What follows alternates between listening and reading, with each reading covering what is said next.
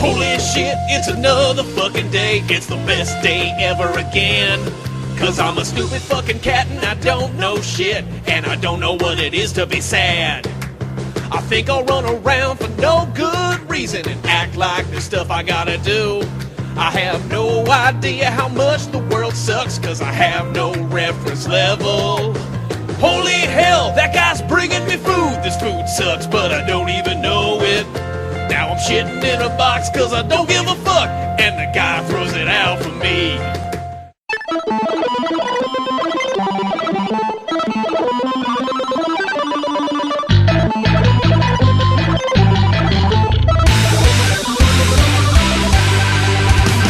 Hello and welcome to another episode of the Rolling 20s. We are the show that decided to start preparing for Anime Expo 2015, which means we're probably in line already. I am Jeremy. Steve. And V. Apparently we've hired a mnemonic pirate. Remember, you can subscribe to this show and several others in the MSP library at missionstarpodcast.com. You can like us on Facebook, subscribe to us on iTunes and on Stitcher. Follow us on Twitter at the Rolling 20s. You can send us any fan mail, suggestions for the show, or hate mail at mspfreight@yahoo.com. At the beginning of the show, you heard music by Machine Supremacy. You can find most of their discography for free download at machinesupremacy.com.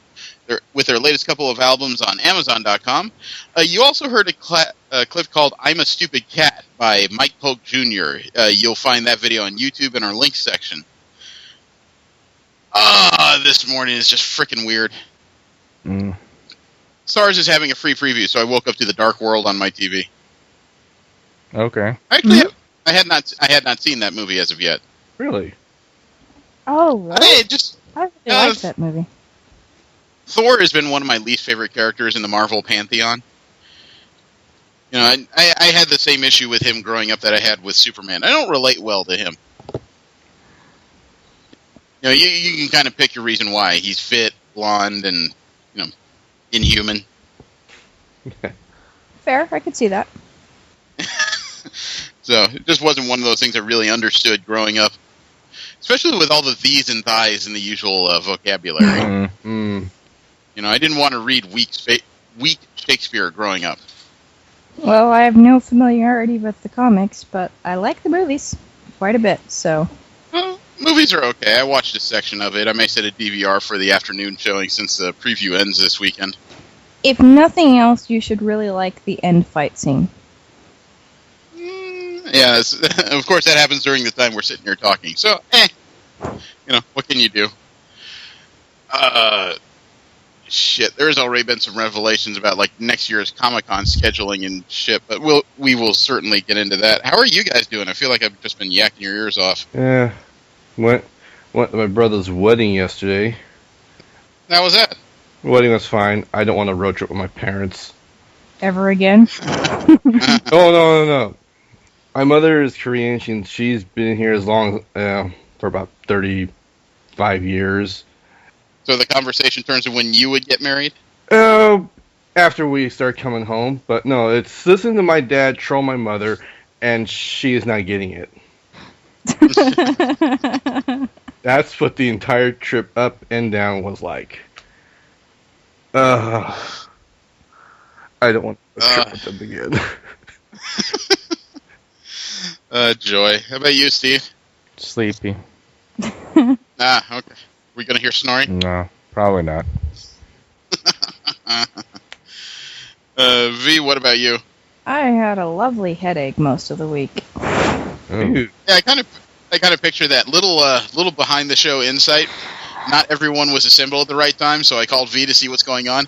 As soon as she picked up the phone, I hear, "I'm awake, you dude."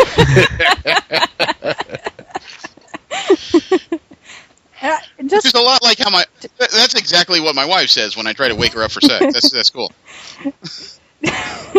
Just for the record, I think that's the first time I've ever verbally called someone a douche to their face. To their face 2,000 miles away. Okay, to their verbal face. I don't know. Metaphorical face? It's just kind of that sister reaction, as if, you know, that was the morning I snuck in, held a cup of water over her head, and she just opens her eyes and nearly punches me in the groin.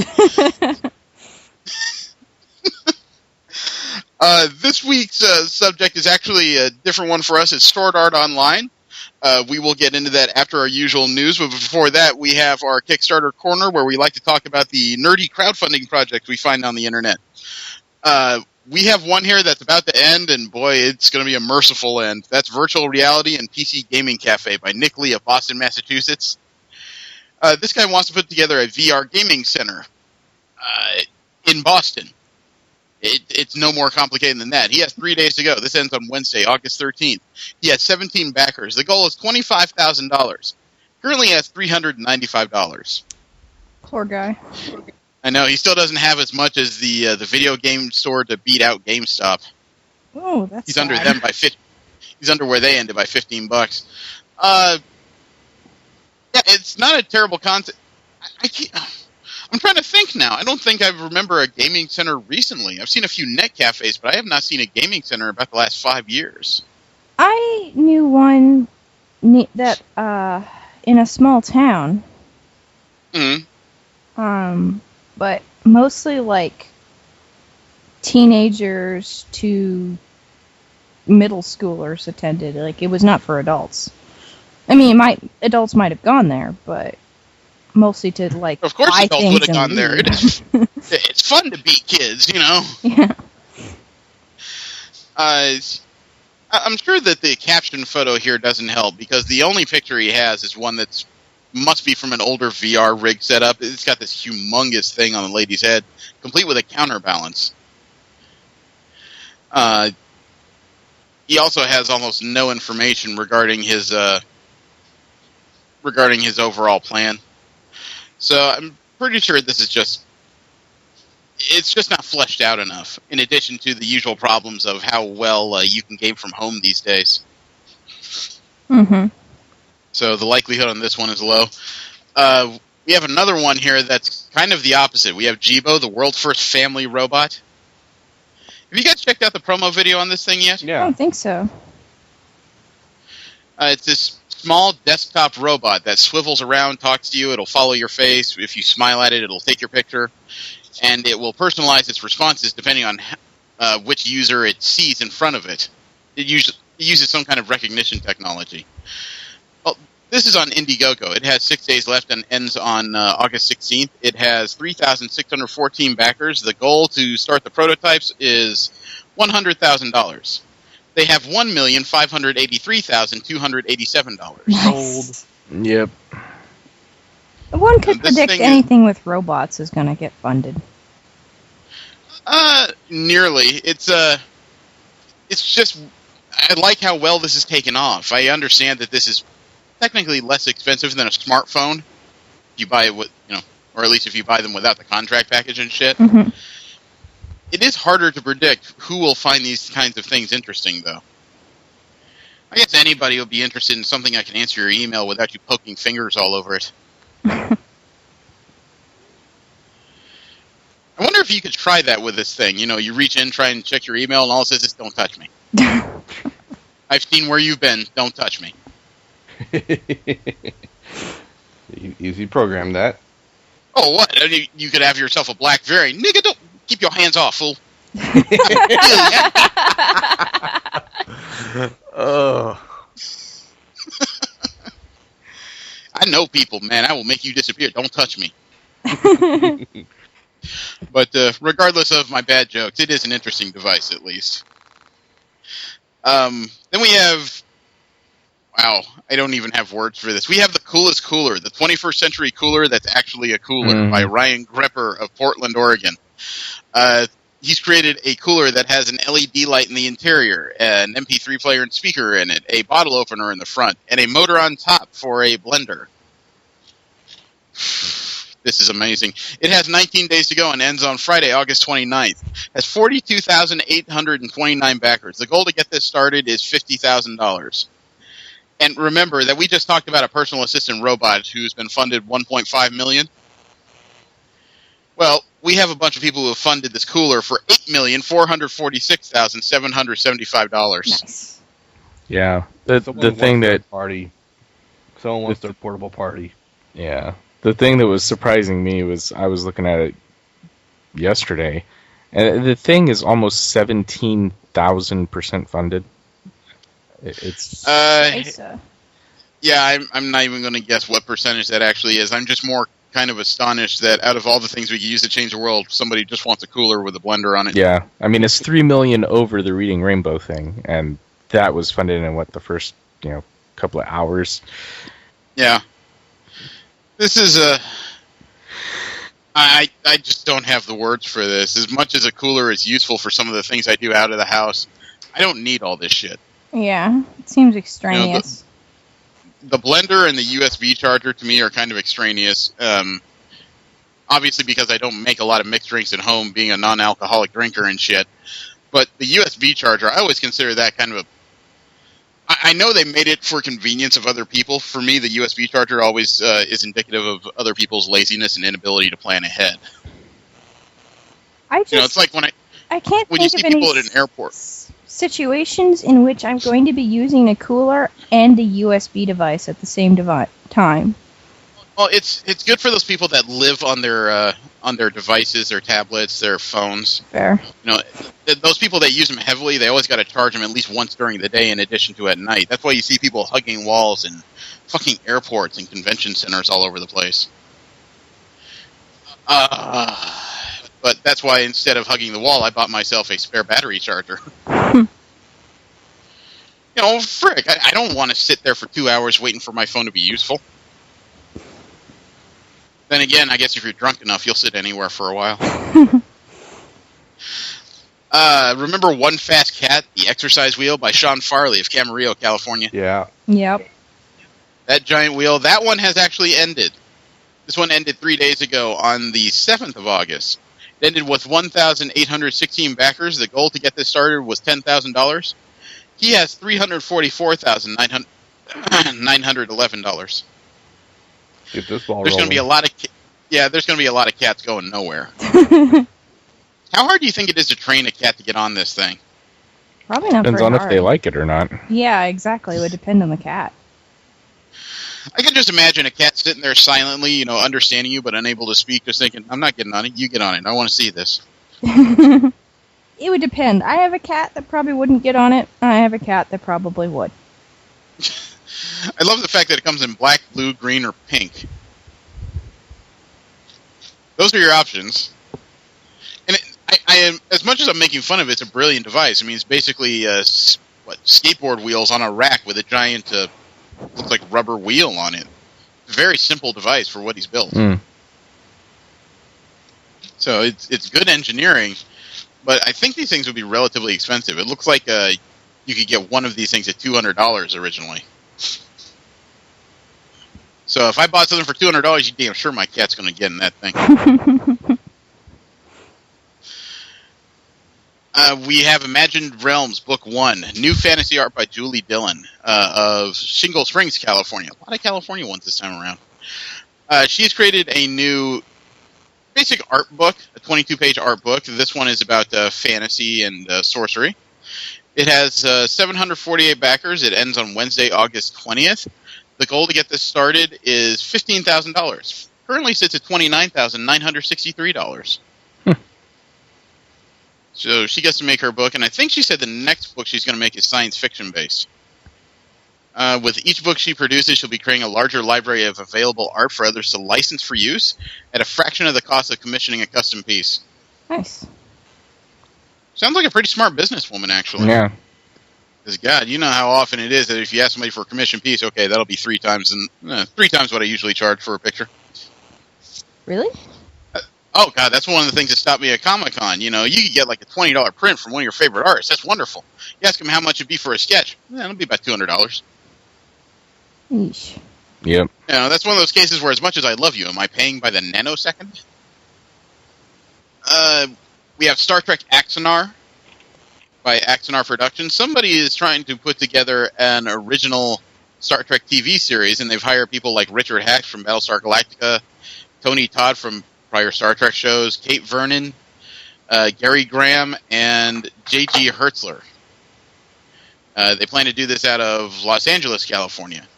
Well, this has 14 days to go. It ends on Sunday, August 24th. It has 2,864 backers. The goal to get this started is $100,000. They currently have $212,712. Really? Yeah, this show, I don't know if it'll probably be a net show, but it's going to be made. Well, assuming that there are no licensing issues. I still don't see one as long as they make it a non-profit show. Fair. So what happened with Star Trek Renegade? That's still happening, I think. I didn't see them in the last couple of conventions, but that doesn't mean anything. Comic-Con's kind of expensive to get into.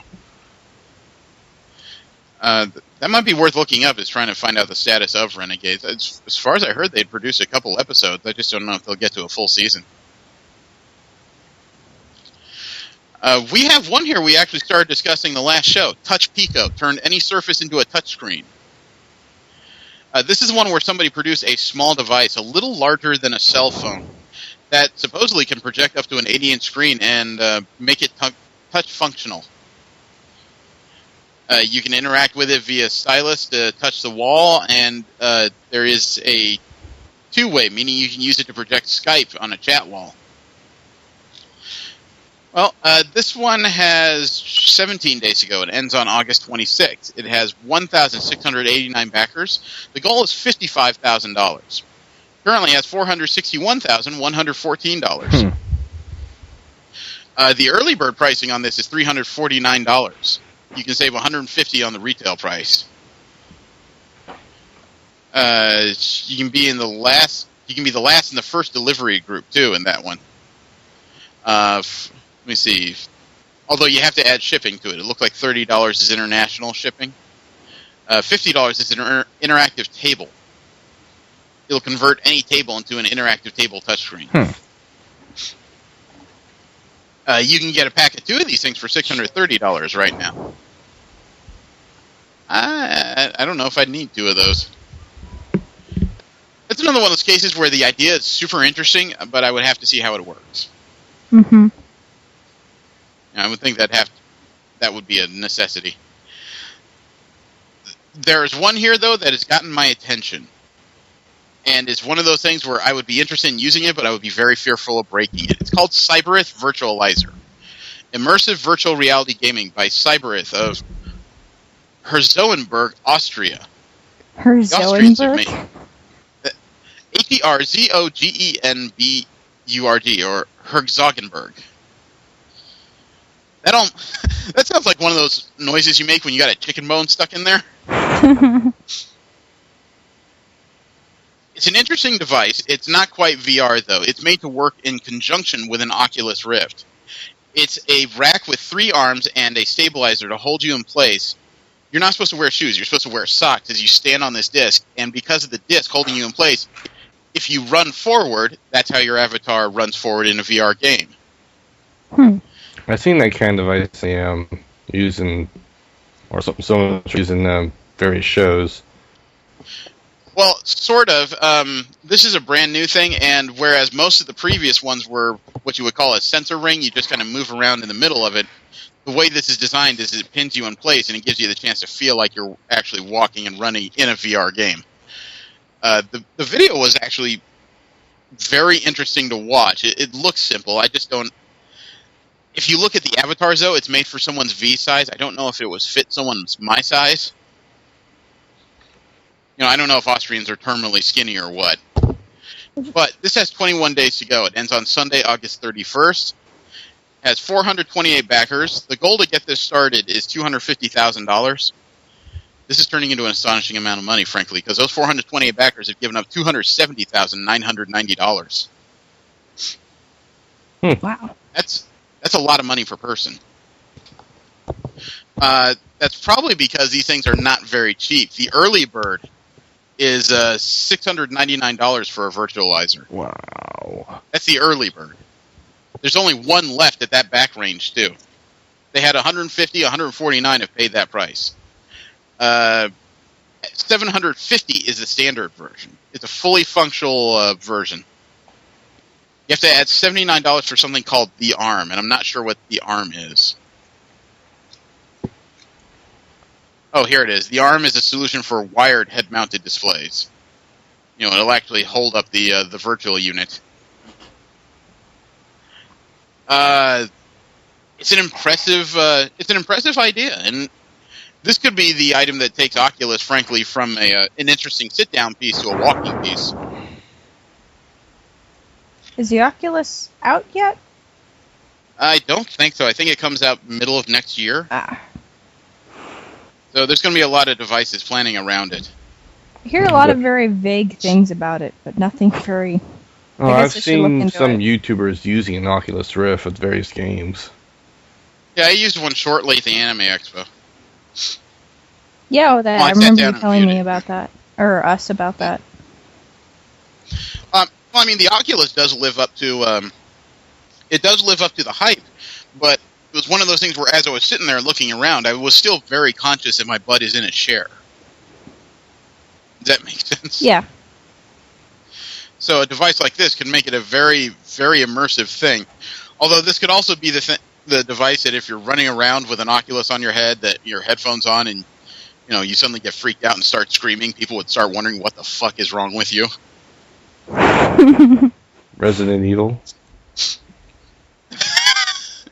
The thing about some of the Vampire Hunter games that would be made, man. Oh man. Yeah. You need more vampire hunting or vampire/zombie hunting games. There's always room for a good Castlevania. We have Under the Dog by Creative Intelligence Arts Incorporated of Tokyo, Japan. Looks like a company is trying to crowdfund a new anime. It's a science fiction thriller that will explore what it means to live and die well, testing the limits of all we hold dear. Interesting. Yeah. Well, it has 28 days to go. It ends on September 7th. Has 1,125 backers already. The goal to get this started is $580,000. Currently sits at $71,729. If this is a 30-day Kickstarter, that's a heck of a good beginning jump. Mm-hmm. Let me see. What are they advertising here? Let's see. For $30, you get senior attendant level, a digital download of the Under the Dog original soundtrack. At $40, you get a digital download of the Under the Dog art book. $50 has backer-exclusive voiceover commentary from the developers. Let me see. You get the Blu-ray at $60. Wonder how many episodes that would be. And they're region-free encoded, so you don't have to worry about getting a special DVD player or anything. Let me see. You can back at $2,000 and get an original, illustrated and signed personal message. Have your physical reward signed, including the storyboard and the DVD. You can actually back for up to $10,000 if you want to. Come visit the team in Japan. Sit in on a voiceover session and come hang out with us. Transportations and accommodations not included. As usual. Yeah. Some of the people attached to this, though, have actually worked in the industry. They have Masahiro Ando, who was the key animator in Neon Genesis Evangelion, Ghost in the Shell, Memories, and Jinro the Wolf Brigade. He also did storyboarding for Wolf's Rain, Ghost in the Shell Standalone Complex, and an episode director for the first Full Metal Alchemist. He actually has industry ties. The character and mechanical designer Yusuke Kozaki worked on No More Heroes and Fire Emblem Awakening. The producer worked on projects like the disappearance of Haruhi Suzumiya at Steins Gate and the Phoenix Project. The writer is Jiro Ishii. He worked on 9 Persons, 9 Doors, 9 Hours, and let me see, Imabikiso. He also worked at Level 5, known for Dragon's Quest and Professor Layton games. These are a bunch of serious people, actually. Mm-hmm. Character designs are pretty good, but you never know until you actually see the product, I would say. Can't take it for granted. So I would have to see it in motion. Mm-hmm. We have one here that is, wow, it's in the vein of a few we've covered. We have Building the Video Game Arena by S.E. Casey of Colorado Springs, California. This man's plan is to build the first esports arena in the U.S. in Colorado Springs. gaming is taking on a life of its own with major tournaments for things like Dota and League of Legends. Mm-hmm. And he wants to put together a permanent venue for these types of events to occur. He simply calls it the arena. Well, he has 10 days to go. This one ends on Wednesday, August 20th. He has 3 backers. The goal to get this started is $250,000. He currently has $51. That's unfortunate. Yeah, Well, $250,000 seems very minimal to make any kind of stadium. I completely agree with you. I mean, stadium is just... It might be kind of a misnomer because what you would need is a large building with bleachers, technically, to get this started. Some lights and staging, but not a terrible amount, I would guess. This is one of those things where the Kickstarter itself doesn't have a wonderful amount of information on it. It has 2 paragraphs as far as the overall plan and his experiences. The guy running this says he has a lot of experience running different tournaments over the years for video games. It doesn't say how he plans to expand on that to present a full gaming arena. So it's one of those cases where he has a good idea, but he has almost no plan behind it. Mm-hmm. At least not a definitive one, not up here. His primary goal is to get video games declared a sport. Okay.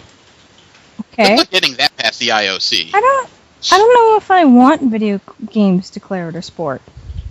I don't think it's fair to declare him a sport. I don't know. I think it'd be kind of cool to have a new Olympics event or two. I seriously doubt you would find that. I mean, it's one of those things where I certainly doubt that Pac-Man will ever sit up there next to curling. Yeah. Even though it's technically the same goddamn thing in certain respects. But If there is a video game, okay, actually, potentially I could see like some Wii or Kinect games, possibly, maybe, if it involves a lot of strenuous physical activity. I do think that video games can hold very entertaining tournaments. The idea of putting them right up next to hockey, baseball, and football, though, is anathema to me. It's 2 different segments of my brain working there. Besides which, there are certain things that esports, if you could get it declared sports, would have above regular sports in that women could play it equally as men. We could have female players almost right off the bat. The bad part about that, though, is if somebody like V shows up fully prepared to play and just bats her eyes, half the entrants would get stunned into not playing. That's so true. So it's one of those cases where I do not want to see that fat guy with, a Han Shot First t-shirt trying to sit in next to the skinny little dude just saying, "Move over, man. We're taking the Olympics." Well, at least steroid use wouldn't be a problem. But then you'd have to get everyone tested, and just about everybody would be positive for THC. Or more likely, caffeine. Lots and lots of caffeine. Throw him out. He's at a 5-hour energy. That's disqualified. Well, because THC is not going to improve your performance in most games. I don't know. I'll have to ask the fellow members of my order. I forgot to mention I'm ordained. You're ordained as a what? I'm an ordained minister in the religion of Judaism. Oh my god. I'm not kidding. I have a certificate. Well, you're sort of kidding. No, I am actually ordained in the religion of Judaism. I can perform marriages. At this point. Is that a real religion? Is it? It is. Oh my god. I'm amused. I wonder if that means if I perform any ceremonies, I have to show up in a bathrobe and board shorts. Kevin Smith didn't do it at Hollywood Babylon. It's one of those things where it's subjective by state laws, but I'm sure according to California laws, I'm sure I can perform some marriages if I needed to. How hilarious is that shit? Let me see. We also have a Kickstarter of Comic Book Museum by Brian Porter of Orlando, Florida. He wants to create a physical comic book museum. A place where he can actually not just read the classics, but actually be able to hold the classics. Well, let's get into this because his Kickstarter has 27 days to go. It ends on September 6th.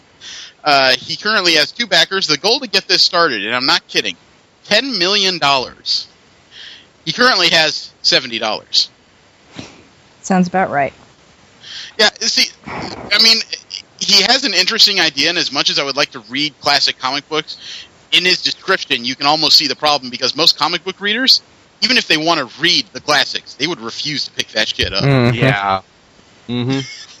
You know, just out of principle, we would not touch these things. And his backer rewards Children are not allowed. his backer rewards are kind of limiting because his highest backer level is only $100, and for that you get everything of the previous levels, and there's only 3 of them. Free entry, your name on the Wall of Fame, your picture on a wall, and a free ticket with an opening day brochure. So it's an imaginative idea, but just the idea in itself, it's kind of contradictory to what comic book fans do. How so? You know, if you have classic comic books, a lot of them will give it what they call the white glove treatment. They'll either put on like latex gloves or some kind of oh, okay, I see. sweat-proof cotton and not transfer like body oils to the comic, which can discolor it. Gotcha. You know, your hands may not destroy it, but their body oils can certainly turn white pages yellow. Not immediately, over time. Right. Yeah. I keep forgetting about that. Yeah. I have one here that I almost thought it was a joke, frankly. I have Sensationals Issue 2, a superhero and comic book. Apparently this is the second issue this guy's trying to crowdfund. It's by Shade of Lake Havasu City, Arizona. The description of the characters was so archetypical that I thought it was a joke. I really did. The comic book centers around 7 female superheroines, which I thought was, I almost thought that was empowerment until I read which these were. Let me get into the Kickstarter first. This has 28 days to go and ends on September 7th. Has 19 backers. The goal to get this started for issue 2 is $2,000. He currently has $1,066.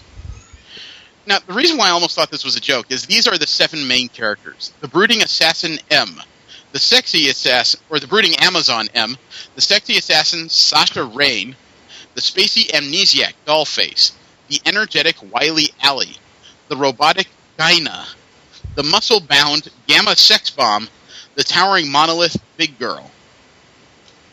I read those names and I thought, you are putting me the fuck on. Yeah. Sure sounds like it. And some of the pictures do seem like, I don't want to say knockoffs, but they seem awfully close to other characters you see throughout comics. You know, the one that looks like a Catgirl reminds me of Tigra. The big one reminds me of Giganta from DC. The one that I'm guessing is an assassin, that might be Hair, or she might be dressed up as a nun. I think it's actually a nun. The one that's supposed to be a robot looked an awful lot like the 80s RoboCop. See where I'm getting here? Yep. It's a knockoff. It seems like it probably is. It almost seems like a bunch of ideas thrown together. It's hard for me to... It's hard for me to figure out how much of this is original and how much of this may be taken off of other things. Even the one that I'm guessing is Gamma Sex Bomb, the huge one. She reminds me, frankly, of the joke character from Project A-ko. The one that was based off the lead character from Fist of the North Star. Yeah, and Mari. That's what she reminds me of. So, I'm going to watch it and see where it goes. It seems like an original comic idea, at least, but it throws me. The last one I have is Dragged Away, A Night to Remember by Michael G. Calvert of New York, New York. No, this is not a Kickstarter where somebody lives out of rape fantasy. This is somebody putting together what he calls an action JRPG where an unknown terror is chasing you. He calls it Think Hotline Miami action sequences meet the Final Fantasy VI storyline. Okay. I have no idea. Alright, that's going to be confusing as fucking hell. What is Hotline Miami? It's a top-down, effectively a top-down shooter where it's like you get hit once, the game over. There's a lot more in depth. It's actually a lot more involved story in there, but it's. I was about to say, hit once and game over. You mean 80s video games? Yes, exactly. It's low graphics and everything. Hell, you look like the guys from Miami Vice. Shit. Okay. Well, he has 23 days to go. This one ends on September 2nd. He has 28 backers. The goal to get this started is $3,000. Currently has $1,254. He's got a good shot at least making this. Mm-hmm. Let me see. Where does this begin? For $50, you can name a weapon or item. For $100, you get a digital body transfer. Your likeness or a friend or family member of your choosing will be featured in the final game as an enemy, guest star, or innocent bystander. Okay. Wow. For $150, a pet of your choice will have its likeness featured in the game as a lost animal in the forest. Where does the game start? $15 early game access and a digital soundtrack. Oh, the game is going to be $14 when it comes out on retail. So for $10, you get the game. I'm not I kidding. guess that's not terrible. No, that's pretty good actually. Yeah, it's really good price range. It's very likely to get at least casual people more into it if it doesn't cost much to get involved. Mm-hmm. All right. From there, we'll start getting into the news of the week. We have video game news. The first off, and I found this, but somebody pointed out to me as in, please talk about this. Sony is getting sued by a fan. Oh. Yeah, they are mad that Killzone is not in 1080p. And this is worth suing over because... Well, he says that, according to his lawsuit, he claims it's false advertising that the multiplayer version of Killzone, not the campaign, but the multiplayer, doesn't run at a native resolution of 1080p. That's stupid. To quote, according to a story on Kotaku.com, there's a quote from the suit. Item number 2 in the suit. According to Sony, Killzone was a graphically striking game set in a dystopian future that took full advantage of the PS4's advanced processing power. Sony claimed that the PS4 was so powerful that its featured Killzone video game would display in 1080p, multiplayer graphics, a crowning achievement for the video game industry. Item 3. However, after the game's release, gamers quickly noted and complained that Killzone's multiplayer graphics were blurry to the point of distraction. The cause of this blurriness went unknown until a well-respected video game website reported that Killzone's multiplayer did not actually provide 1080p graphics as advertised. Item 4. Following this discovery, Sony released an official statement on the matter. In it, Sony admitted that it did not, in fact, design Killzone to play multiplayer graphics in 1080p, but instead used a technological shortcut that was supposed to provide subjectively similar results. Well, technically it is false advertisement. That's true. I don't know anything about the ads because I don't own a PS4 and I've never been an interest in Killzone. I haven't followed this. My question is the wording of the advertisement, because technically, if the campaign does run in 1080p, they've kept according to legal statutes, they've kept their promise. Unless it specifically says that it's running native 1080p on multiplayer, that's where you run into an issue. And it would have to say that specifically to be false advertising. It's the unfortunate truth, because if they just said it runs 1080p graphics and multiplayer, and that turns out to be some kind of upscaling, they still haven't technically broken their word. It would have to be native 1080p in that wording to be false advertising. And that'll be up for the courts to decide, I guess. Yeah. It is one of those unfortunate things where there's so much legal and technical jargon people can throw your way to make to make your perception of something different than its reality. I mean, as much as I would like to see video game companies and actually companies in general taken to task and held to their word on advertisements, this also, as a lawsuit, seems kind of weird to me. I don't know. It's kind of a mas o menos situation to me, because as much as I would like to see everybody held at what they say, at the same time, this particular lawsuit seems a little, I don't want to say bizarre, but just out of place. I don't quite know what words I'm looking for there. I have difficulty seeing how an individual who is not affiliated with a company can sue a company for something like that. That seems weird to me. No, Yeah, that would is usually Killzone- get changed into a I don't know the legal terms for it, but it'll change it to like the person who's soon to be part of a larger group who a class action. yeah. I have a question. Is Killzone made by Sony? It's not a third-party company or anything? I don't know. His amount of damages is not going to help. Because you're talking currently about a single lawsuit, as far as I know it. Oh no, I guess this is a class action suit, although it's been filed by one individual thus far. Okay, it's exclusively for PlayStation, but it's made by a group called Guerrilla Games. Okay, so I don't know how well you can hold Sony to this, because they can just claim that they got their information from Guerrilla Games when it came to the advertisement. That could be a problem. But I believe this is a single lawsuit. The damages he's asking for is $5 million. That's way superfluous if this is a single individual. Yeah. Well, superfluous is probably the wrong word. I mean, that's just way too much for one person's suffering in regards to a third-party event. It's not like this affected his job. Yeah. Assuming he has one, anyway. But this, just the legal company he hired to do this lawsuit may also be a problem, because the law firm is called Edelson. They filed class action suits against Sega and Gearbox for Aliens Colonial Marines. Oh, correction. And against... Killzone 3 was developed by Guerrilla Games, but published by Sony. Okay. Alright, so that does make a bit of a difference.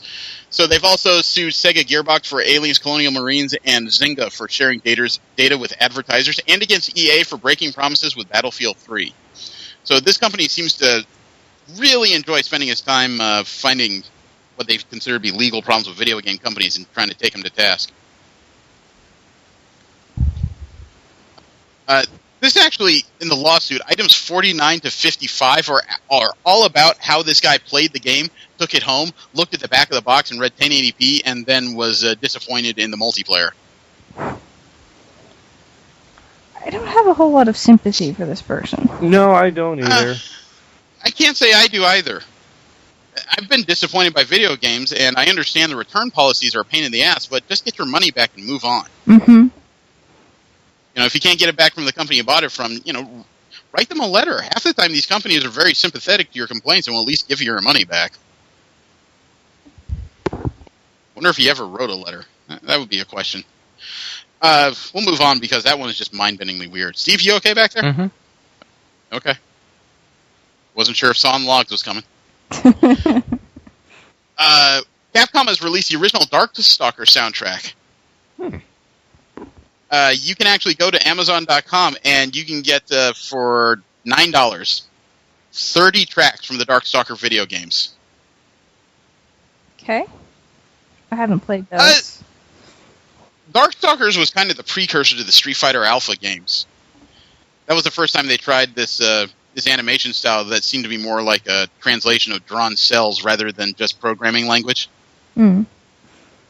I enjoyed it, especially growing up. It was a very unusual fighting game where every character is a monster instead of a hero. Interesting. You had the vampires, the witches, the zombies, the werewolves, even the soulless samurais and yetis. Yetis? Yes. Yeah, there's one character called Sasquatch. He's this large, hulking, dwarf-like yeti. Oh, that's awesome.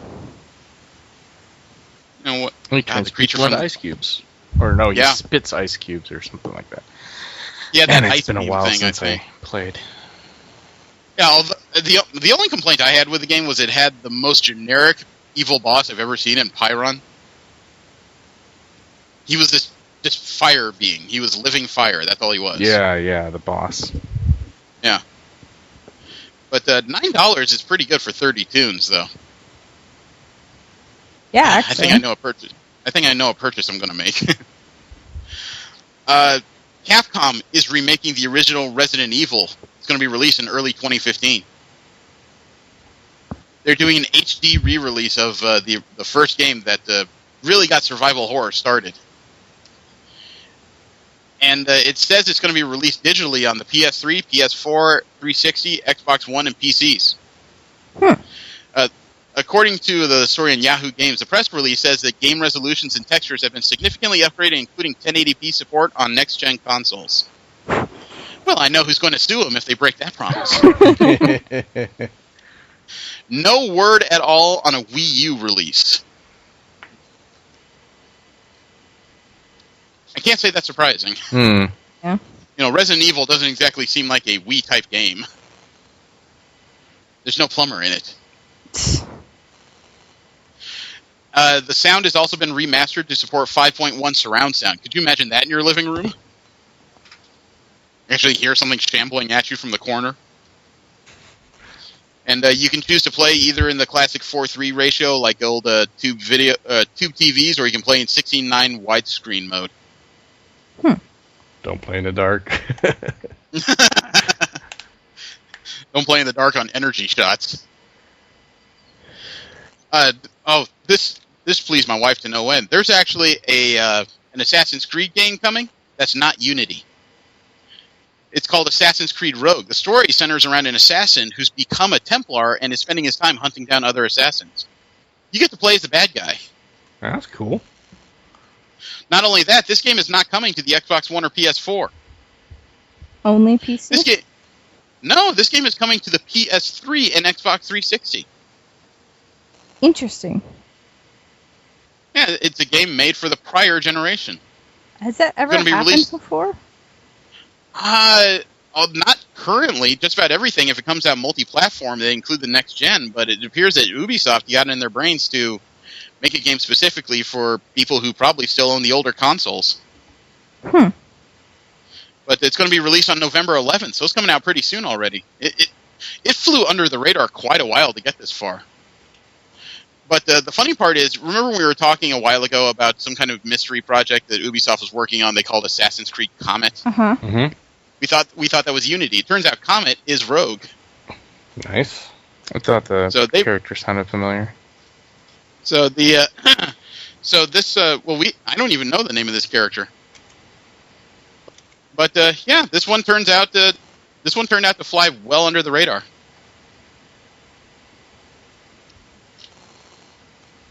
Let me see. Activision sent out a new statistic regarding Warcraft playership. According to them and a story on Yahoo News, the number of players has dropped again by 800,000. The official report says they're down to 6.8 million total players. Wow.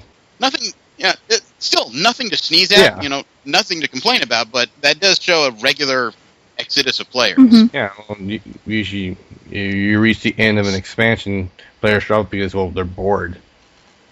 Well, that's the thing, is they're thinking that they'll get a bump of about 1.5 million based on pre-sales for their new expansion. Well, that always spikes. Yeah, this is a regular roller coaster for a while.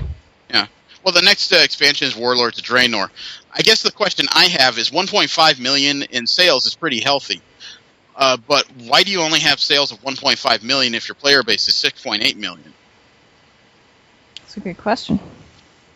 The other question I have is how many of those 1.5 million in sales are people already playing?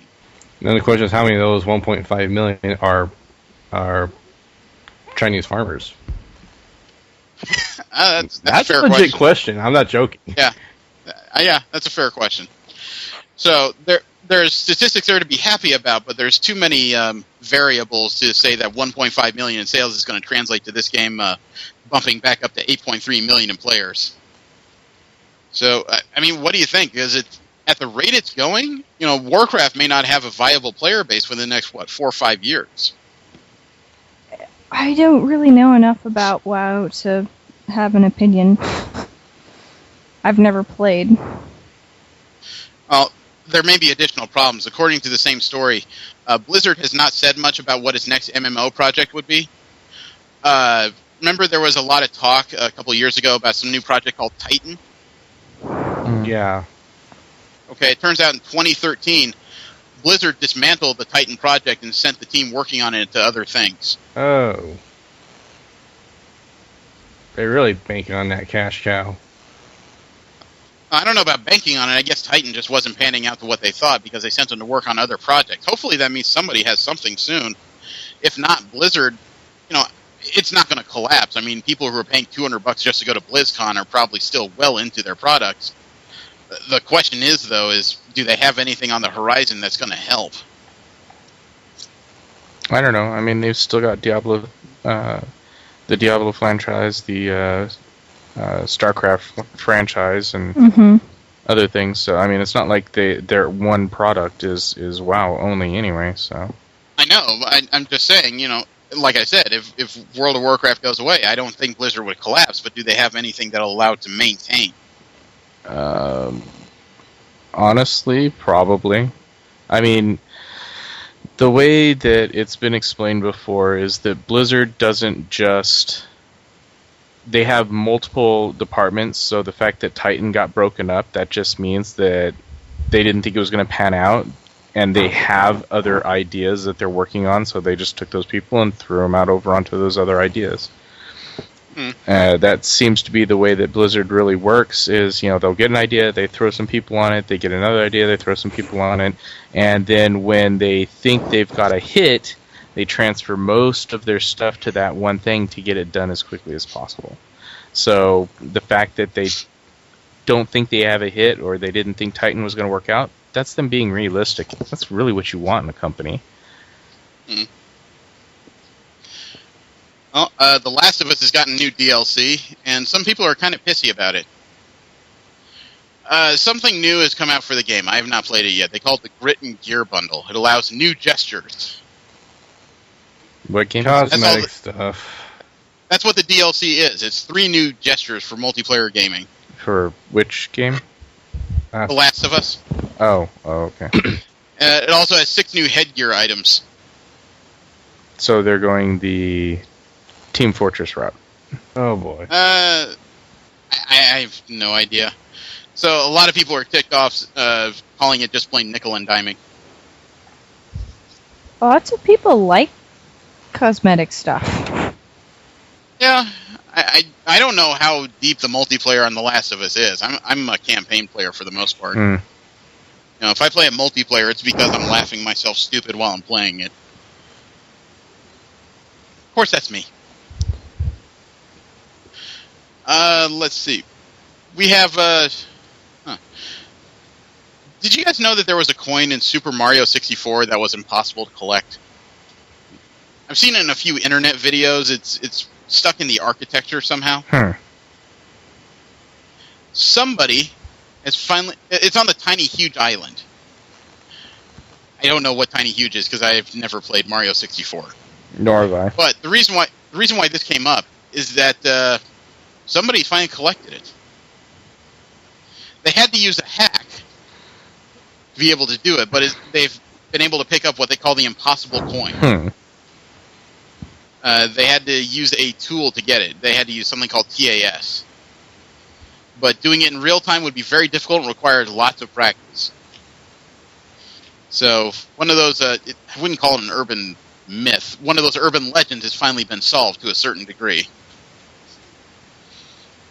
The surprising part is that someone apparently worked on this on and off for 18 years to do it. The game is 18 years old. Can you imagine what he could do if he did something besides video games? Not only that, but in other strange video game news regarding Mario, we finally find out what the full name of Yoshi is. Oh, yeah. Read this one. Yeah. The official Nintendo character guide from 1993 had Yoshi's full name. T. Yoshinori Munchakoopas. That's his name. It sounds like a handle from a bad forum website. T. Yoshinori Munchakoops. Also sounds like a sound I make when I have too many burritos. The story on Yahoo News was kind of funny about it because they said, quote, "It's sort of like if Lara Croft's name were revealed to be J. Lara Radzatumbas." Last bit of video game news I have. The visionary behind Mass Effect has left BioWare. Yep. Project designer Casey Hudson, who worked on Mass Effect and Star Wars Knights of the Old Republic. He he was heading up a new series for BioWare, but he's posted this on BioWare's blog. After what already feels like a lifetime of extraordinary experiences, I've decided to hit the reset button and move on from BioWare. I'll take a much-needed break, get perspective on what I really want to do with the next phase of my life, and eventually take on a new set of challenges. There's 2 more paragraphs here, but it's kind of long. At least it sounds like everything was amicable when he left. I mean, it must have been. BioWare let him post that on the blog, for crying out loud. I guess I just wonder what ideas he may have for the future, let alone what this means for certain projects BioWare may be working on, because it sounded like he was active right until the end. Oh well. Still have yet to play the Mass Effect games. Me too. We will move on from there. I know you do. I lost have you for one several last days bit. when those games came out. I have one last bit of video game news, but I don't have a whole lot of information on it. About what? Sierra is apparently unveiling some new project. Oh, Sierra's Back for the Dead. Yes, exactly that. At Sierra.com, there's some sort of teaser trailer thing. Some dude walking across a field of ice. And that's all there is.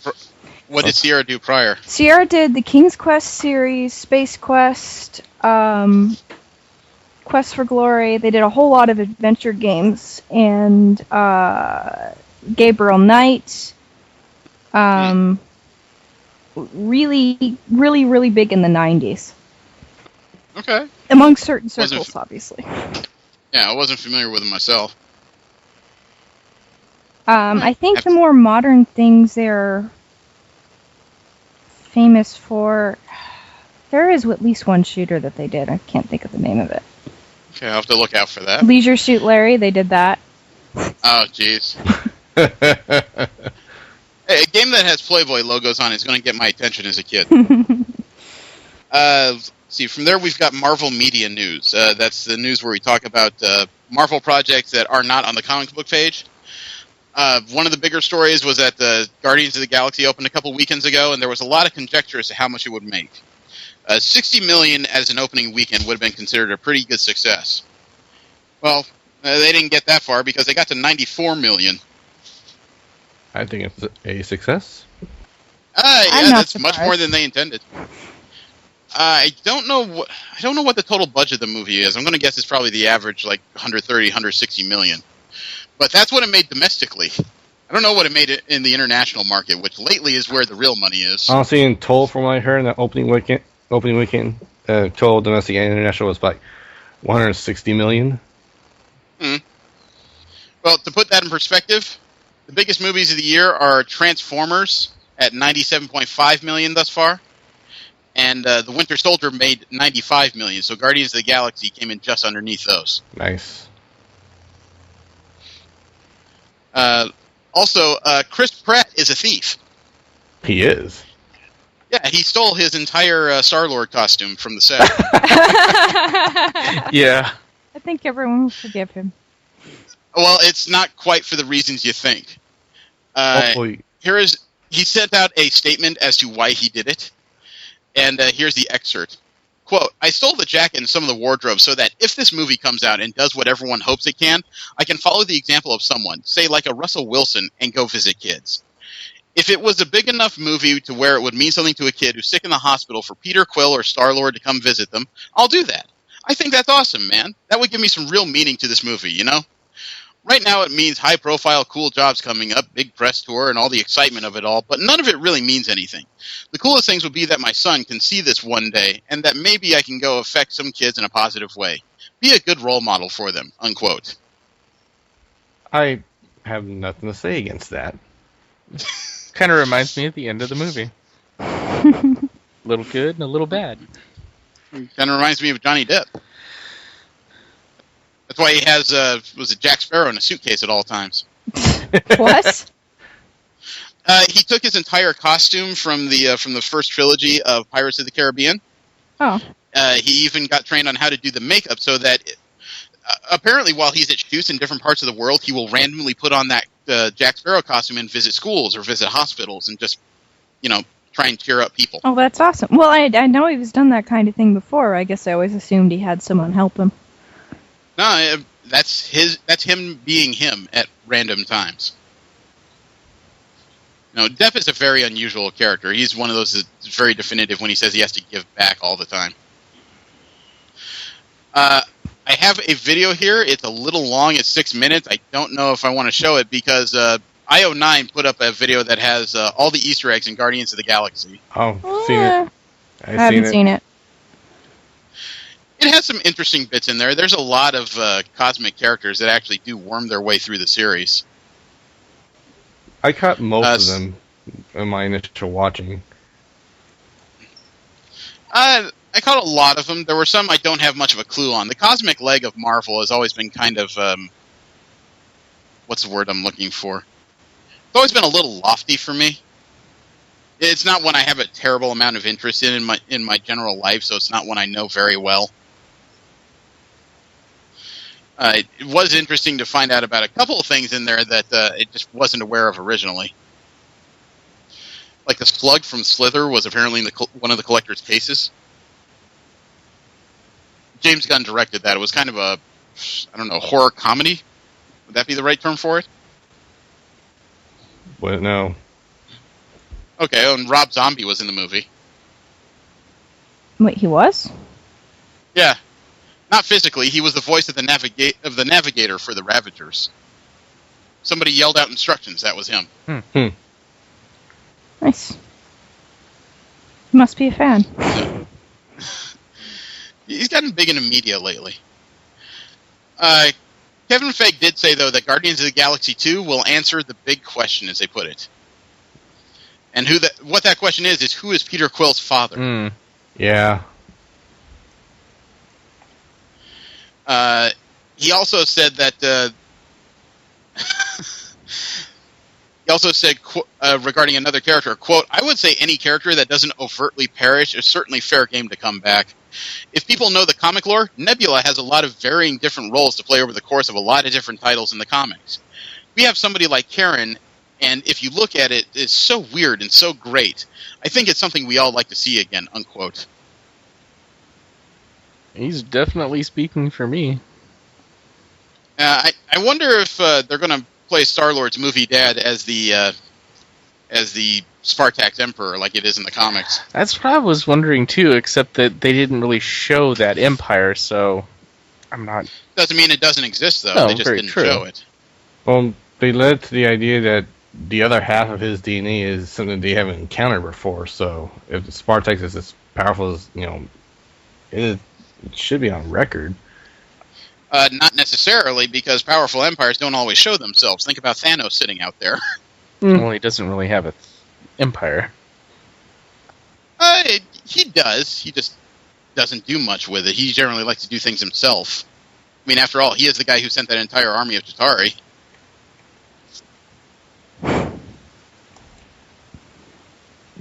Let's see.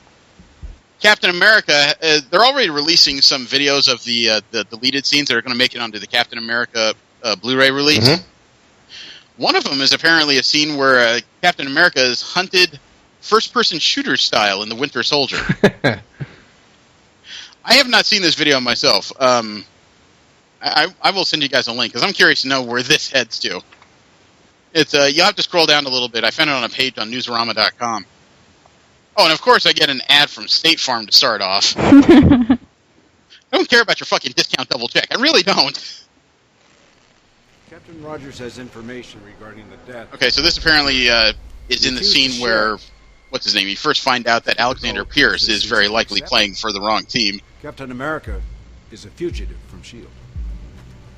Sir, we found him. He's at 21st and F.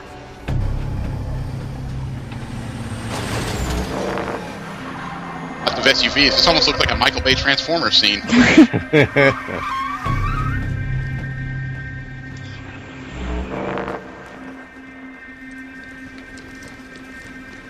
Oh my god! Everybody on the floor! Okay, so they've interrupted a basketball game. You gonna shoot LeBron?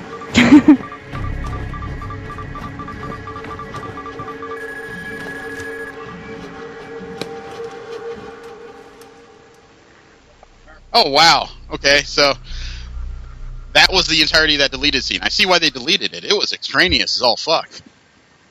Indeed.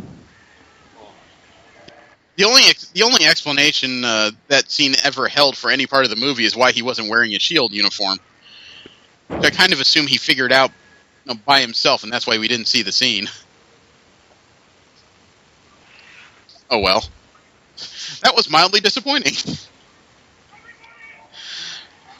Let me see. We have other Marvel media news, although it's not quite Marvel-centric, because Sony has announced that they are making a female-centric Spider-Man spin-off. So, Of which character? with a spider They haven't... woman? Or... probably not. They haven't announced what character it is at all. They just said that in 2017 they are eyeing a release for a movie about a Spider-Man character that's female. She is going to be the lead, whatever that is. The story on the MarySue.com says that Spider-Woman is one of those possibilities, but if you know the Spider-Man licenses, that's highly unlikely. You know, the Spider-Woman character is about as related to the Spider-Man pantheon as Iron Man. I don't know. I was going to say Cyclops. Yeah. You know, Spider-Woman has always been a very separate entity. Even the powers are very dissimilar. They did mention Spider-Girl, which is a possibility, the Black Cat, or Silver Sable. All of those are possible. As much as I want to see a female-centric superhero movie, I'm not sure the Spider-Man pantheon is the way to go. Yeah. It's the only one that Sony has. No. No, they have the Fantastic Four. Although something tells me that Jessica Alba running around for 2 hours would be terribly boring. Yeah. I can second that. I guess now it'd be Kate Mara, but still wouldn't watch it. The first pictures of the Charlie Cox as Daredevil, well, as Matt Murdock, have been released online. I can send you guys a link. I've seen the pictures. I don't know what to make of it necessarily, because there's a couple pictures of him look like standing on the set between scenes waiting. He has sunglasses off, and it looked like he's just kind of impatient for something. Then there's a photo or two of him with the glasses on, and it looked like he's getting ready to walk around. So we get an idea of what Matt Murdock is going to look like, at least. We still haven't seen any pictures of him in the Daredevil costume, whatever that's going to be.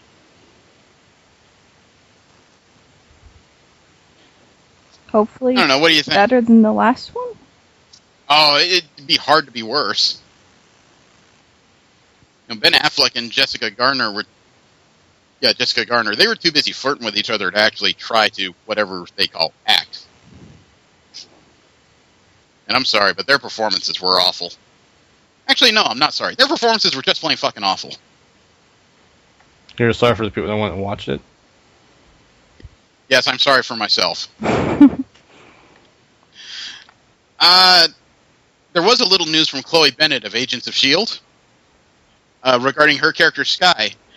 Somebody asked her how her character is going to be different in the next season. And she said, quote, "I think she's toughened up a bit. She's been training with Ming-Na Wen's Melinda May. I think there's a whole new side of Skye coming out," unquote. Yeah, I could see her turning into quite a tough girl. Yeah, when somebody asked her what the whole season would be like, she said it's, quote, "it's hairier," unquote. Whatever. But what was it? Brett Dalton's Grant Ward character will apparently have a full beard in the next season. Brett Dalton was kind of funny during his appearance at Comic-Con because he showed up at the Agents of S.H.I.E.L.D. panel wearing a Hydra t-shirt. Oh, man. I wish I could have seen that. But that wasn't the only news. They've announced that Henry Simmons has joined the cast for Season 2. He's going to play a character called Alfonso Mac McKenzie. He's a mechanic. I'm not familiar with the character in Marvel, per se, but after reading the article, that does make sense because as much as Coulson needs to rebuild S.H.I.E.L.D., somebody's got to keep that stuff running. And I don't think any of them are technically proficient enough to keep things like the bus or any vehicles in top condition. Yeah, I agree. I just wonder if that means that we're not going to see as much of Fitz. I think something happened to Fitz. Well, yeah. Oh, he had potential brain damage, and I think he's in a coma. Yeah. Yeah. Well, Kyle MacLachlan has also been added to the cast. He's the one that's been cast as Sky's father. Oh. Ooh. The supposedly dead guy. Yeah, the one that had his hand coated in blood. I don't remember that. I remember Don't that you scene at the very end, but I don't remember seeing blood. Oh yeah, it was all over his hand when he held that photo. So I wonder how his role is going to pan out, let alone what he is. But Joss Whedon was actually quizzed by somebody over at DenoGeek or Den of Geek.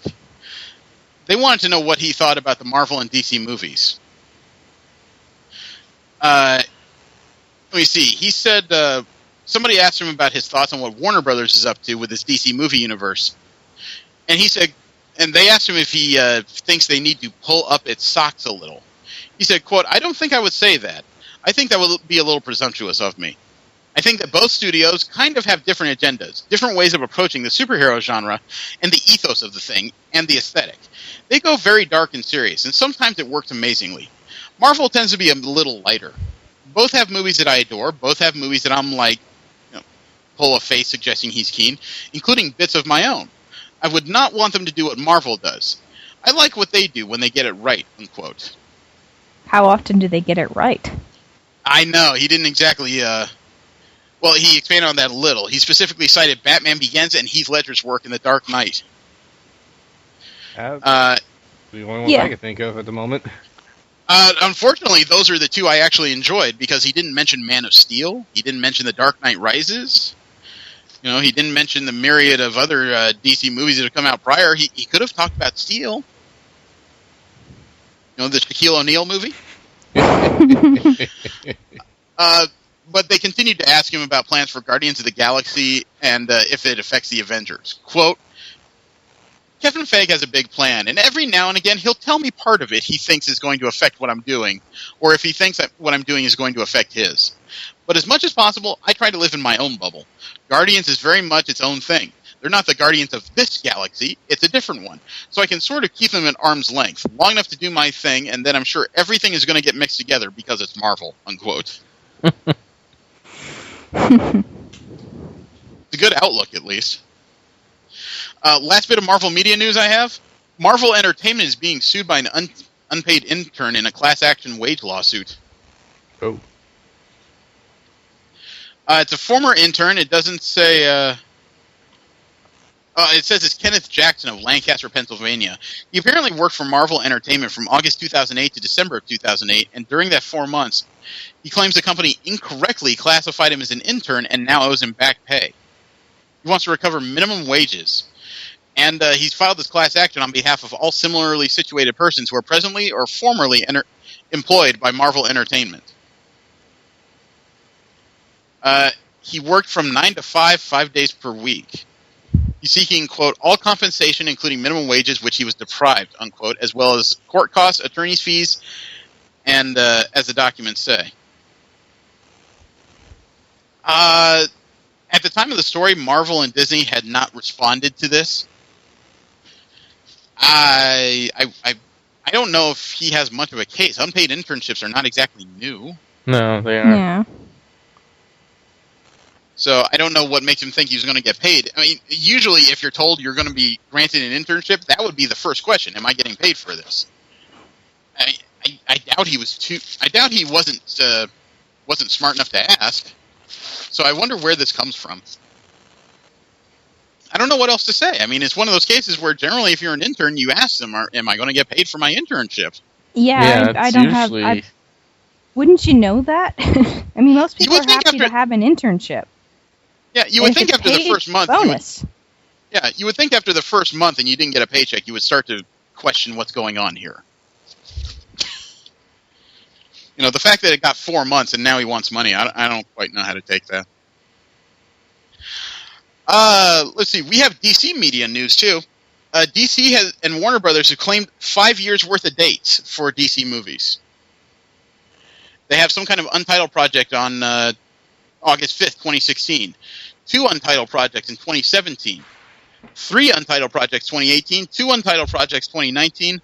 And 3 untitled projects in 2020. Actually, 2 of those projects, one in 2018 and 2020, they're WB event films, which are not DC-based properties. So it's kind of a misnomer. The speculation on Newsrama.com is that DC is trying to stake its claim since Marvel has projected their own movies out to 2019. And not even like Fox, Sony. I'm talking Marvel, Disney's Marvel. They've already staked out July 28th, 2017 for the Guardians of the Galaxy sequel. But probably the bigger piece of that news is that we found out that when it comes to DC's mightiest heroes, Batman and Superman, they can indeed be defeated by one man with a shield. Yep. They blinked. Yes, they did. Dawn of Justice is no longer debuting on May 6, 2016, the same day as Captain America 3. It's been moved up to March 26. And I love the spin that DC and Warner Brothers tried to put on it, because they claim that with the success of recent Marvel movies, pointing specifically to the Winter Soldier in April of this year, they say that they found out that there are indeed productive and profitable lanes outside the summer blockbuster season where they could take their movie. So they did it. It's kind of a weak sauce excuse when you take your movie from a July date that had nothing else on it and then move it directly across from a Marvel date. And then when you find out the strength of that Marvel date, you say, okay, we might need to move that. Like I said, I'm a Marvelite. I don't like DC comic books. Some of the movies are hit and miss with me, but when you make a move like that, either stick to your guns or admit it when you made a fucking mistake. Didn't they choose that date first? Nope. Oh, okay. They did not. Marvel had put a claim on that date before Warner Brothers moved to that date. They had just not announced what movie that was.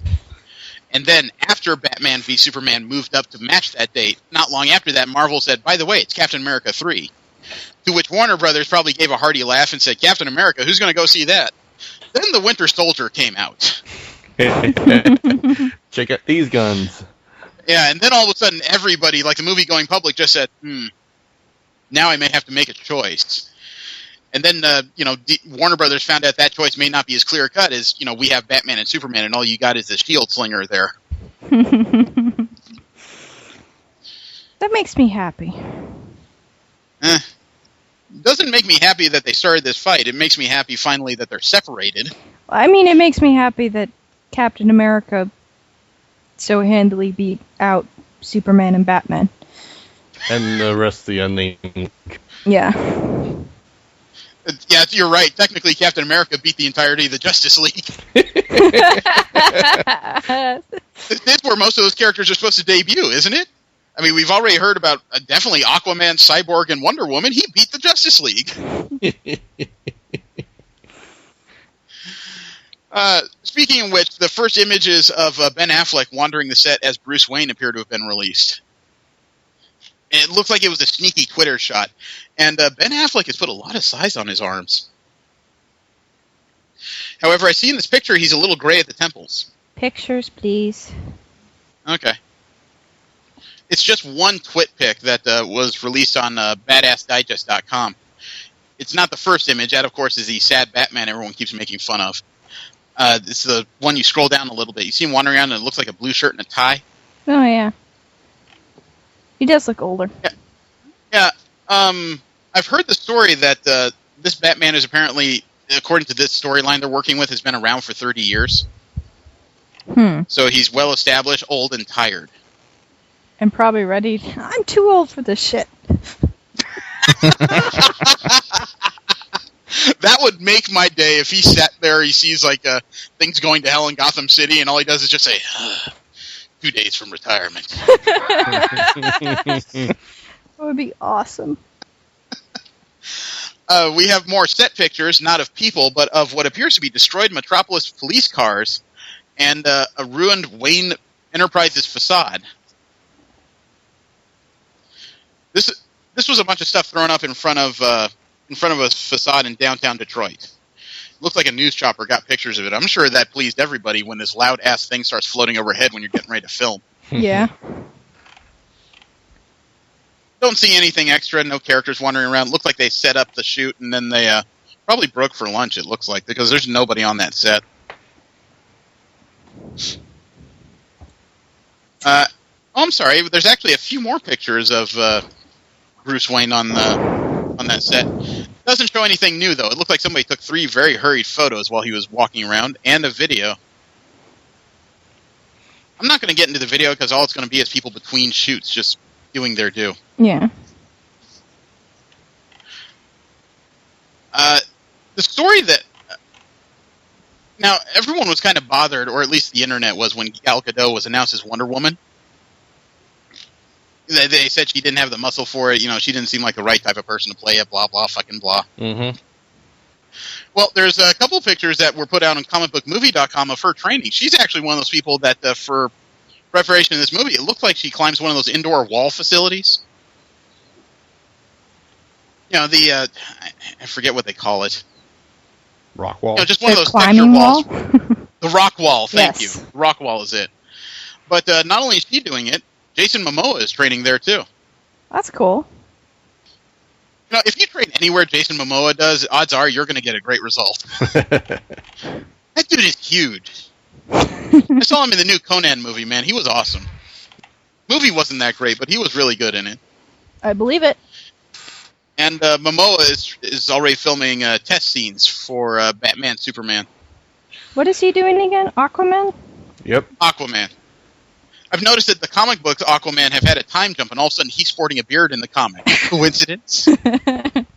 I think not. Yeah, probably not. Let me see. Zack Snyder has gotten a little bit twitchy about this Batman v Superman project he's working on. There was a radio station in Detroit that was kind of making fun of Aquaman. You know, as people do. There's a lot of people who have not read the current comics and don't know that Aquaman's turned into a pretty decent character. He called into the radio station to defend. Damn. Nice. Now, when he first called in, obviously the DJs did not believe it. They thought they were being put on. But eventually he managed to prove who he was. Snyder said on the radio, quote, "I'm on my way to the set right now, and I was listening to you guys on the radio, and you guys were disparaging Aquaman just a teensy. I mean, it didn't feel like hatred." The DJ said, "Yeah, we were questioning why he was involved." Snyder returned with, quote, "I don't want to give away anything about the movie or anything like that, but Aquaman has some cool abilities that I think people are like, oh, what does he talk to? Animals? Because that seems like what he does, or fish or whatever. The cool thing is with Aquaman, his trident, people don't realize this, that could cut off the flesh of Superman if they come in contact. That's a thing that's in the canon. He's super strong. But of course, he can exist at super deep depths. So when he comes up here, he's crazy strong. Not to say he's in my movie or anything like that. He has the potential to be badass. That's all I'm saying." Unquote. Oh, I do recall the time he suplexed an armored truck. Yeah, well, we've read the comics and everything. Yeah. But unfortunately, this is one of those things where, like we discussed before, they're two different mediums. What happens in comics doesn't always happen in movies. When it comes to movies, you can't count on anything until you show it. Yep. You know, until the movie comes out, these guys are probably going to continue to make fun of Aquaman just because. It's the unfortunate reality. Well, his name is funny. Yeah. It does sound like he should be delivering water by the bottle to businesses. There's a little bit more story that's coming out that's kind of making me confused on Batman v Superman. The story on Wonder Woman. Remember how we said Batman's been in operation for 30 years? Yeah. Uh-huh. According to the supposed leak of the story, so is Wonder Woman. Okay, so what's confusing about that? The fact that you have this crazy guy dressed up as a bat, and a lot of people seem to know him as an urban legend. You have this guy that can fly that you've known for pretty much as soon as he made his debut, people were aware of him. Then there's Wonder Woman, who's been in operation for 30 years and nobody's talked about her. Don't you think that'd be worth a mention in Man of Steel if there's this crazy bitch that seems about as strong as the guy that's flying around? Maybe she was operating on the other side of the globe. Twitter is a wonderful thing, dear. Yeah, that's true. And YouTube. No, Well, it's like there was an argument online about how Batman can be an urban legend when everybody has a cell phone and there's cameras fucking everywhere. She could be in China. We wouldn't know about it. Oh, we'd know about that. That would be no ancient Chinese secret. Well, it depends on how good Batman is. Those levels can even enforce the urban legend. Yeah, unfortunately, the argument also showed certain people's lack of knowledge of technology because some people said, how would he avoid all the closed-circuit cameras everywhere? The guy said, well, he'd just hack them from his back computer.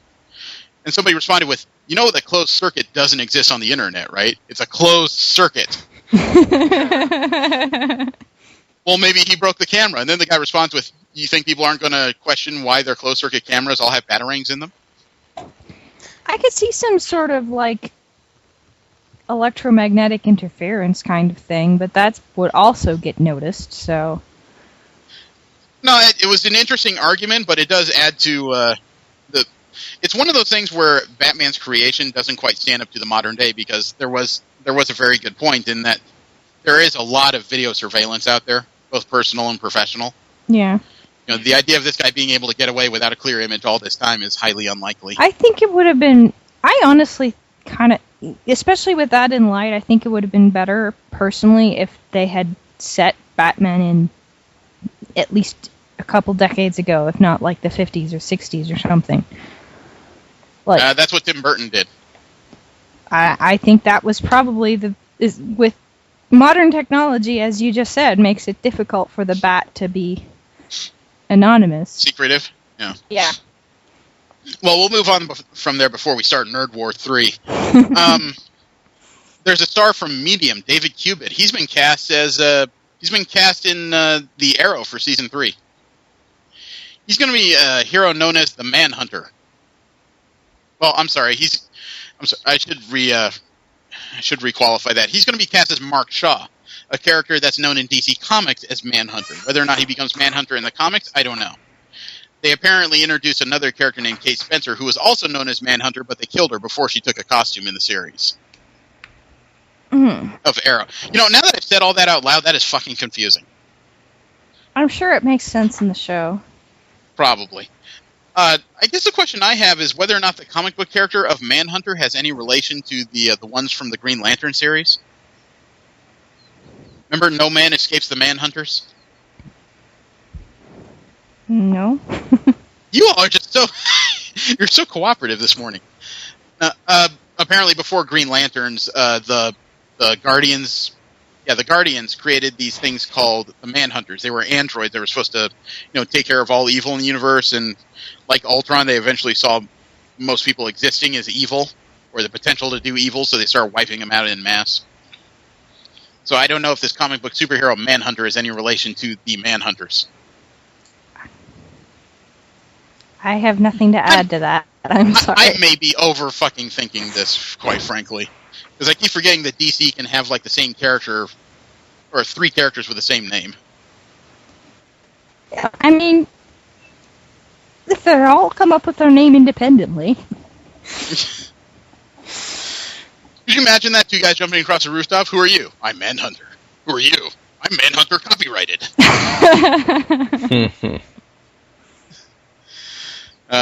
But Warner Brothers did officially announce that they will be doing a Shazam movie. Really? I'm sorry. Let me requalify that. I may have may have jumped the gun a little bit. Warner Brothers has not officially announced the movie, but there's been a whole bunch of things leading to the idea that it's going to happen, including Dwayne Johnson talking about his little hints. Mm-hmm. And he also Johnson tweeted an image recently. The phrase under it was simply "someone's going to get it," and he tweeted a picture of Superman, Black Adam, and Shazam. So it seems pretty likely he's involved in the project. I have to admit, I can't see how Shazam will. I don't think that's going to do very well. Really? Well, at least based on what very, very little I know. Well, Shazam is the only person, or one of 2 people in DC that can actually take Superman out. I agree with you, V. Shazam is not the best named character. if you called him Captain Marvel, you might have a bit more of the comic book diehards behind it. But I do think DC needs to take more risk with its existing pantheon. They do have a large library of characters that they haven't even really attempted when it comes to TV and movie. I mean, there's a joke right now on the internet that shows two pictures. One of like Gal Gadot as Wonder Woman, and it has a blurb underneath. Warner Brothers says it doesn't think now is the time for a venture such as a Wonder Woman movie due to the potential risks and pitfalls if it doesn't succeed. They're not ready to follow a female-centric movie, and they don't think the public is either. And then there's another picture that says, Marvel says, here's a talking raccoon. I don't see, if anything, a female-centered movie would bring both lots of men to it, because titties, and women to it, because female empowerment. So how would that possibly go wrong? Because you have the other side of that coin where you have lots of women going to it saying, this is nothing but titties. This movie is awful. Well, that depends. Yeah, it really depends on how it's made. That's true. But it also depends on who goes to see it. Some people go to movies just a bit. Yeah, I hate that. It's that stupid propensity that we have as, I don't know about the world, but at least as Americans, is that some people will go to see something just to complain about it. Instead of doing the logical thing and not going. Yeah, they won't even go to see it. They'll just read about it on the internet and then have an opinion based on nothing. Yeah. Look, here we are. There's a new Flash trailer that came out. The series debuts October 7th. This one has an interesting blurb to it. Do you want it? It's 31 seconds. Shoot. Okay. It's a new trailer that has an interesting phrase stuck in it. You can kind of hear it underneath as it sounds like one character is talking about him. What the hell happened to him? He was hit by lightning. I'm okay. A lot of echoes. Inside your body could be the map to a whole new world. My name is Barry Allen, He gets fast. and I am the fastest man alive.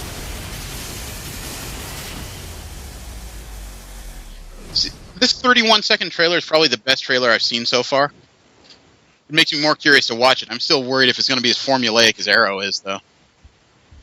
The one thing I did note in there, somewhere around the 14-second mark, someone uses the phrase, your body could be the key to a whole new world. Mm-hmm. Yeah, that sounds vaguely familiar to what they did in the comics after the reboot. Well, that's the thing, is that number one, I'm really hoping this isn't a reference to Aladdin and a whole new world if they start singing that. It's Bad a whole German. new world. But some people are speculating that this may mean that the Arrow TV series may be the key to DC's multiverse. Which sounds really interesting, except for the fact that Warner Brothers has already announced that their Flash and Green Arrow TV series will not cross over with the movies at all. So it's kind of a wasted opportunity, don't you think? Yeah, I agree. Yeah. I think Agents of S.H.I.E.L.D. is doing that right. They've also added a new villain in the casting. Let me see. I don't see that they've added... It doesn't say who's going to play it, but they have an opening for a character of Tony Woodward, who's known in the comic book world as Girder. Who?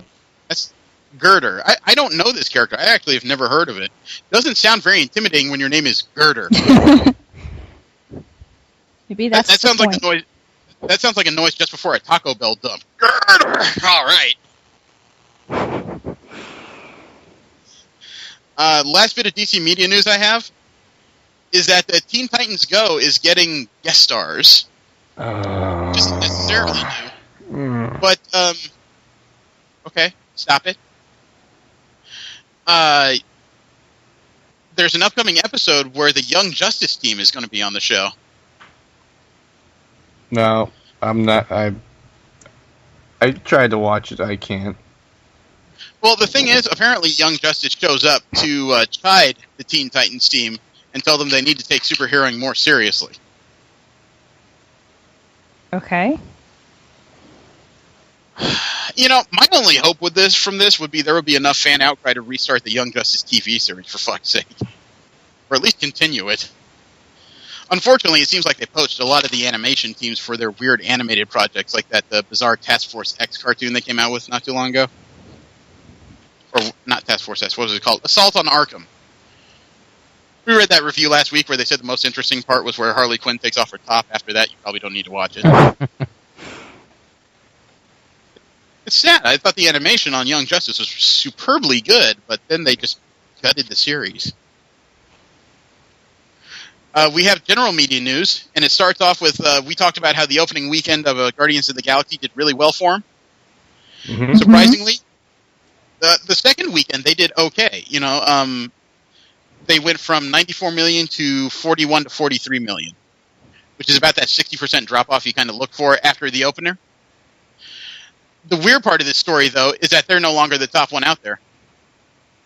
Who is? Let me guess. It's so bad it's good?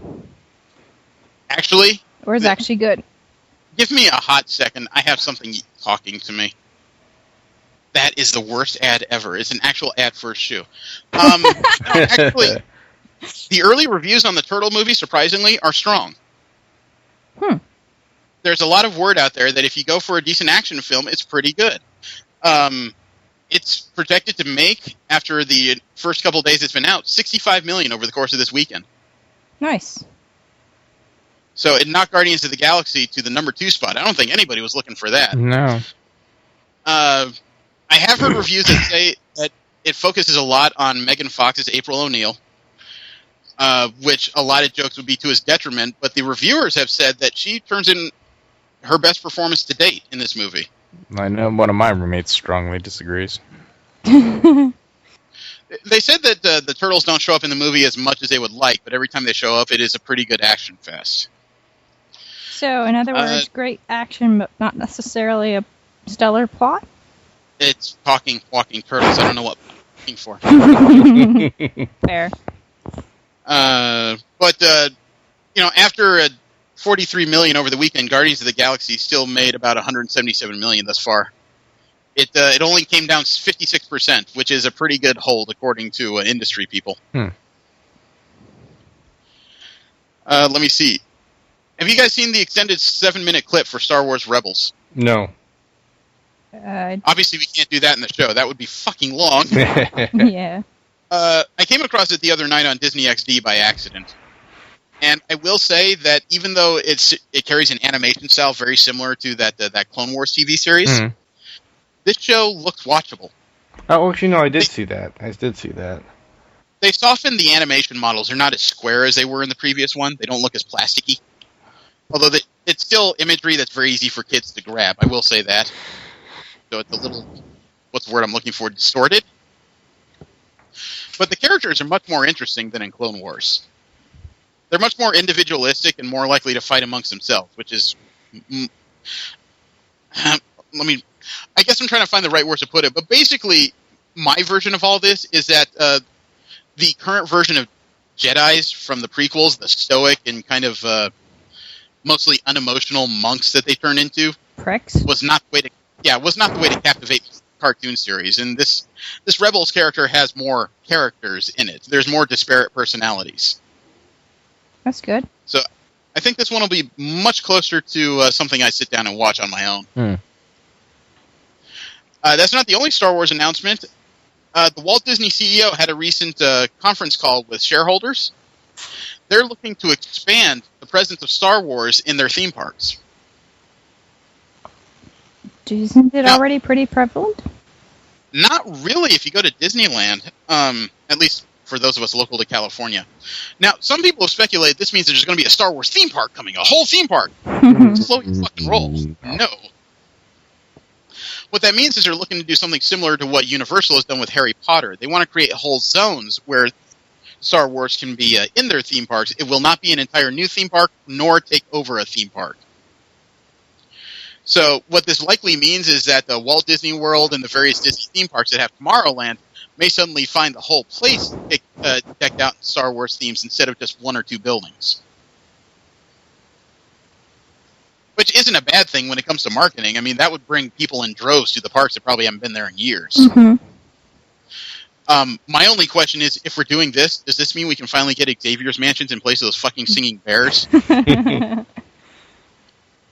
Come on, dude. I would love to walk around Asgard for a few minutes. Oh, that would be sweet. Yeah. Katie Sackhoff is getting ready for a mystery project. Oh? I'm not quite sure what it is. She got her head plaster molded recently, and she showed a couple teasers that include something about red leather and her hair in a particular style. And a lot of people were getting excited, saying, "Oh my God, you're finally doing it! You're going to be Captain Marvel!" And then she came out with a fifth tweet and said, "By the way, Mystery Project is not a Marvel project." So Took the wind out of a bunch of people's sails. Still might be great. Well, I mean, it's a mystery project. It could be a superhero project of some sort. And Katie Sackhoff, love her acting. I really do. Mm-hmm. She was one of the few things that was really watchable in that bad Bionic Woman remake. There was a remake of that? Yeah, it lasted a season. But that's not the only news she put out on Twitter. Just before she started putting out these teaser pics, she did say that she had a recent meeting where she felt it was proper to wear something leathery to Stan Lee. I'm assuming she doesn't mean whips and chains. I would hope. Yeah. But if you have a meeting with Stan Lee, hopefully that means she is going to be involved in the Marvel movie universe soon. Probably not Captain Marvel, just the way things are going. I would really prefer if it was. Really, because I would like to see her as Captain Marvel or an X-Man, and we know that X-Man is not possible right now.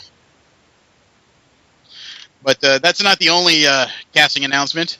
Bill Murray has a voice in a new Disney movie. Oh? Yep. He's going to be Baloo from the Jungle Book. Yeah, That's they're awesome. remaking that. They're remaking it as a combination of CG and live action. It's going to be directed by Jon Favreau, the guy who made Tony Stark into an icon again. I don't see why they need to remake that, but as long as they do something new and different with it, I guess I'm okay with it. CG. This? Well, no, it's not entirely CG. There's going to be live actors. Well, I don't mean just the way it's filmed. I mean the actual story and whatnot. See, personally, I want to watch this movie now that I've read the who's in it. We've covered Bill Murray as Baloo, Christopher Walken as King Louie, Ben Kingsley as Bagheera, Idris Elba as Shere Khan, Scarlett Johansson as Kaa, Lupita Nyong'o as Raksha, Mother Wolf, and Giancarlo Esposito as Aquila, the Wolfpack leader. Wait, Kaa is female? Watch this. I really do. Yeah, Kaa is Scarlett Johansson. What? I want to check this out. This sounds awesome. Yeah, actually. Christopher Walken as King Louie, though, it almost freaks me out. Yeah, I just can't picture. Bare necessities. I just can't The simple picture. bare necessities. God, that sounds horrible. I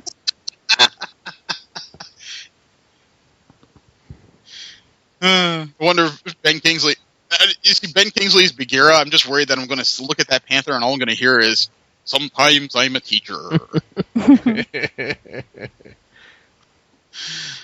But I do intend to watch that movie. It sounds very interesting with everybody they got in it. Did they announce who was going to play Shere Khan? Yeah, that was in the story. I closed the window. Hang on. I must have missed that part. Shere Khan is Idris Elba. I know that name. Yeah. If I remember correctly, he's the guy that played Heimdall in the Thor movies. Oh, okay. Oh! He was the black guy in the Pacific Rim. I think that's the cat. Yeah. The X-Men First Class writers are taking on a new project. Uh-huh. They are working on the script for the Power Rangers for Lionsgate. I don't know what to think about that. There's a lot of people out there, though, that are going to get really excited about that movie. They were probably excited about it as soon as it was announced. I guess the only question is, do you think they could get Jason David Frank out of that costume if they put him in it? Oh, he's going to go home with it. I just worry he's going to be sitting there. "Okay, Mr. Frank, we're ready for your scene." "I am the Green Ranger." Okay. Your scene is right over here, and your lithium is right over there. I have bits and pieces of Doctor Who news. I like that you have a whole section for that now. Well, it's not its own section. It's in general media, but I have a few altogether. There's a couple of clips that have already been released from what looks to be the first episode or two of Peter Capaldi's Doctor Who. He's going to be a much, much pricklier individual, according to the story.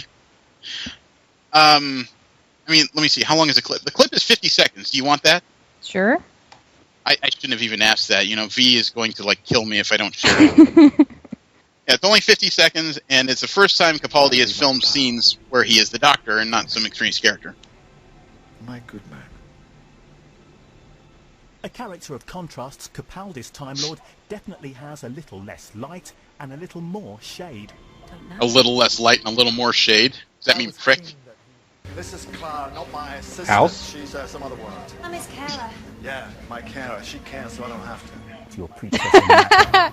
She cares, so I don't have to.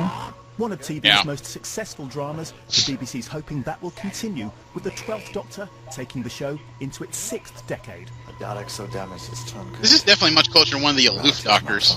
Yeah, he's definitely a throwback to, like, the old times. Yeah. Like, the the first Doctor was a prick. Yeah, I've seen most of the modern incarnations of Doctor Who. I can't really watch a 60s series. Just doesn't hold my attention. But it's interesting. Although, I have something else here that my wife looked at it and stared at me as if I was insane because she saw it over my shoulder while I was wearing earphones. And I was giggling rather strongly. This was someone else's alternative take on what Doctor Who would look like in a different genre. Take a look. Watch your speakers. I'm smiling in anticipation. I like it already. Speakers.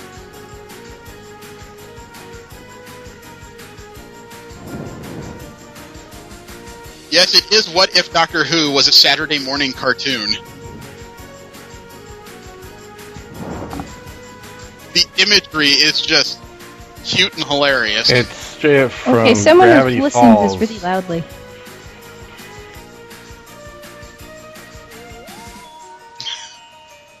Yeah, this is straight from Gravity Falls. I thought it was funny. It's entertaining. The last part of Doctor Who news I have is that I did not know that this series, the Doctor Who series, way back in the 60s, could have taken a much different path.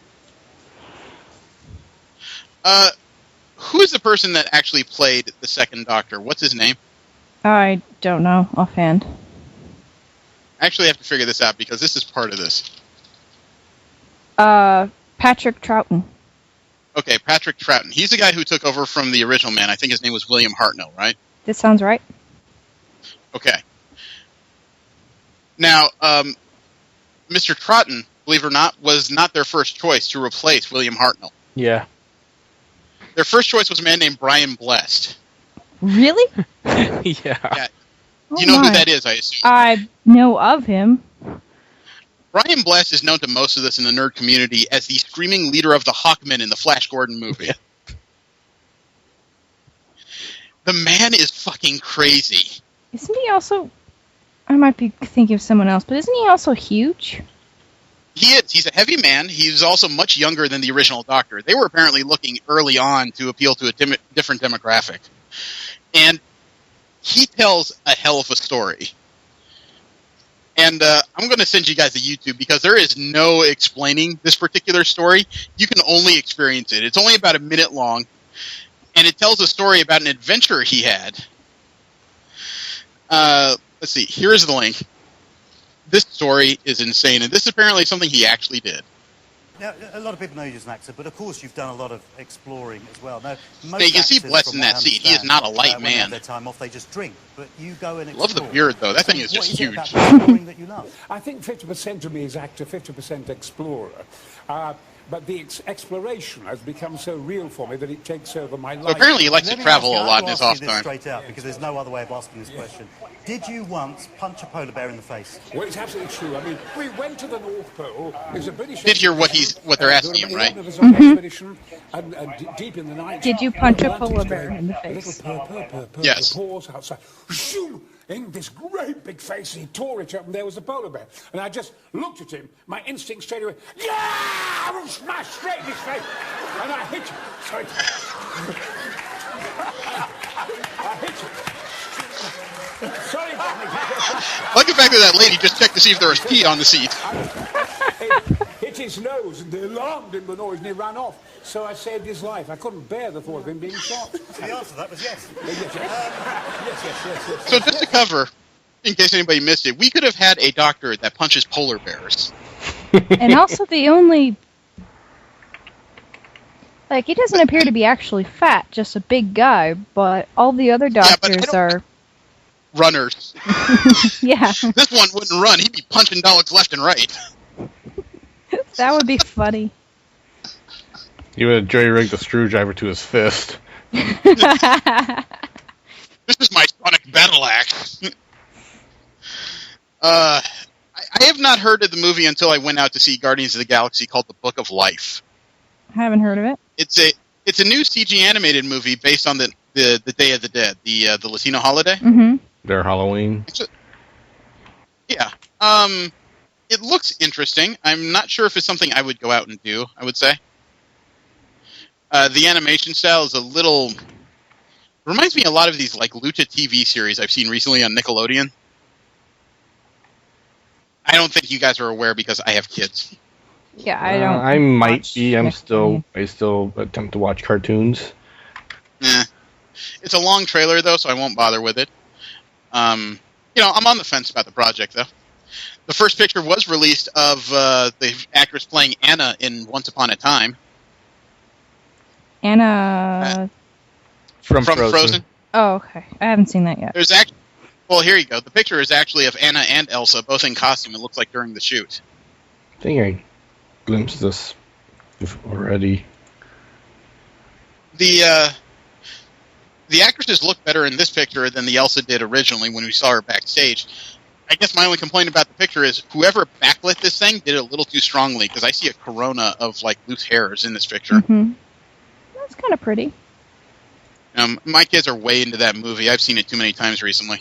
I've not seen it at all. I need to see it. I'm a big Kristen Bell fan, so... It's a good watch for one, but I kind of feel it's kind of overrated. I don't think it's overrated, but my problem is that all the characters in it have this youthful exuberance that I don't think you can replicate on TV. They probably won't do that. I mean, everything in Once Upon a Time has kind of a... There's a happy overtone, but there's a really, really dark undertone. Mm-hmm.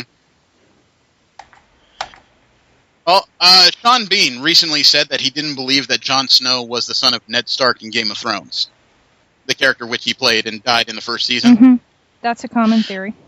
Yep. Yeah, and now there's a lot of people that are really piling on in his Reddit regarding that conversation. And somebody asked him if he would rather apologize to Frodo for his character Boromir's actions in The Lord of the Rings, or actually have a conversation with Jon Snow about his true parentage. That's awesome. What'd he say? Well, Bean's response was, quote, "I did apologize to Frodo, didn't I? Or somebody tell him I was sorry and fuck Jon Snow," unquote. Somebody else asked him on Reddit, because the phrase, "you know nothing, Jon Snow," is turned into a popular kind of phrase and meme these days. So when Bean was asked why Stark never taught Snow anything, he responded with a laugh and said, quote, "Because he's not mine, little bastard," unquote. So, I always love it when actors have a tremendous sense of humor in their shit and just don't care. This made it into general media news, but it was almost in DC media news, and it was almost in our What the Fuck corner. How many of you remember Count Chocula, Boo Berry, and Frankenberry? Oh, yeah. Yes. This is the Jim Lee thing, yeah. Okay. Yeah, they were serials released year-round. Now they're only released during Halloween. And for some reason, they asked the DC editor-in-chief and comic book artist Jim Lee to redesign the characters. After reviewing the designs, I want to ask where he actually redesigned them, because frankly, it looked like he just redrew them. The designs look terribly similar to what they were already. I mean, you could take a look. There's nothing really dynamic about any of their designs. When I heard Jim Lee was redoing it, I was like, oh god, these guys are going to look completely different. Really don't. They look more I think there's just a little shades. a little more detail to them. Other than that, they're That's why pretty I much was the same. disappointed. They're pretty much the same. That's why I was a little disappointed, although I admit I would not want to see Count Chocula in Superman armor.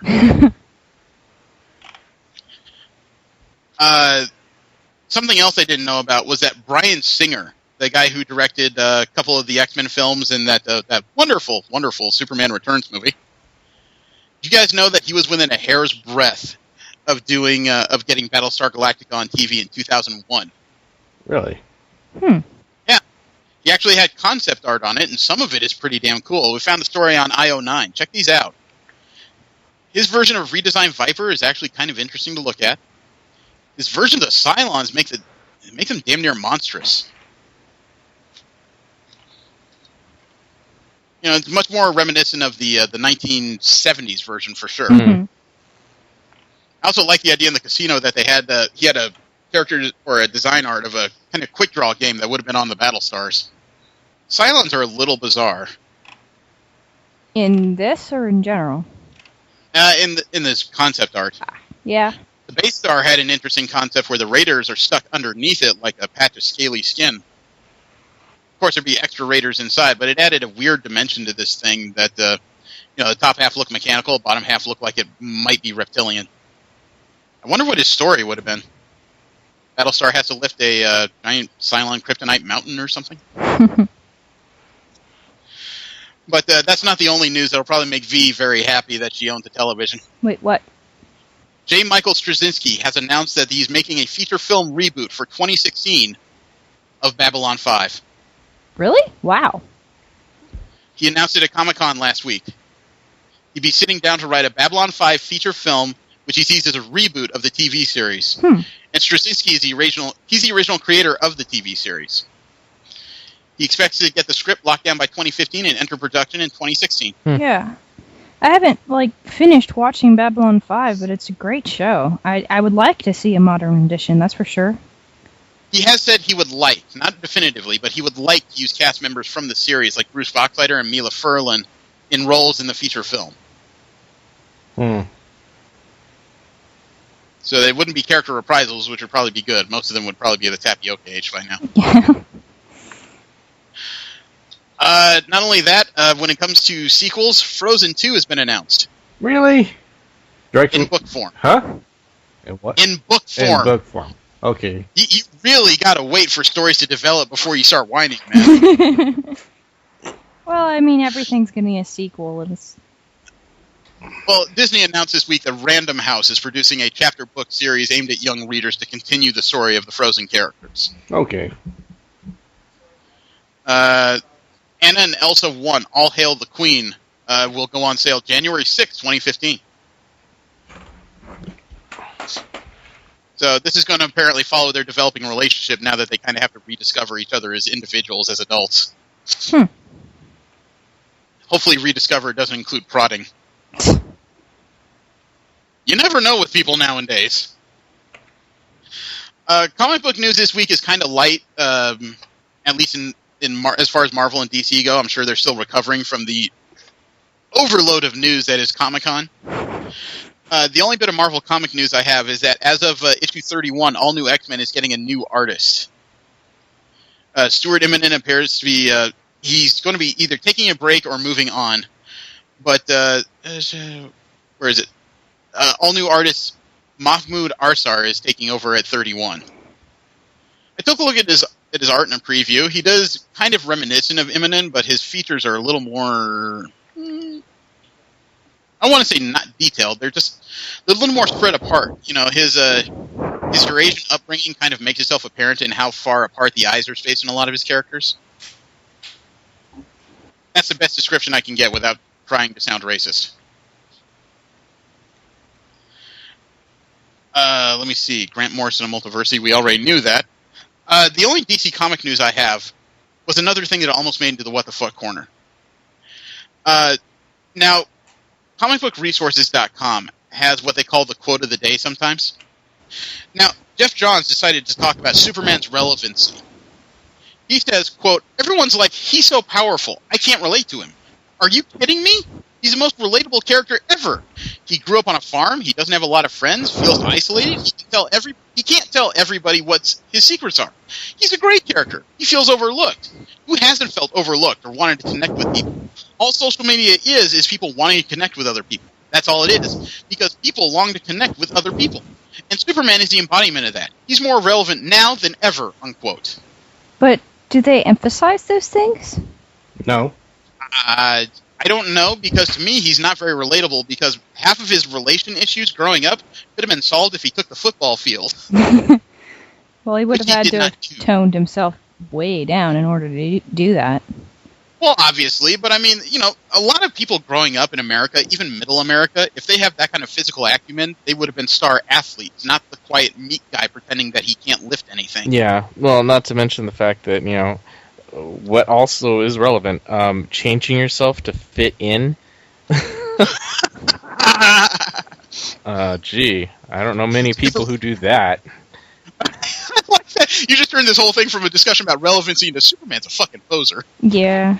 Well, no, I mean, I get these. Been. That's the thing. It's like, yeah. He's trying to fit in and stuff, but I don't see why he would have with his powers. Personally. Well, we've had the discussion before that somebody with these powers, odds are they wouldn't have been very quiet. They would have been running shit in high school. Mm. Let alone if they didn't try to run shit as an adult. So I still don't find the character relatable at all. Let me see. We have general comic news, and a lot of it is holdover news from Comic-Con.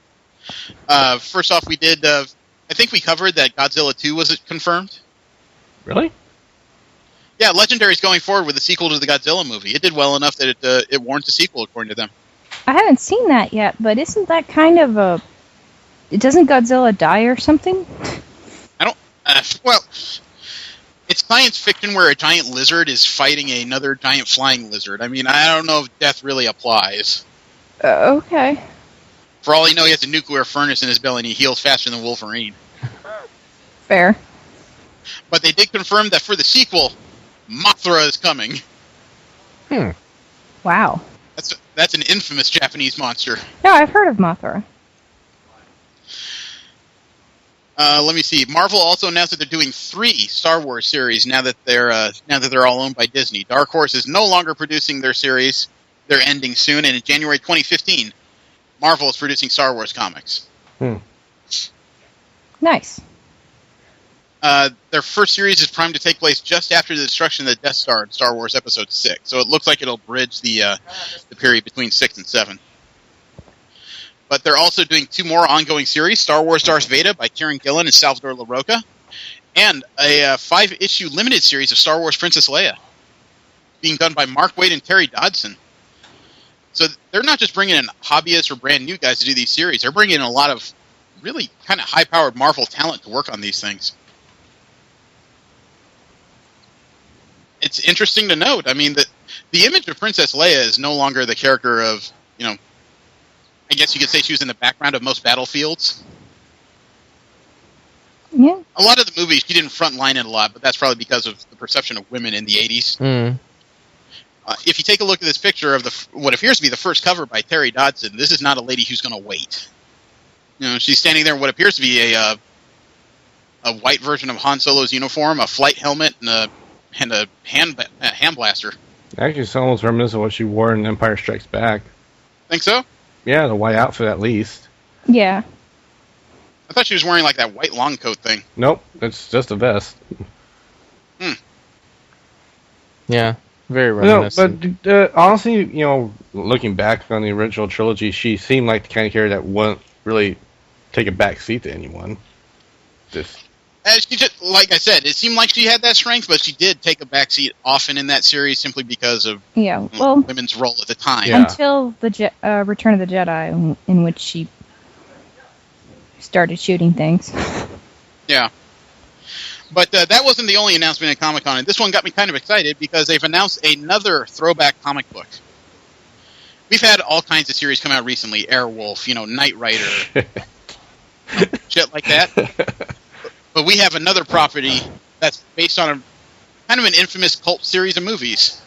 What would you say if you found out the comic book is coming where the lead character says, Call me Snake. Hmm? Wow, really? "Yep, Call me Snake Plissken." Call me Snake? Yep. Yep. The character of Snake Plissken from the Escape from New York and Escape from Los Angeles movies is getting his own ongoing series. I have never I need seen to those movies. Neither have I. They're dated The now, first but one- they're still a good watch in my opinion. Yeah, the second one, Escape from LA, is admittedly not that great of a movie. It has a lot of camp in it. The first one, Escape from New York, had a lot of really good tension. It was kind of a sci-fi thriller where Kurt Russell is playing a mercenary in a dystopian America, where a lot of things that we would consider normal nowadays are outlawed. You know, smoking and swearing included. And he And, really doesn't give a shit. Yeah, they've turned the island of Manhattan into a prison because of overpopulation. They just throw anybody that is theologically, politically, or morally bankrupt in, or that they've ruled as bankrupt anyway, which includes a lot of normal people, into this island as a gigantic prison. They just don't do anything there. You know, there's no guards, no food drops or anything. You survive if you survive. And there's a mishap that occurs. Mind you, this is like the 1970s 1981 when this movie came out. The president's plane was shot down over this island, and the president is lost in Manhattan. So what do? They've recently arrested this mercenary in the form of Snake Plissken. What was his real name? Does it matter? Probably not. He has a real name. They keep referring to him by it, but he tells everyone to call him Snake. But they toss him in there with a bomb strapped to his arm, I think. And if he doesn't rescue the president within 48 hours, it goes off. Oh, that's no good for him. Yeah, it sounds goofy, but the movie was actually really good. You know, I still think the original one, at the very least, is worth a watch. It was one of those movies that a lot of things that came after it copied, I think. There was one piece of Comic-Con news that I didn't really, that I didn't cover properly in regards to the Ant-Man movie. Uh-huh. They announced at Comic-Con that they have confirmed the villain of the movie is Yellow Jacket. Being played by I think Corey Stoll, and they've also announced that the lady they cast that a lot of people thought would be Janet Van Dyne. Mm-hmm. She's not Janet. She's Hope Van Dyne. Yeah, I heard about Daughter. that. Yeah. Well, remember Hank Pym in this movie is old. Right. He's Michael Douglas. So it appears that Scott Lang is going to meet this lady Hope Van Dyne and likely strike up a romantic relationship during the movie. Of course. There's a lot of comic fans who are pissed off that this Wasp is not the Wasp. It's not Janet Van Dyne. Fuck all of you, really. Yeah. I mean, I understand the love of the character, but at the same time, this is a different fucking universe. It's not the 616. They can tell a different story. Well, not to mention the fact that, would you really want, considering how old they're going to be portraying Hank Pym, would you want to see a woman flying around as the Wasp? That old? Actually, I might want to. I would actually go to opening night, because as soon as Janet Van Dyne kisses Hank Pym in that movie, you're going to hear a bunch of people going, "Oh my god! Does he change his diapers too?" Well, women like older men. No, this would be an older woman and a very much younger man. Oh, No. fair. No. Janet Van Dyne and Hank Pym. Oh. If the lady they cast would be Janet Van Dyne with Michael Douglas as Hank Pym, this would be a much older man and a younger woman. Yeah, that would make sense. The other way around doesn't make as much sense. Yeah. But they also announced that there's this lady named Andrea Sorrentino. She's making the move from DC to Marvel. And she's going to be working on illustrating November's Uncanny X-Men Annual #1, which actually addresses something we addressed in our pop culture profiling. What? They are going to flesh out the character and explain what happened to the missing period of Ava Bell. Remember there was a story in Uncanny X-Men recently where Tempest disappeared and showed up with much longer hair? Mm-hmm. Mm. They're going to explain what happened to her during that period. Ah. She may not have just been stuck in time. According to some of the early images that have been released, she may have been traveling through time. So there's a whole bunch of stuff that could have occurred. Let me see. Spider-Woman is getting her own series. Finally.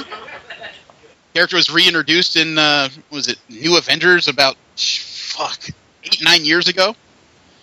All these people talking about her, she still hasn't gotten her own series, but it seems like after the Spider-Verse series, she will get her own ongoing series. this one is going to strike the heart of V. The current Star Trek ongoing series, the one that follows the adventure of the Chris Pine Kirk and Zachary Quinto Spock. Yeah, the new timeline, or the new continuity, as it's called. Right, the IDW stuff. Well, that's not in play here. IDW is making a new miniseries based around the classic James T. Kirk, William Shatner. Mm-hmm. And the reason why they're doing that is because the Enterprise is going to visit another classic sci-fi world. This series is called Star Trek and the Planet of the Apes, the Primate Directive. Awesome. Actually, that sounds kind of silly, but still. I'll watch it because I'm the extreme Star Trek nerd. So, as often as the Shatner Kirk time traveled, this is entirely possible. Yeah. Mm-hmm. Frighteningly enough. Yeah, I think he time traveled more than any of the other captains combined. Well, no, I take it back. Not Enterprise. He could be an X-Man. No, but they're going to interact with the classic version of the Planet of the Apes movies with Taylor, Nova, and that cast. Let me see. Now, this is kind of important because this is a story that's been floating around Comic-Con. Did you guys hear that late Saturday night, early Sunday morning, they found a teenager at the poolside of the Marriott Marquis Marina, the hotel right next to the convention center. She was bleeding from her face. Mm-hmm. Her eye socket was broken. She was bleeding in the brain. And not long after that, they arrested the guy that she went to Comic-Con with, a photographer, 29 years old, a guy named Justin Kaler. He's actually the head of a YouTube channel about cosplay. Mm-hmm. I remember we discussed this last time. Yeah. Now, several things have gone wrong here. First off, we found out that the cosplayer involved, she's 17. Mm-hmm. Okay. We also found out that the police no longer believe this was a sexual assault or an assault of any type. According to their review of surveillance footage and talking to a few people, they think she fell. Yep. The word is she was trying to climb over a fence for some reason, or a gate of some sort. Now, the girl's mother does not believe it is possible that she broke her face. She thinks police have gotten it all wrong. I have a 2-year-old that fell about 1.5 feet off a slide and produced injuries frighteningly similar to what this girl did. So she just fell? Yeah, I think it's entirely possible she fell off this fence. But the plot thickens, because I know that after the last show, Steve and I got into a bit of an argument about whether or not this guy was, because one of the charges against this guy was sexual contact with a minor. Mm-hmm. All I said was they have to prove it. Yeah. Well, they don't have to because the girl admitted to it. Okay, well, that was one of the options. After she woke up from her injuries, she did admit she was in a sexual relationship with this man. Well, they did break up, and whether they did or didn't, that's a prime way to get her revenge for the breakup. Yeah, there are some people that think that she's trying to throw this guy under the bus because of a prior relationship, and I don't know. When you have a serious head injury, including one that has brain bleeding, you're a little loopy to begin with. Mm-hmm. You'll probably admit to a whole bunch of stuff that you were trying to keep secret. Yeah, that's also quite possible. So it appears that the hole for this guy is just getting dug deeper. Oh yeah, the guy's fucked.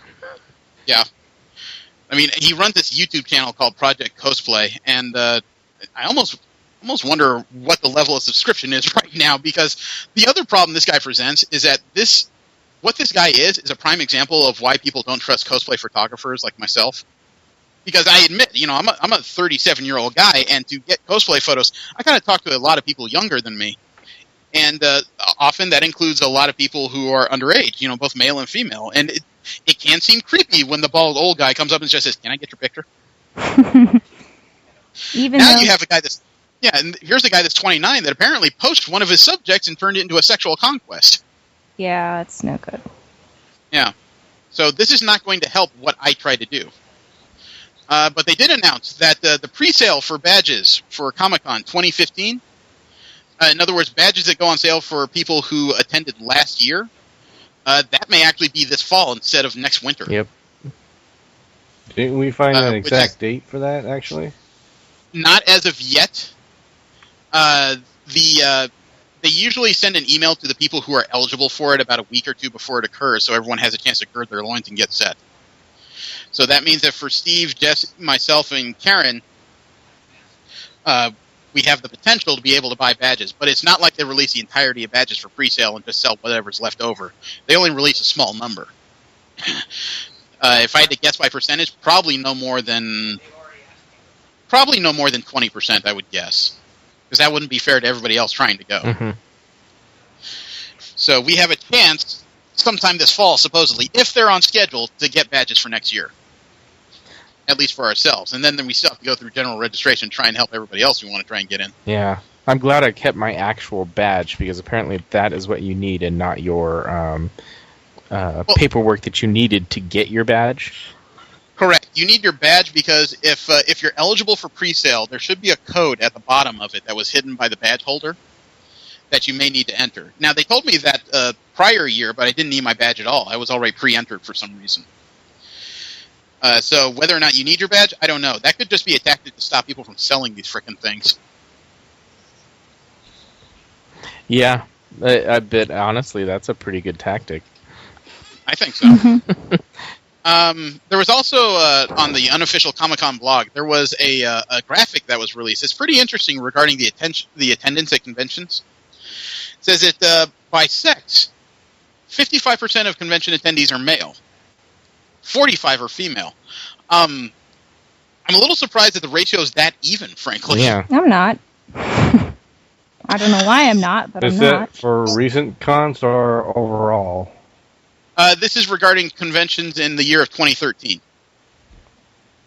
Well, I know lots of female nerds. I know lots of them too, but they tend to avoid, gatherings where they can be objectified a lot of the time. Mm-hmm. So that's why I was surprised it was that close to even. Steve and I have been at this during the period where all it was 200 fat guys in a room. The only females there were people selling you something. But let me see, by age group, it's rather interesting too, because the age range, the biggest attendance is 30 to 49. Well, that also makes sense. Yeah, in at least in the case of like San Diego Comic-Con and whatnot, yeah, they're the people that might be able to afford it. Well, that's where the other part of this is interesting. The biggest income bracket are people making under $35,000. I would have really thought it'd be closer to 35 to 60. But that was the next one. Under 35 is most of the attendees at 47%. The next bracket is 26%. That I did find surprising. Let me see. The biggest fan group to attend conventions, and when people say they're groups of fandoms, they generally claim at least 3 categories. Okay? But the biggest attenders were sci-fi and fantasy enthusiasts. Compared to what other groups? Next up was video games. Next up was TV and movies. Comic books and anime and manga were almost even, but they were down towards the middle of the list. The fans that go to live events, this was actually an interesting graphic to me considering how we covered Comic-Con. When it comes to live events, only 21% go to one live event.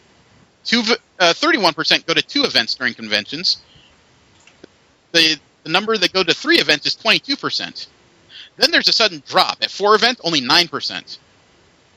The part that was interesting was that when you get to 5 or more events, suddenly there's 17% of people going. It's an interesting bump. I don't know. What do you mean? Nothing. Sorry. Okay. When it comes to why people go to conventions, and if your reason is to meet new people, 65% say that conventions are a great place to make new friends. 40% say it's a great place to reconnect with friends. I could see both of those. 55% bring friends and family. 43% meet someone they've connected with online. 10% have none of the above. They don't meet anybody, apparently. 15% actually meet potential love interests. Lucky them. And, this is actually kind of, I don't want to say an important graphic, but when it comes to buying stuff, 70% say buying stuff is a primary motivation to attend a con. 35% will routinely blow clean through their budget at a convention. Of course. That's why you bring cash. Always bring cash. Never depend on your card, because you will kill yourself by the time you're done. But when it comes to spending, the biggest spenders at the at about 53%, spend about $100 to $500 at a convention. I can see that. Yep. Yeah. Now, does that include or is that solely the convention proper, or is that also including, like food and so forth, other convention expenses? That's outside of travel and lodging. That's the amount of money actually spent in the convention. Okay. But the last part of this is that what fans say about big cons. 49% say big cons are fun but stressful and wish they were better organized. God, does that sound familiar? Yes. 35% love large cons and believe the bigger, the better.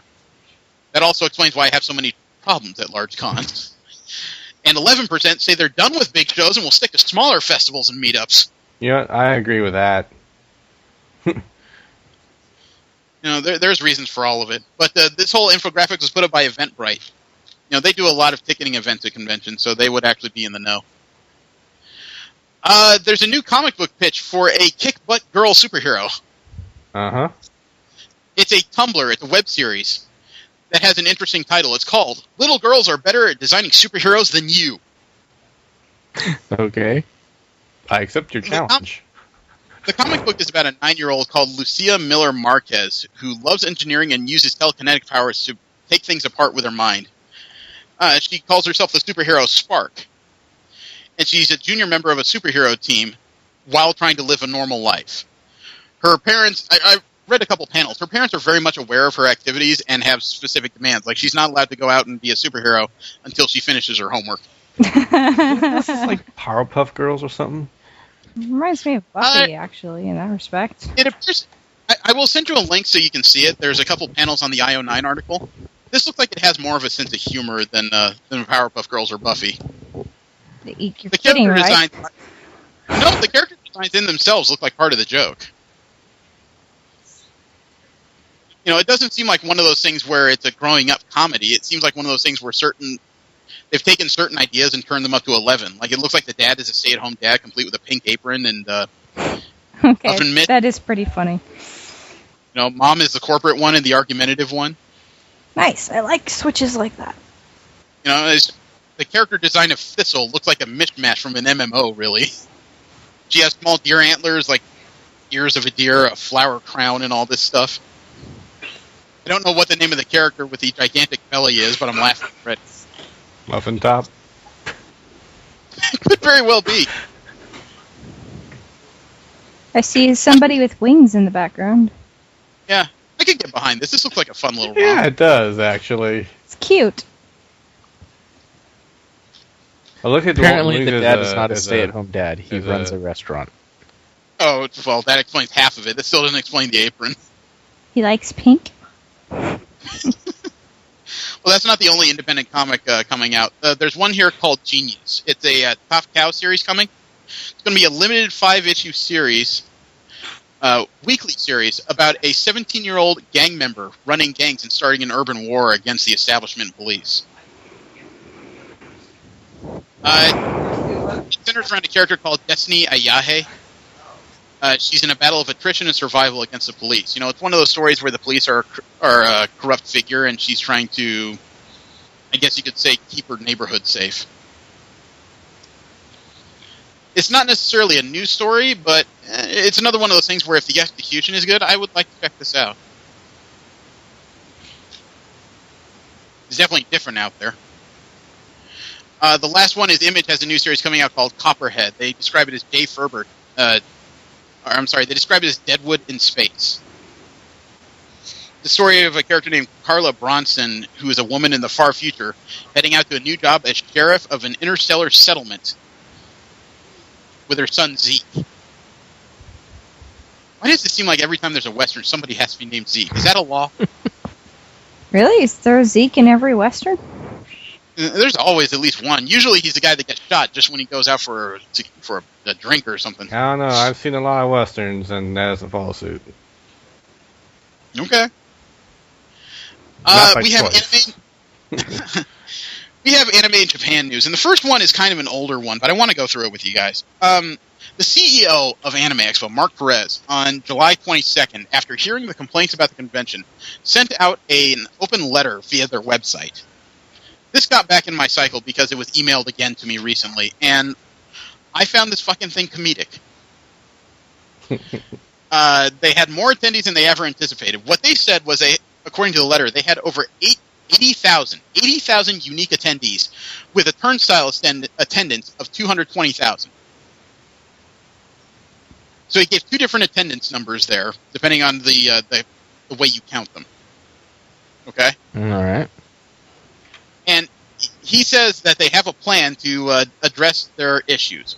When it comes to registration, they're going to mail the premier badges instead of have them picked up at the convention. On-site badge pickup areas will be increased to process significantly more badges per hour. He says, to put things in perspective, badge pickups were processed at a rate of about 2,000 people per hour in 2013 and about 4,000 people per hour in 2014. Registration will be open earlier and later. Day 0 will start at 12 noon and stay open until 8 p.m. on day 1. That means registration will be open for 36 hours straight.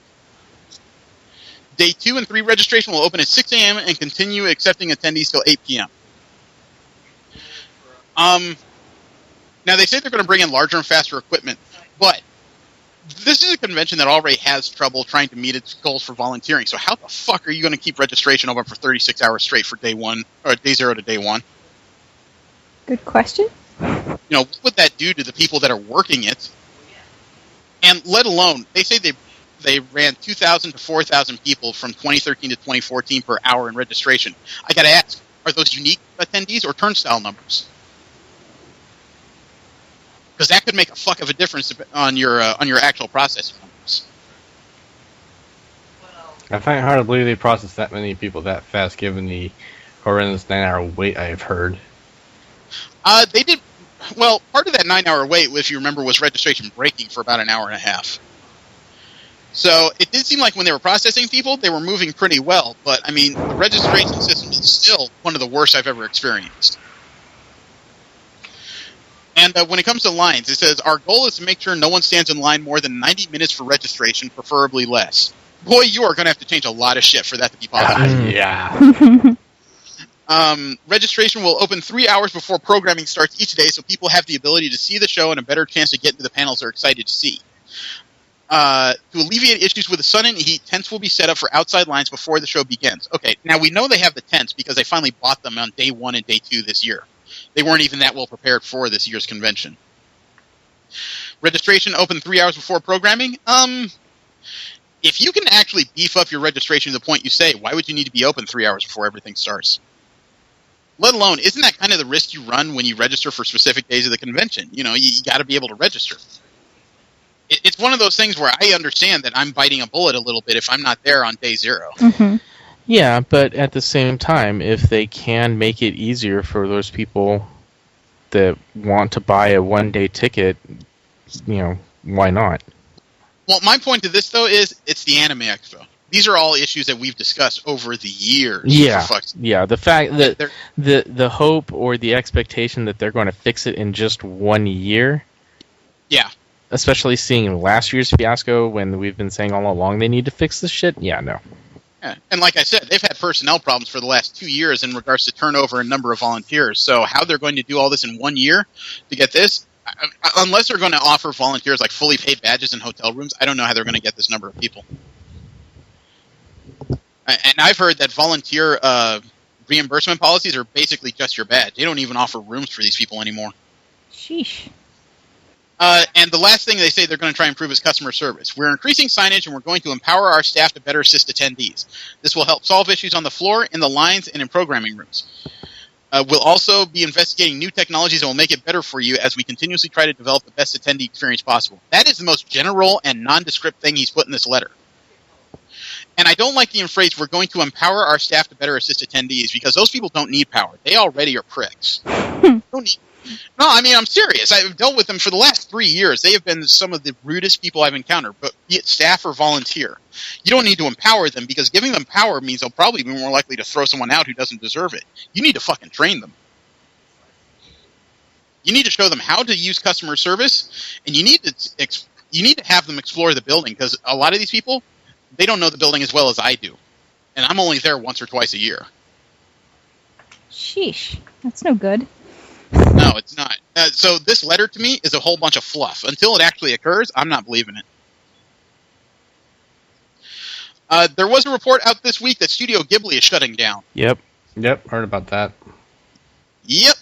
It's too bad they got it wrong. Oh, really? Now, the people that said Studio Ghibli is shutting down, they took pictures from, let me see, it was from an interview with the producer Toshio Suzuki, and he didn't actually say they were shutting down.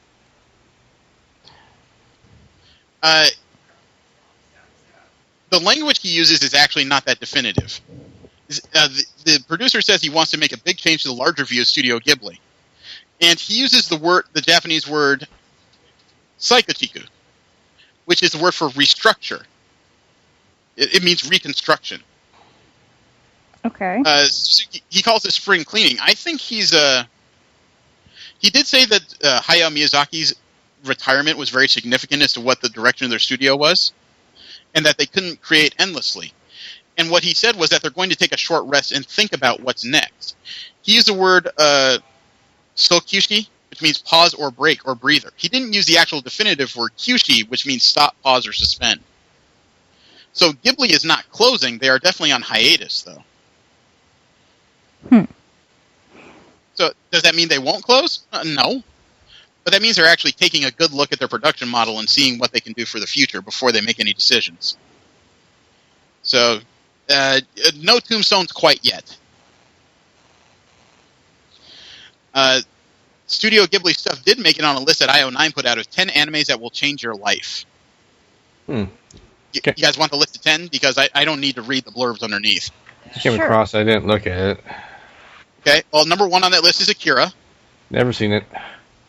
It's really good for a single watch. A lot of people say, though, it's confusing. I watched it, I understood it and everything, I just don't think I want to revisit it. It's not so much confusing as it just seems like an unfinished story. They throw you in right in the middle, actually almost towards the end, don't really explain a whole hell of a lot, and they just kind of abruptly end it, and there's no real resolution at the end. Yeah. Number 2 is Nausicaa, The Valley of the Wind. Seen that. Mm-hmm. That is really... It's a lyrical watch. It's very pretty and everything. It can be a little depressing for kids, though. Number 3 on the list is Neon Genesis Evangelion. No. I haven't seen it. I watched the series, and it pissed me off.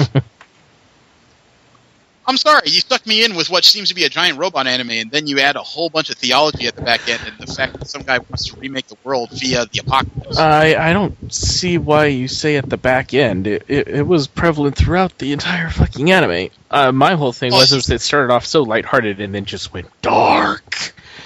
I wouldn't say it was prevalent because they used a lot of stuff that can be easily misconstrued as code phrases. There was a lot of 80s animes that had names similar to different theologies. Yeah, I don't know. I used to watch Get a Robo, and half the enemies were based on like Mao Zedong and Hitler, for fuck's sake. Yeah, I don't know. Just the fact that the Sephirothic system, that's biblical, the cross-shaped explosions and the mention of Adam and all the rest of it, it Like had I said, religious overtones all over the place. I grew up in an era where, half that stuff just seemed thematic, and besides which, the only thing I knew about Sephiroth prior was that he had white hair and carried a very large sword. Yeah, I'm just saying, it was prevalent throughout the series. It just got more and more. Well, they had on this list My Neighbor Totoro. I haven't heard of it. You have not heard... Fuck rock are you under? You haven't seen the weird cat-shaped bus? Oh, okay. I don't know what I've you're seen talking that. about, so... V, the fact that you don't know, I'm not surprised about. Jesse's been in anime for a while, so the fact that he didn't know what Totoro is kind of bothers me. Number 5 on the list is The Ghost in the Shell, the original movie from 1989. That was really good. Number 6 actually surprised me.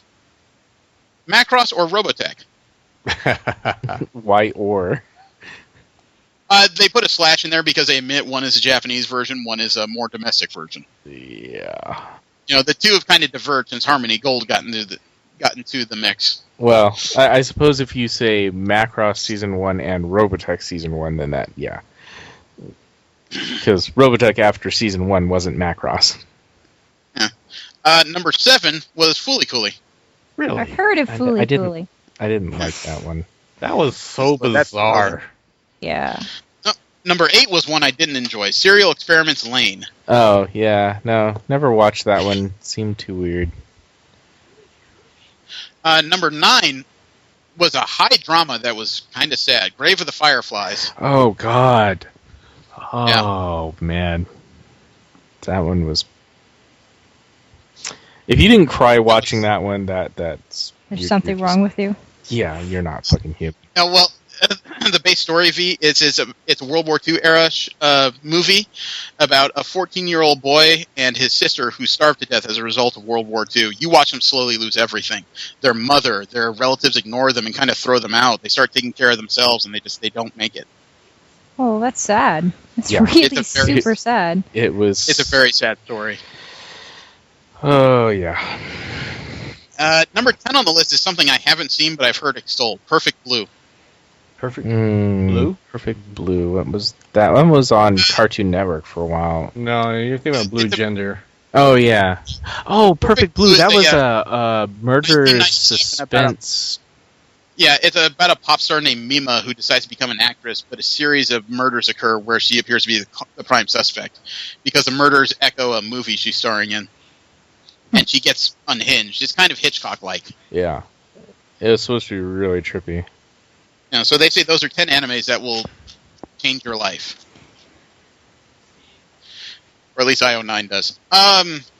Now, when it comes to anime, a big thing in the anime world right now is Kantai, where they anthropomorphize like World War II Japanese ships. Oh, yeah. Kantai Collection, yeah. Yeah, well, it's getting its own anime. No, that doesn't surprise me. I mean, it has a trailer. It's 2 minutes, 24 seconds. I don't think I will bother to give it to you guys. No. That's one of those things where I don't get it, because the character designs are interesting, but then I have the idea of, can I relate to a battleship? Probably not. Well, some of the scenes that I see in GIF versions, because these are anthropomorphized ships, you see these girls skating across the top of the ocean, and when I say skating, they're not moving their legs, they're just kind of standing there and cruising across it. Mm-hmm. And then one of them is like loading up an arrow on a Yomi bow, and it's just, ooh, you are really pushing. Yeah, it's suspension of disbelief there. It's one of those that I know it's popular, but at the same time, I just don't get it. Neither do I. There's one scene here that's kind of an interesting still store, and I'll send it to you. I don't know what battleship she's supposed to be, but she obviously has like rocket launchers attached to her thighs in some of the pictures. This particular picture release, I almost think is a joke because it looks like she has missiles shooting straight out of her cooch. Yeah. Yeah, that's definitely... Actually, those flying are from her torpedoes. thighs. Those are torpedoes. Yeah. Same So it's difference. probably a destroyer. I have no idea. I don't follow it at all. It's one of those things I don't get. Japan Expo has released news of their schedule, as well as the fact that a band called A For Real is doing a few appearances at their convention. This one occurs from August 22nd to August 24th, so it's pretty close, down at the San Mateo Event Center. They have some interesting guests, including Shinji Arakami, Daigo Ikeno, Akihiro Kanayama. So they do have some interesting stuff showing up, including Izumi Matsumoto. These are a bunch of guys who helped make anime what it is, like way back in the 70s and 80s. Although Japan Expo doesn't have the best of reputations right now because their first year did not go very well. If you remember, this is a convention that tried to use the European model. Do you know what that is? No. The European model is when you buy a ticket, you get entry. One entry. If you want to go back in the building, you have to buy another ticket. Oh, right. That doesn't... which is just not the... Yeah, that's not the way the American fan works. A lot of like cosplaying fans, they'll change costumes, if not 2 or 3 times a convention, 2 or 3 times a day. So that model does not work in this country, and they tried very hard to enforce it until a lot of people just said, well, then I'm not going. Okay. We'll change it. So that was rough on them. It was also announced. They also announced the production cast of the second season of Durarara. There was only 2 changes to the entire production cast. That's actually rather unheard of. It's wonderful retention, but the original creator, the character designer, director, series composition, all back. Dude, series composition is Noboru Takagi. The only people that were added were Tomoyasu Fujise, who is the art setting director, and Shuka, who's the animation production company. Everything else is the same. That gives me high hopes. I actually thoroughly enjoyed the first season. Last bit of Anime Japan news I have is that police did a raid on Square Enix of Japan. For what? Based on the demands of SNK, believe it or not, you have 2 video game companies that are executing a legal fight. SNK is saying that Square Enix is producing major criminality and a completely insincere product, and they're not talking about video games. What they're talking about is that Square Enix is putting out a published manga called High School Girl, which has been suspended over the what they claim is the unauthorized inclusion of SNK characters. Police went into Square Enix offices looking for evidence. So you have a copyright issue that instead of fighting out in legal arenas, they basically started with, holy shit, get the cops! So, wait, what's the name of it? It's called High Score Girl. You can probably find copies of it online right now. I've been reading it. It's...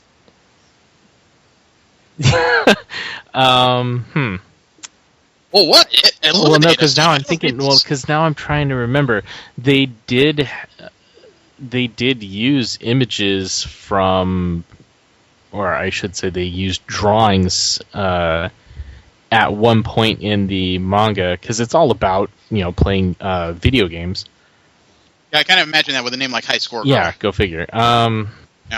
But yeah, I mean, they at least made allusion to because they're kind of giving a history of the games as they're going through, and during one of the generations, the Fatal Fury was a really popular thing. But I don't remember if they actually drew anything or if they just used the sound effects. Oh, who knows? People get enraged at the strangest things. Yeah. I mean, we talked about a guy who's suing Sony over 1080p, for fuck's sake. Yeah, well, I mean, I didn't realize that it was that the manga was produced by Square Enix. I didn't pay that much attention, so I don't know. They did use a lot of Street Fighter. All right. Well, we have our nerd interest corner, which is where we talk about things that aren't necessarily comic book or anime related, but they do tickle the nerds in all of us in different ways, non-sexually. Love that Google. disclaimer. Did you know that Google actually led to arrests regarding child porn? Say what? Google led to an arrest in child porn. Huh. They were. This is kind of a double-edged sword here, and you'll understand when I say it. There's a Houston man who was arrested for having explicit images of children in his email. He was a registered sex offender. He had already sexually assaulted a child in '94. This was already a problem, right? Mm-hmm. But here's the issue: is that the reason why Google turned him in is because they saw it in his email. Did he have a Gmail account? I don't know if he had a Gmail account. It didn't say which particular account it was. I guess the question is, how closely is Google monitoring people's emails? Probably pretty closely if that's happening. Yeah. Well, either that or they're doing random reviews and they just happen to catch the guy. That is a good question, though. I mean, but at the same that's what time... I mean by double-edged sword is how much are they actually looking in our personal business? I mean, it led to something positive here. Don't mistake that. The guy's off the streets, great. But how many more accounts are they looking in? Yeah, even if it does lead to child porn, I mean, it can also lead to other... Looking at my shit that's not illegal. Yeah, or plagiarism or something like that. Like, yeah, I mean, if you send personal emails between you and your wife that, maybe you're sexting your wife or something via email and they can see that. Yeah. So I wouldn't care about that as much, but, like, seriously, you email yourself, like, all sorts of things. Documents, like videos. Yeah, there's a lot of personal shit that can end up in the ether because they're doing these weird reviews. Yeah. Well, like you said, it could be on the up and up. It could be a security issue. But the fact that there's some third party reviewing my shit at random, I don't like that. I mean, at the very I least, know if you're gonna people at my workplace that use their work email as their personal email.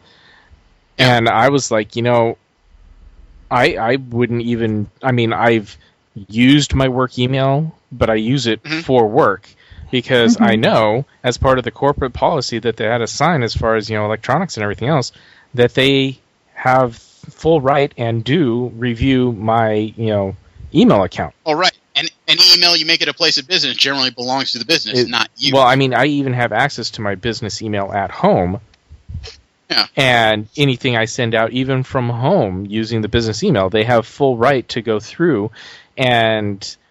yeah, depending on, the types of things that you would be sending in the email, if you use it as personal email and you do sexting or whatever, but through email for whatever reason, most people I think don't do it that way anymore, but,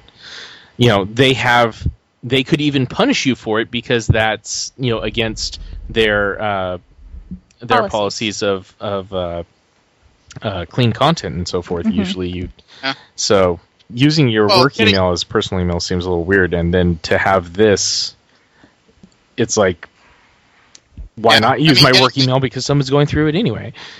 It's just a central issue that bothers me about Google's review. Yeah. Yeah. Let me see. Remember we talked about the world's largest tunneling machine ran into a mystery object under Seattle? Yeah, it turned out to be a big rock or something like that. Yeah. Right. Well, now the rescue is gotten underway. Rescue? Well, they have to get this thing out. Oh, well, why do they call it rescue? Well, because it was designed to dig a tunnel, a straight tunnel from one point to another. Now that it's run into an obstruction... oh, okay. This thing is not made to go in reverse. No, it's not. It's made to dig a point A to point B tunnel. So now they have to figure out how to get it out. It's a massive undertaking, according to the New York Times. Crews will have to dig a vertical shaft down adjacent to where Bertha is resting, then swing an enormous crane down to remove a 2,000-ton nose. Nose?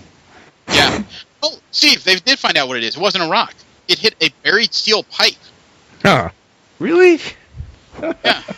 The nose will then be brought out and then laid on the ground for a Japanese company that built this machine to repair. Meanwhile, they're going to cut out the pipe. Yeah, and then they'll add about 200 tons of reinforced steel. So, yeah, they'll probably cut the pipe while they're busy with this. I didn't know it was that complicated to get it out. Oh. It's big, heavy machinery I know under from the earth. history, when they actually had dug the tunnel under the English Channel, they actually dug it from both France and in the English side of it. And since these things don't go backward, they buried one of the tunnelers, and it's down there still. Okay. Well, this is kind of important to those of us that go to conventions or plan to. Hotel chains are starting to experiment with a new technology. Hilton Worldwide, especially, is rolling out a smartphone-based guest tool allowing self-service check-in, access to a virtual floor plan to select a room, and door access once checked in. I heard Thor access. Yeah, I heard Thor too, but I think you meant floor. Well, that's extremely special, No, but since I Thor still have a access. stupid phone and not a smartphone, it really does meet Jack Diddley's. Yeah, I got one that's a brick, so... Actually, I worry a bit about this because as many people as I know that do carry smartphones these days, think about how many people are complaining about how they're out and about at conventions and their phones run out of juice. Yeah. Mm-hmm. Well, Because I mean, if they your phone can't is make out of it juice, that mandatory means you can't get it because you would be making owning a smartphone mandatory at that point. So it's a convenience. They've got to have, they've got to have the ability to, still go about it the normal way. Probably, but it's one of those things where I also worry about it because that means if somebody manages to clone a phone while you're at a convention, they have access to your room. Well, eventually smartphones will be, if not mandatory, then expected. It'd be basically the equivalent of not having a car and instead having a horse. Right. I mean, it will reach that point, but nowhere in the next 5 to 10 years. If they do, then I'm going to be pissed. Well, they just said Well, I was about to say they're rolling out this tech to start working next year. Right, so. but what I'm saying is making it mandatory. Oh, yeah. Well, how about this? There's a robotic suit that's being used in South Korea for shipbuilding. Nice. Ship Pictures. Shipbuilding, yeah, boat. Pictures. I need pictures. Oh, God, dude, it's not Iron Man. I don't care.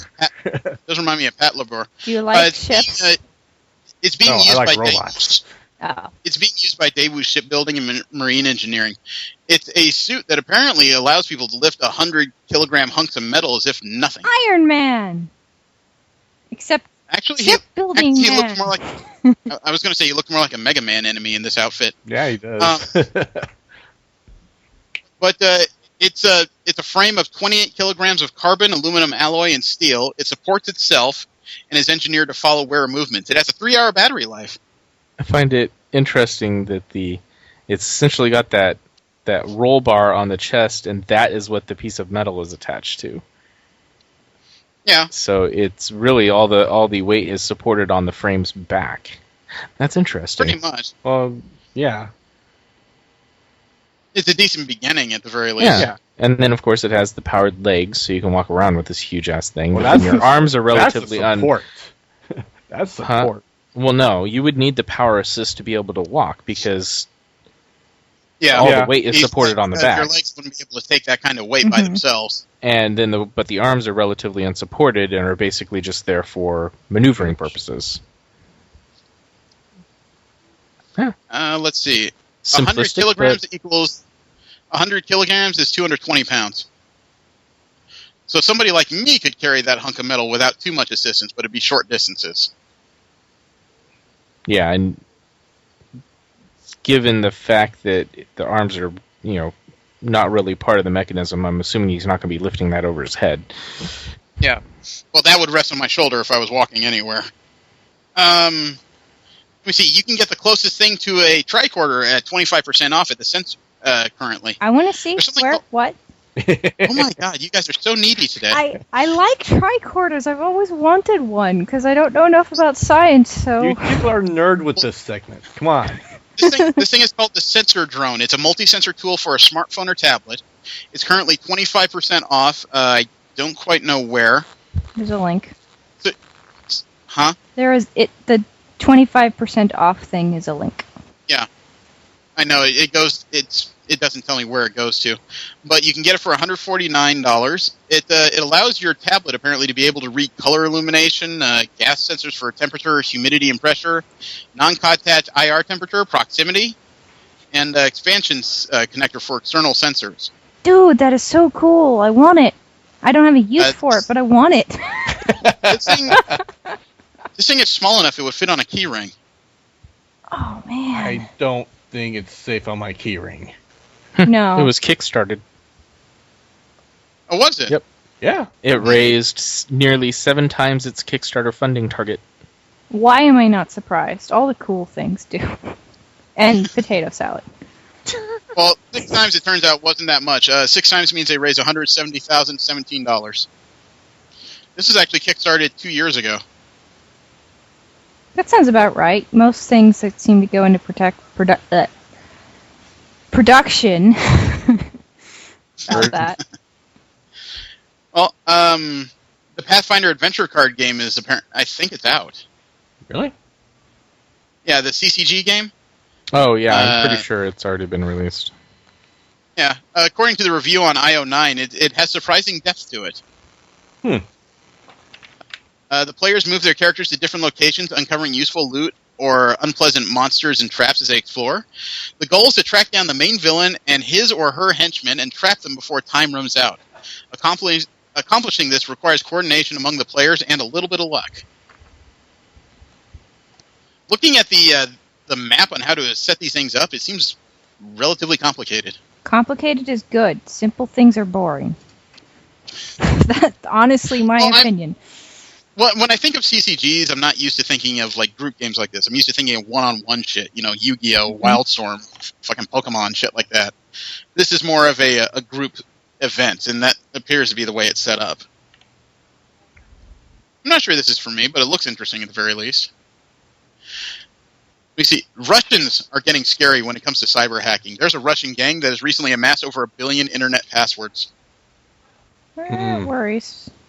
500 million email addresses. The records were discovered by Hold Security. They're a firm in Milwaukee. And this material was gathered from 420,000 websites, ranging from household names to small internet sites. So this is a large-scale breach. I guess I'm more surprised that there isn't more news like this, because as often as I shop around, I'm under the knowledge that it's the internet and it's not as secure as people like to think it is. Certainly, but I've only been hacked. One time, someone got my credit card and info and bought a website. It's happened to me twice, but both of them were lesser problems. One person got my email passwords, and I immediately changed them and stopped that. Another person actually got into my Xbox Live account via the weak sauce security at EA and Origin Games. Mm-hmm. So they suddenly bought FIFA and $50 worth of Xbox Gold memberships that I got back within 2 hours. Yeah. Nice. My Blizzard account got hacked after I stopped playing WoW and Diablo and all the rest of that. Hadn't played in years, and a year and something, and went back in and actually made money off of it because the guy didn't delete any of my characters on Diablo, and actually power leveled up his one character that he had made, left all the gold and everything else in the account because apparently my account got banned for whatever he was doing. And so then I tried to log in, my passwords changed and everything else, and I said, send Blizzard an email. I had to actually send them a copy of my photo ID, but eventually, got the account back into my hands, and all this shit was still there. So I was just like, that's actually hilarious. He did so much work for me. I got my account hacked, my WoW account hacked once, only because I went to a stupid third-party site that says, you got blah, blah, whatever. Yeah. Thankfully, I was sitting behind, I think, Jared or Jameis when my account was being hacked and watching them delete all my shit. Yeah. Thankfully, we managed to stop them from really screwing over our bank guild. I called right away and called Blizzard and whatnot support, and they froze the account in the middle of the procedure. It's probably one of the first times they've ever seen someone call while it was being. Well, I mean, it just so happened that the person logged in on Jesse's account, and we're like, actually, no, I was at work when it happened. I was at work when it happened. Right, but we were like, Jesse's at work. He can't play WoW from his work. His internet connection's not that good there. So we sent him a message, and the person tried to respond but didn't respond like Jesse would. And we're just like, who the hell are you? And that's when he started panicking. He started going through our guild stuff and everything. We kicked him out of the guild and all so forth. Yeah, it was interesting. That's fascinating. Well, we actually have reached a new level of technology. We're heading down a path that will allow us to supercharge the brain. Okay.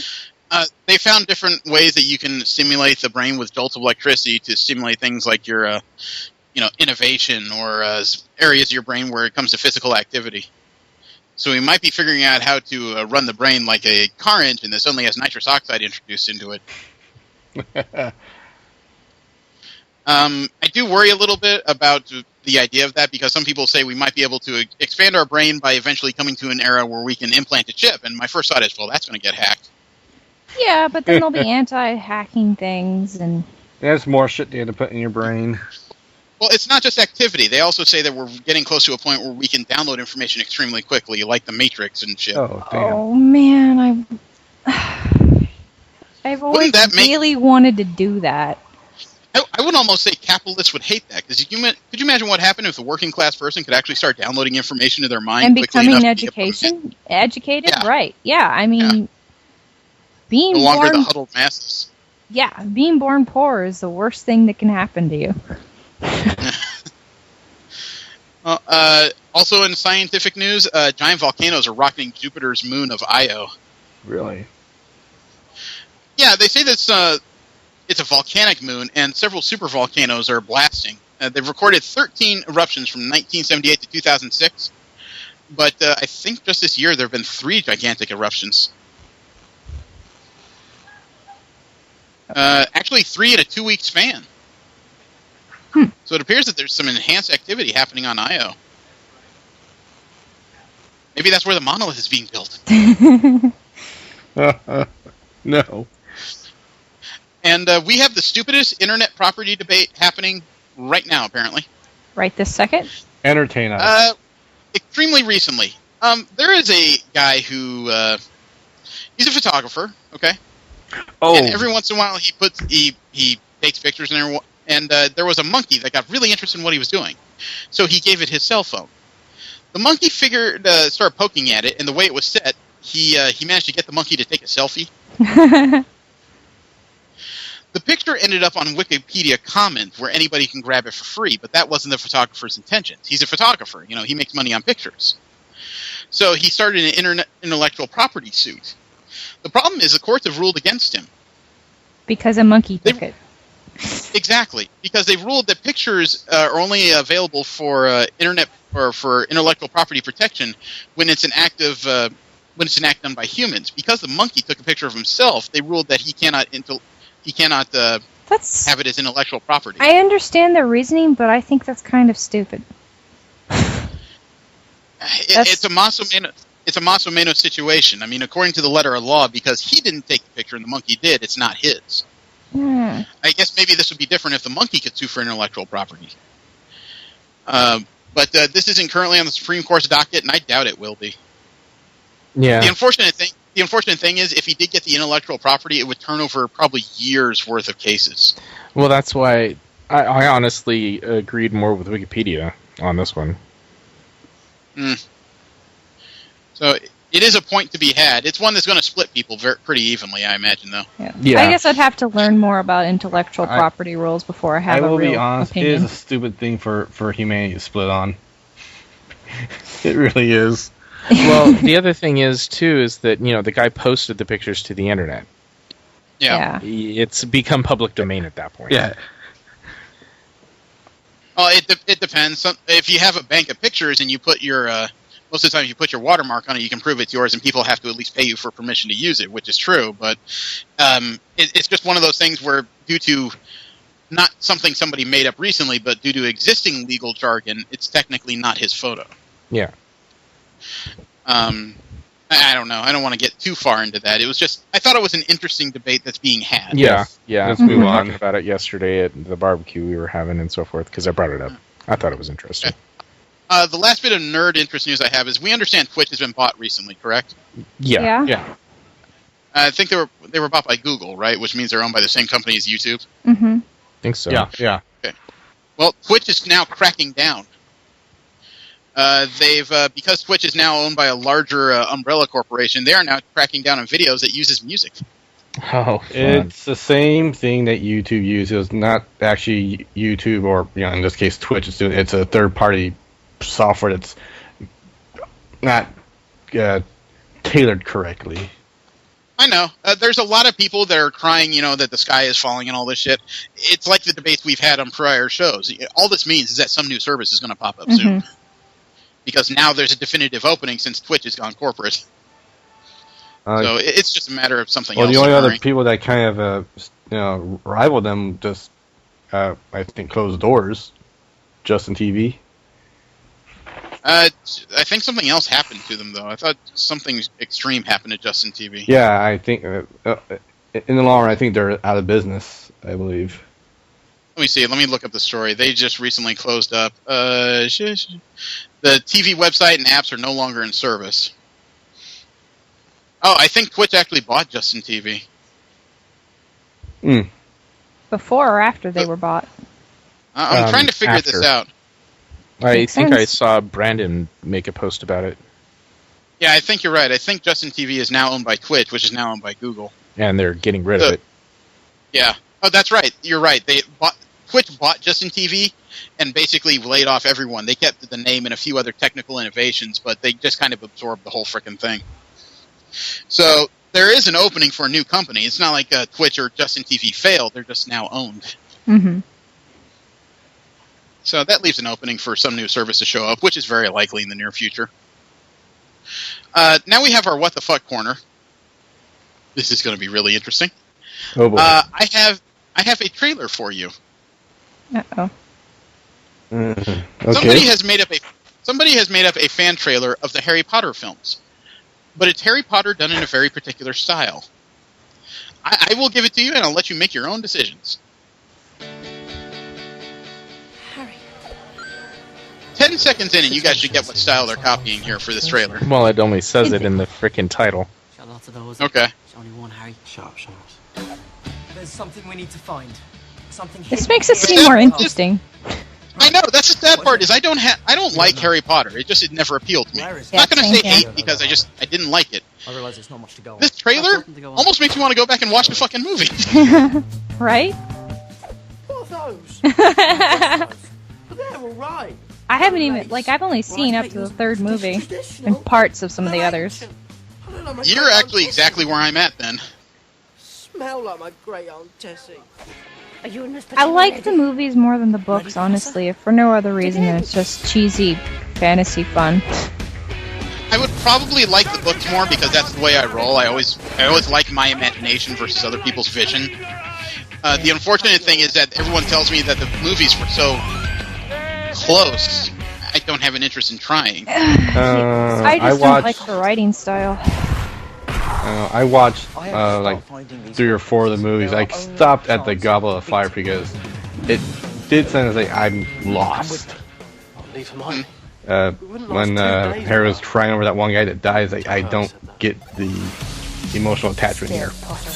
Dude, I don't know. I checked out during the Goblet of Fire when I found out one of the guys in it was going to be Edward Cullen. Let me get the strip.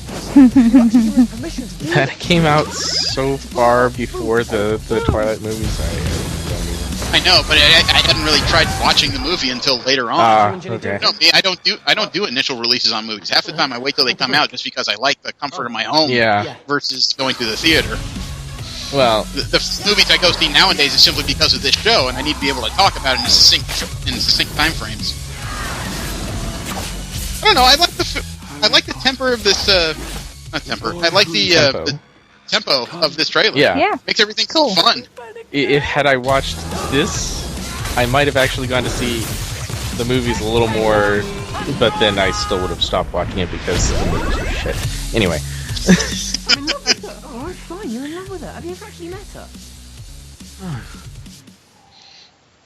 Can you introduce me? I mean, it's not quite as good as Scott Pilgrim, obviously, but it at least has the right feel to it.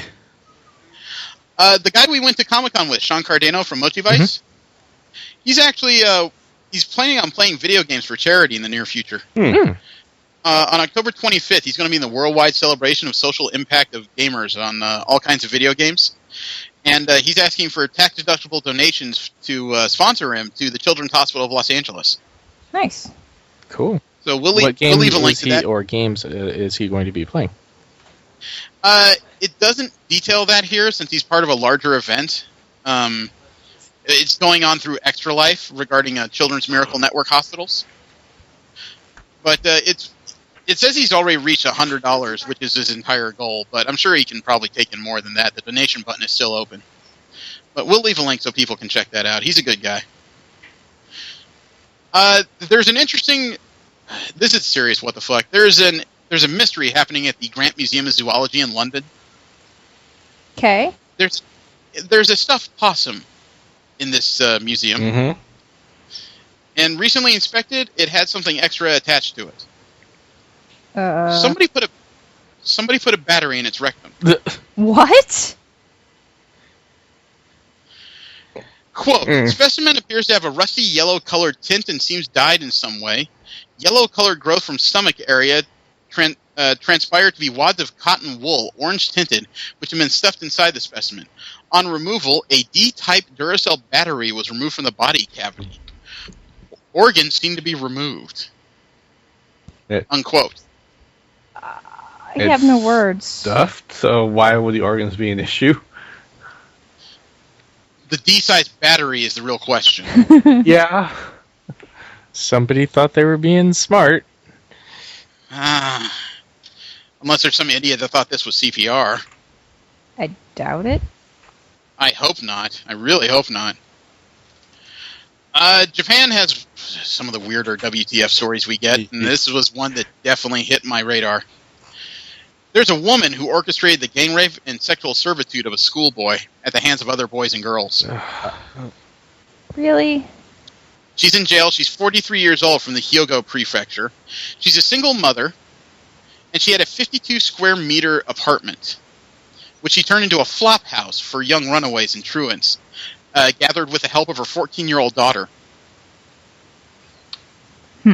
Now, it culminated to the point where she had 6 boys and girls between the ages of 14 and 18 living communally in this place.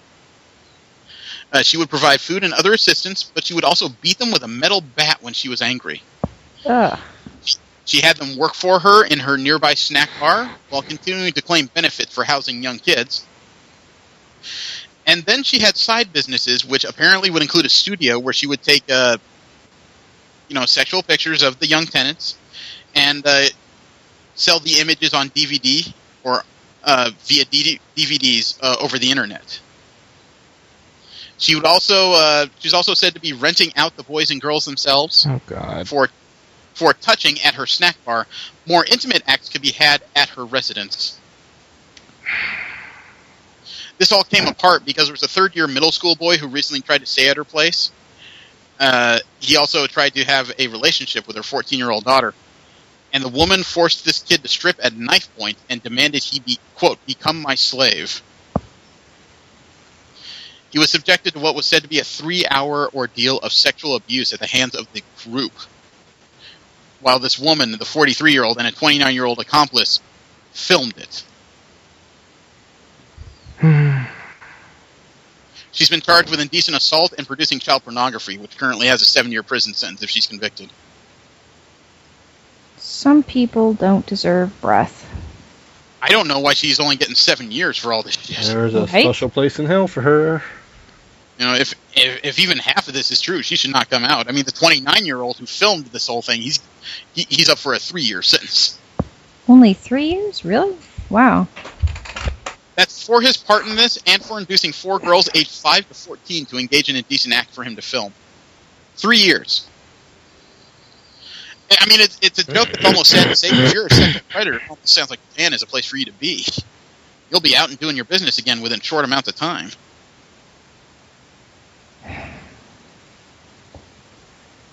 Let's move on. Yes. Okay. How about a lion club that scared the shit out of a dog? Okay. How?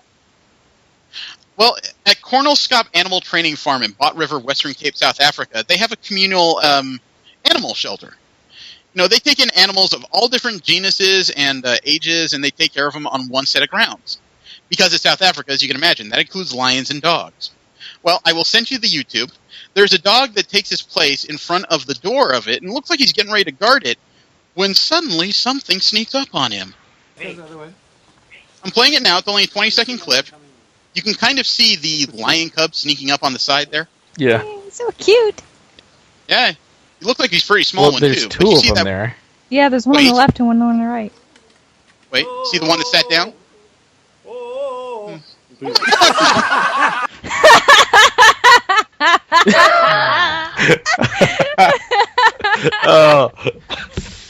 Oh my god. That was funny. That poor dog lost his shit. It was only a tiny lion. I know. Dude, it's only a tiny lion. It's about as big as the dog. That is the problem. He's probably just sitting there thinking, man, I got to keep an eye on this stuff. I mean, all these things out here are about as big as me, and what the hell? Holy shit! Oh my god. That's awesome. Kotaku also has something that they call the highlight reel. It's where they take the unbelievable events in video gaming over the past week that people send in, and you can sit down and watch it at your leisure. There is one in particular that made it into the WTF corner because it's on a story we've already covered.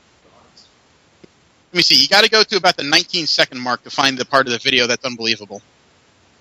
First part of it has to do with Destiny, and I don't have context for that.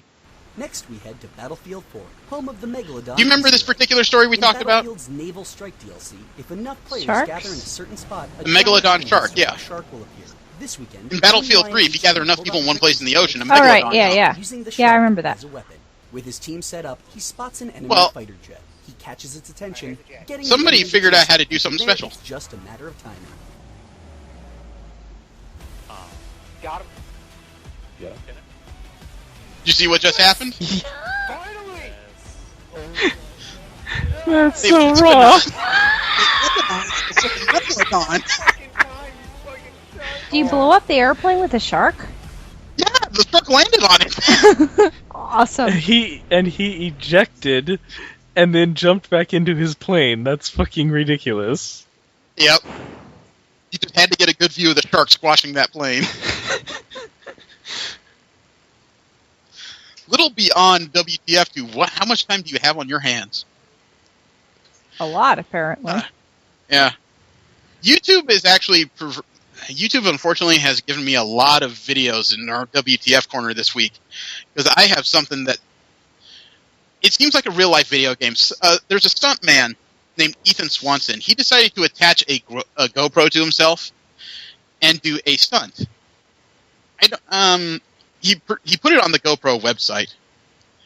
And this is one of those things that you see in a lot of first-person video games. To see somebody do it live, frankly, it spooked the shit out of me. And that's just somebody that has a fear of falling. I'm sure you guys can see it. He's taping on some kind of body armor to himself right now. He appears to be a pretty fit individual. His ensemble is very much Bruce Banner, getting ready to turn to the Hulk. The roof jumping thing freaks me out to a small degree. You know what I mean? This looks cool to me. Well, believe it or not, this is not the stunt. This is setup. Oh, really? Yeah, you can see him walking up banisters. He heads up a ladder. He's on the roof of a building, right? Yeah. See those two pipes? Now, do you get an idea what he's getting ready to attempt here? Yes. I'm not. He's going to jump down to the other roof and then jump up. Yeah, this is crazy. I think so. But here he sits. Let's go. The ramp up is killing me. And about the 110 mark, he starts his motion. Oh, shit! That makes my stomach clench. I thought I was going to see some bones. Slid and... Oh! Stuck the landing. I swear I was going to start seeing some bones here. Shit. You can hear him breathing. He's a little freak. Now look at his pants. Yeah. Yeah, they're ripped. Yeah. So, props to an incredible stunt. You're a freaking idiot. Yeah.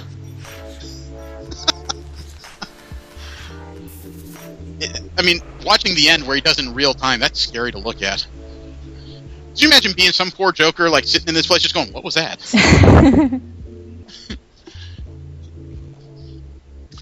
I have another video for you, believe it or not. Our WTF corner is just chock full of bad videos. You guys know that Mario Kart is getting DLC? Oh, is that the BMW stuff? Nope.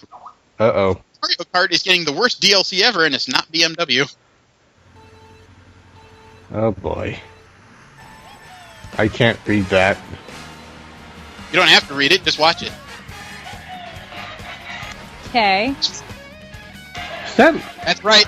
In Mario Kart, you'll be able to drive Mercedes. As far as I know, it doesn't add anything to the game whatsoever. The cars are no faster, more agile than anything else, but you get the chance to drive cars that would probably make James Bond wonder, why the fuck am I playing this game? I can't think of a more worthless pack to buy than this.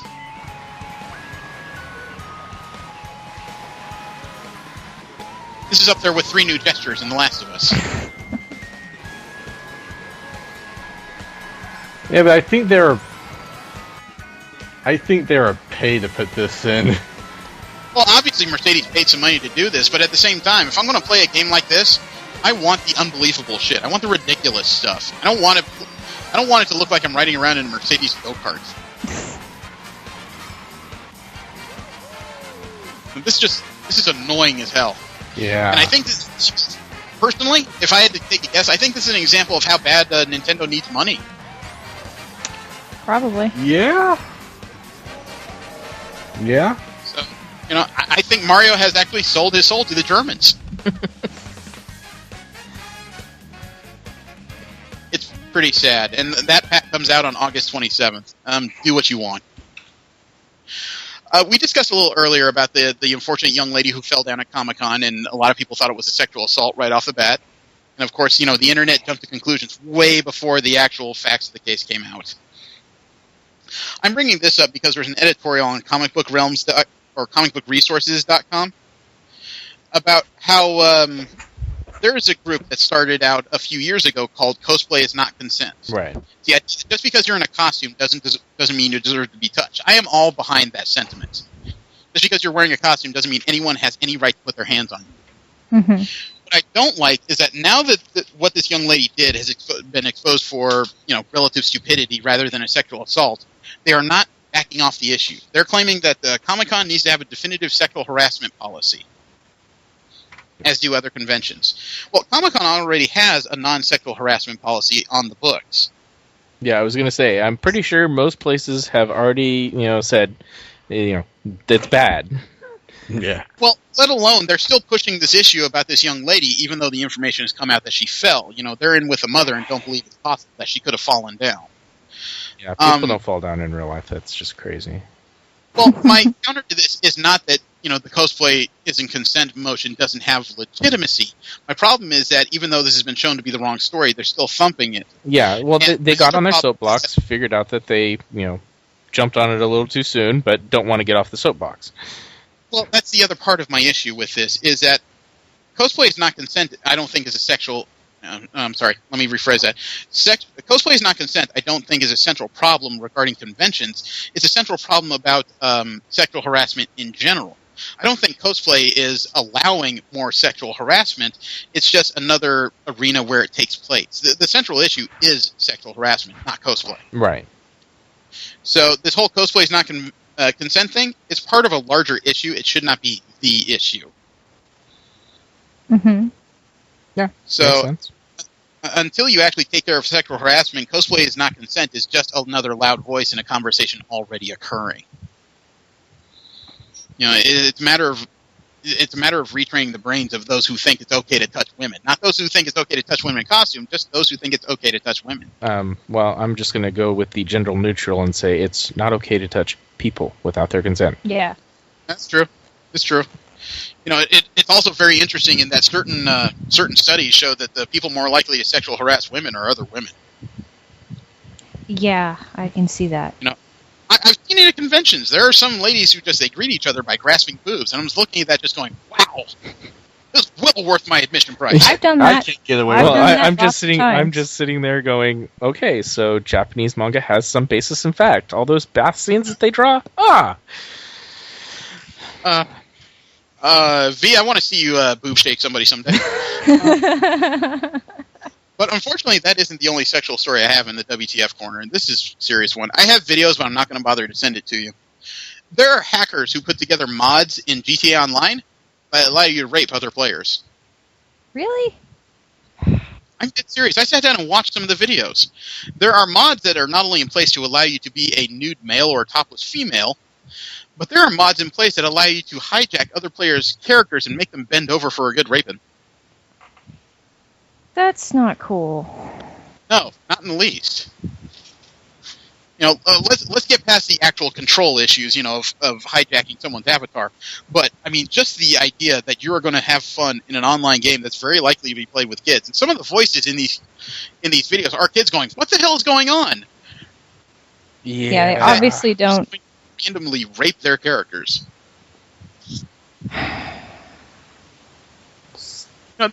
This is really kind of twisted, and I almost think that you should be maybe you should be arrested for showing sexually inappropriate material to kids. There's a case behind that. Yeah. I didn't create the mod or anything, but if you're doing it to a kid, maybe you should be, regardless if you're doing it to a kid or not, kids can play this. Maybe it's time you should be arrested for this shit. I do not disagree. Some form of punishment is definitely required. Contributing to the delinquency of a minor, indecent exposure. I don't know. God, people. But we all know that the certain Asian populaces also do bizarre things, and there is a bizarre trend running around right now that I really don't understand. especially given its place in the world. There's Asian Nazi chic occurring. What? There's an actual fashion trend that appears to be getting a little more pervasive in Asia. Remember we talked about the Nazi cafe, right? Yeah. There's an actual Hitler chic movement going on. Oh, so people will put on the mustache or something? What? No, dressing up in Nazi uniforms for fun. All right, that's whatever whatever floats their boat. Shit. Well, it's Nazi cosplaying right now is occurring in Japan, Hong Kong, Thailand, parts of China, and South Korea. Now, some people have noticed that this may be a problem of utter ignorance because Germany's role in World War II is not really taught very well in schools in that region. Wonder why. Probably because, it was very well shown that Nazi Germany nearly screwed them over. Well, and the fact that they were allies during that war. Yeah. But, I mean, there's actually pictures of stores where you see, like, retail fashion and everything to be bought, and there's, banners with swastikas and iron crosses hanging from the ceiling. Well, the swastika itself has been somewhat demonized. But, yeah, the swastika is not originally Nazi. I know, but when I say swastika, it's a swastika underneath an iron albatross and a swastika over an iron cross. Yeah. It's also not the box form swastika in Chinese letters. It is the 45-degree turn. The one where it's shaped like a diamond instead of a box. Right. So this is a serious... And this is in a Chinese retailer called Izue. So, there's one here that looks like a wedding photo. There's a guy in a Nazi uniform standing next to a bride. There's even a Nazi Ronald McDonald. I shit you not. That's just funny. I sent you the link. Take a look. Oh, wow. I know. This is outside a restaurant in Thailand. And it's asking for donations for the Thailand flood. Yes. And it says, me. Well, I think that's on a lot of things. But yeah. Okay. This is one of the things where I sat down and I was flipping through the story and I'm reading it just going, and I don't even mean this to be extolling the story. I mean it to really say, I sat there and said, what the fuck?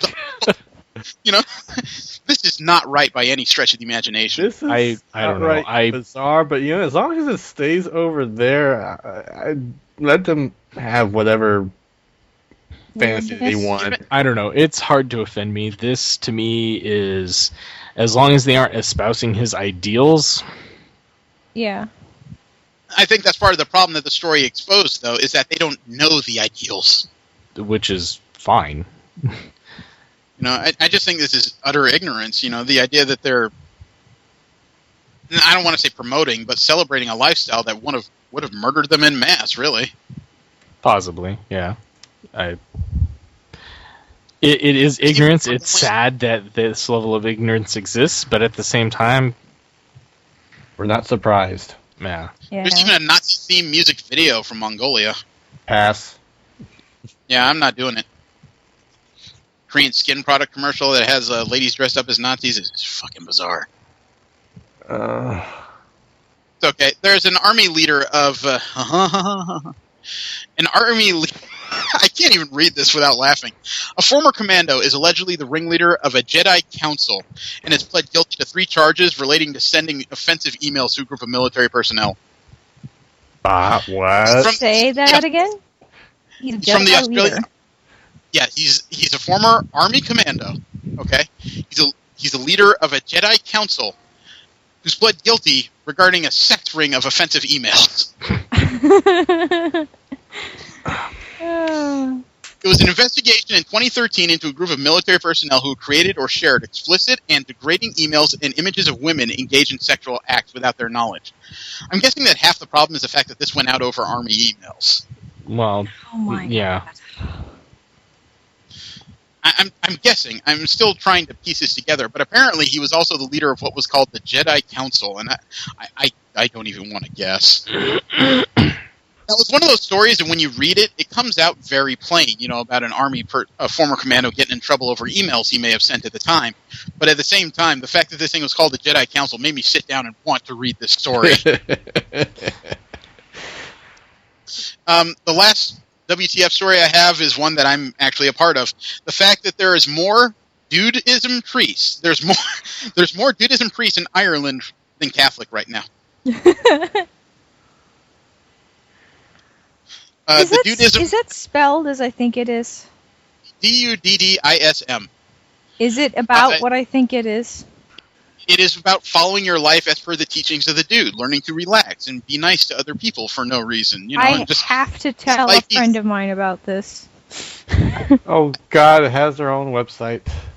I know. I'm an ordained minister of Dudism. I am not shitting you. I was ordained as of yesterday. I think that's awesome. Now, don't worry. I'm not going to sit here and extol my religion to you. I'm not going to try and convert anybody. I thought it was interesting. I'm feeling repressed.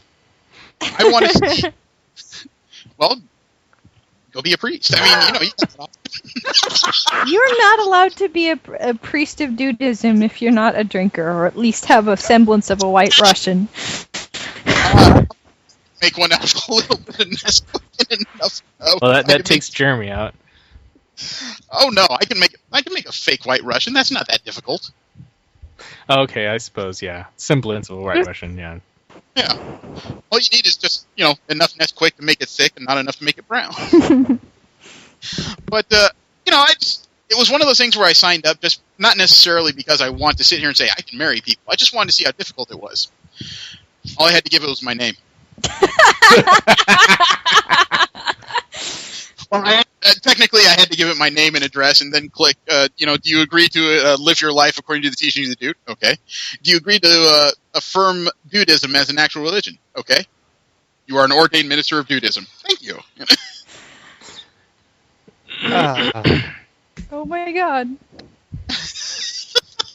For $10, just send me an actual printed and stamped certificate, or I can print out one of my own for free. I don't. Did you print it out for free, I assume? Oh no, I'm on my next paycheck. I'm going to pay the $10. I want a certificate. I want a full certificate. I want to put this up somewhere. I want to put it up at work and have people actually ask me questions about this. I know. This week we took a different path. We decided to allow ourselves that 1 week a month where we're going to talk about something beyond comic books and comic book projects. And we decided to, I guess most of us decided to rewatch Sword Art Online. Oh. At least the first 3 episodes of which. Oh. The first one. Yeah. Yes. I watched the second season. Well, we had to watch the first season because, this was V's chance to see it and see if she liked it. Right. We've referred it to her a couple of times as a good series to watch, even for non-anime fans. V, I will let you speak. Oh boy. I like the concept. Mm-hmm. I didn't dislike it or anything. I liked. There were a number of things that were particularly interesting. I thought the backdrops were particularly gorgeous, although we didn't see them very often. The first 3 episodes. I mean, like frick, what's the name of it? The Citadel thing that they're in and stuff. Oh, Aincrad? Yes, thank you. I thought the first 3 episodes, granted, it was after really the first 3 episodes where they started getting into the larger world that this place is. Mm-hmm. Characters have been around long enough that they actually started traveling between floors socially rather than just with purpose. For those that don't know, Sword Art... Steve, I've talked enough. Why don't you explain this? Okay. Sword Art Online is it originally started off as a Japanese web novel. It got picked up by a Japanese publishing company and is now being released in light novel format, manga format, and anime format. So we watched the anime. Tell them the story of the series, not just the story.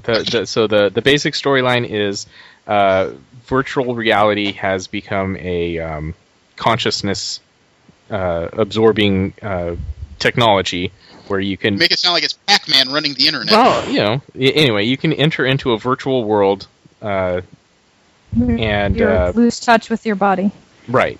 Yeah, full sensory VR, and the very first MMO for this technology comes out, and it's called Sword Art Online. The main character is Kirito. Yeah, well, his gamer name is Kirito. Kazuhaya Kazuto is his actual name. Was one of the lucky people to get into the beta of it, so he has some prior experience with the game. But the game goes live, and he logs in on the first day, and along with the other 10,000 people that managed to pick up the game before it sold out, gets trapped in the game world by the creator of the game, who basically sets it up as sort of a death match. At least by in context of the first 3 episodes, by somebody who at least claims to be the creator of the game. Yeah. And the way they're trapped is real simple. He just removes the logout button. Yep. Yeah, remove the logout button and create a situation where the helmets they're wearing could microwave their brain if it's simply unplugged. So he's given them a progression. They have to get through all 100 floors of the game and beat the final boss for everyone to be able to log out. At least one person has to be able to do that. It's not like, it has to be replayed infinitely by a number of people. Right. Oh, okay, that makes more sense. However, it's not just unplugging the headset. It's also, if you die while in the game, it is a death sentence for your real life body. The microwave goes off. So, you have now trapped 10,000 people of varying ages. Apparently, there was an age minimum required for the game. However, it was stated that a couple of people got in because they lied about their age and so forth. Yeah, I found the setup to it all interesting. The fact that the game has no magic, it has restorative items, but not what you call it. Not reincarnation items. Right. And it just about every type of bladed weapon imaginable is in it, but there's really no archers. The only thrown weapons are daggers. Unless, of course, somebody has a happy hand and throws their sword for some reason. Yeah. V, what did you think of this series? Because I was curious how you would receive it. I think it is an interesting concept. I think that the stated intention of the so-called creator of the game that he basically just wanted to control their world was a little suspect. It seems more like a social experiment kind of thing, or I don't know. But suspending that for a moment, I liked the fact that they included a lot of very good game, a lot of game terminology, and like pulling up the menus and stuff looked very realistic, like as far as a VR menu should look. I did have a lot of trouble discerning characters' motivations. Like, I had to ask my boyfriend several times, like, why did he do that? I don't understand. Well, it's a Japanese series, and they culturally have very different motivations from America. Yeah. I have difficulty with that. I think one of the things that might help explain it is Japan as a culture is, they have the problems with their social disconnect. And, very much so. And Kirito is one of those. Is one of those that does have that beginnings of social disconnect. Okay, that makes more sense with him because I was wondering why he was so broody, awkward. He just seems like a moodier than just the average teenager is. Personal backstory as well. He lost his parents when he was younger and is being raised by his aunt. So his sister Suzuha is actually his cousin. Okay, that makes sense. There's actually a lot more story that comes in the second half of the series regarding his familial relationships. Is this something you would watch on your own, or? I might watch it for concept. I said, I generally when I watch a show, unless it's like a documentary, I watch it for the characters and character relationships. And since I had trouble relating to the characters, probably not for that reason. But I would recommend reading the light novel, just because the written form is always more interesting and gives better character depth, insight, and depth fair. than If I did that, I would probably have a much easier time with the show. Yes. Yeah. I enjoyed the series because it reminded me a bit of Battle Royale, and no, I don't mean children slaughtering each other. The stories that always resonate very well with me are two types: redemption stories, which this is most definitely not, or the stories of human beings taken to their breaking points, and that's where I think Sword Art Online does come through really well. Yeah. Mm-hmm. As you go further in the series, you find all kinds of characters. You'll find people who became adventurers, people who became army members, people who just decided to live in the beginning city because they couldn't be killed there. There's even people who refuse to believe that this is real and just do whatever they think they would normally do in a video game, including player kills. Oof. They just think they've been scammed. They don't think it's possible people are dying as a result of this. Well, or they convince themselves as such. Yeah. There's even an entire sect of people who show up later in the series called Laughing Coffin. They specialize in player kills and assassinations. Yep. They are a red guild, as they call them, because the cursor over your head, green is you're hunky-dory, yellow is you perform some violent action, or orange, I should say, not yellow. Orange means you've been in a player versus player fight. Red means you've actually killed somebody. And there is a time limit on how long that shows up. So if you are a red player consistently, that means you're constantly killing people. Yeah. And it's not a series that has the best amount of hope in it. I mean, the first month, I think the player base was taken from 8,000 or 10,000 to 8,000. Correct. Yeah. So it had initially a high mortality rate, probably as a lot of people were trying to figure shit out. I mean, there's even instances where people commit suicide. Yeah. Yep. So the series does go some very bizarre places. After the third episode, though, you get a better idea as to what kind of community has kind of grown within the game. And what roles people are taking on amongst themselves. I mean, shoot, there's people that take up just plain weapon building as their role in the game. Yep. Some people are just information dealers, as far as I can tell. Yep. There's one character in particular that excelled at it. that was his lone appearance in the series, as far as I know. Yeah, she doesn't play a big role, unfortunately, in the original SAO. He is going back and the character writing, had cameos in the series.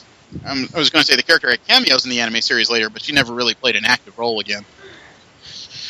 Yeah, she never actually does, unless he's writing a new series concurrently right now called SAO Progressive, where he's actually going back through and writing the novels again with new information and actually writing out the story from level 1 all the way up. Mm-hmm. So it's almost not quite a day by day, but you actually get to see all the floors instead of just skipping, oh, now I'm on 14, oh, now I'm on 22, so forth. Well, Sword Art Online is one of the few anime series I think I could hand to just about anybody and recommend. Well, especially if they're a gamer. Maybe not anybody. Well, it's very modern. It's definitely dealing with technology just a couple steps above where we are right now. It's pretty simple to pick up, and it doesn't require a lot of thought to follow along. And I do think it progresses well, but that's not to say it's perfect. There are a couple points where I noticed during the series, it came just like a step and a half away from becoming another harem anime. Yeah. Well, it has its strong harem. Yeah? Yeah. What is a harem anime, exactly? A harem anime is pretty simply a series that involves usually a male protagonist, a central character, and a whole bunch of female characters that, for reasons that are completely mysterious to most people, why they're attracted to this person. No, I wouldn't say it's completely mysterious, but yes, each female character has their reasons for being attracted to the male. There is also the reverse harem, which is one girl and multiple guys. As I was going to say, in the first 3 episodes at least, seemed like there was a relative amount of gender equality. I can't remember the character's name, but the one he teamed up with to fight the big boss. Asuna. That's right. Yeah. Starting with the 4th episode, the harem starts to build. Yeah. Yeah. They actually really don't focus on the harem aspect in the original SAO. It was actually more of side stories with Lisbeth and Silica's introduction, and they really only get the stories of their introduction.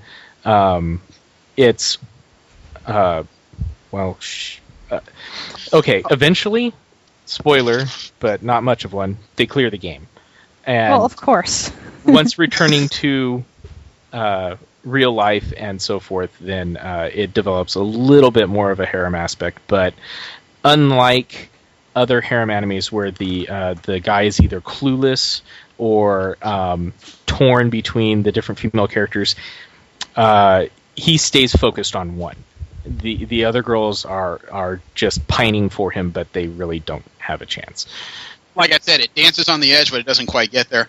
Although the second part of the season did make it kind of uncomfortable in that there was this quasi-love triangle between Asuna, Kirito, and Asuna's, quasi-sister.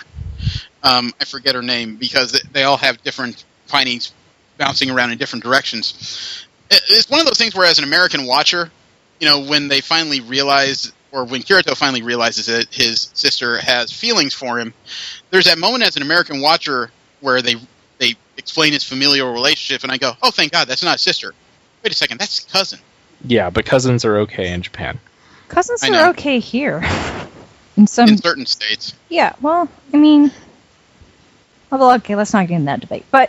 Yes. I think, actually, I think in the U.S. it dances right on that edge, because I don't think first cousins are allowed to marry in the U.S., whereas Second in Japan cousins they are. You're right, but she's his first cousin. Right, I know. She is his I first was cousin. just stating. It's a very direct relation.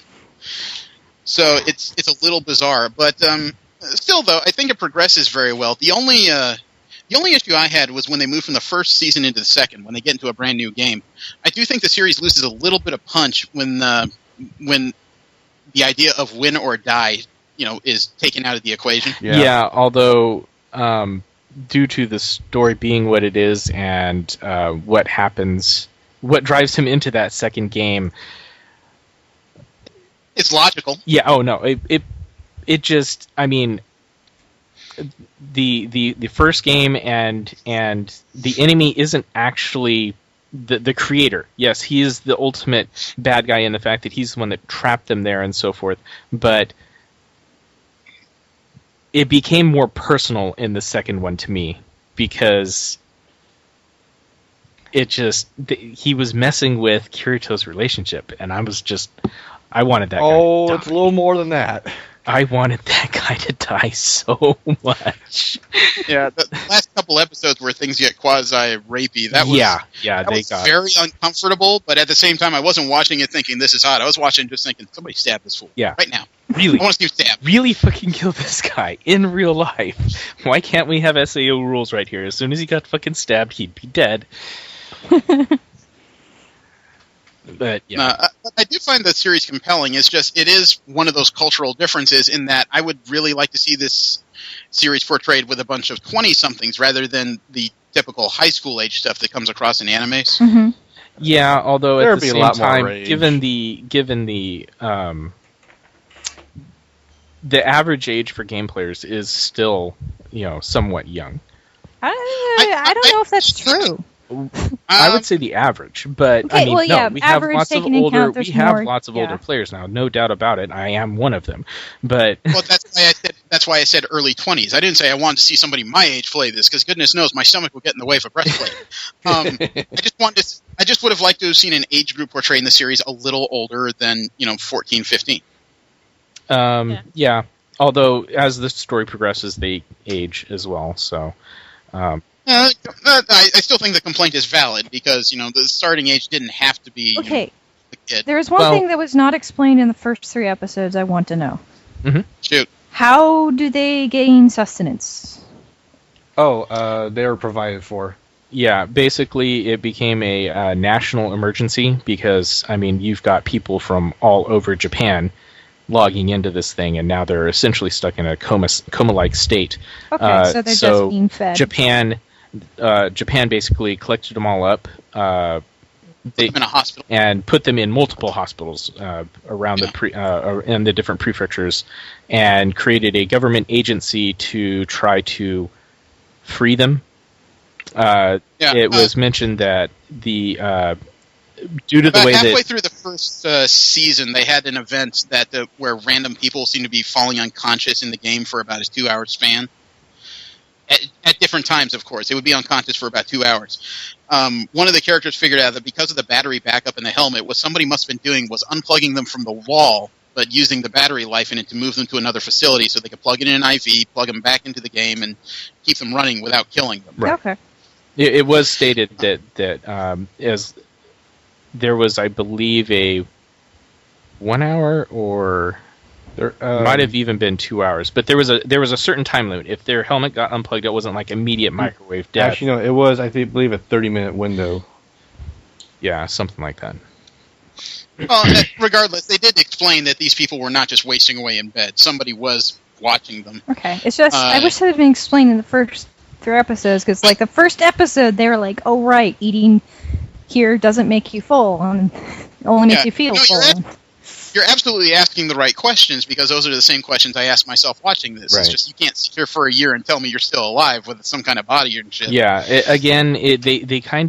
they played the episodes somewhat out of order in more of a logical timeline, whereas in the light novel they kind of skip around a little bit. But they did make mention of it very early on in the light novel, what ended up happening. So that was one thing I did appreciate about the series, is that they didn't leave a lot of reasonable questions unanswered. Yeah, they do eventually answer a lot of the questions.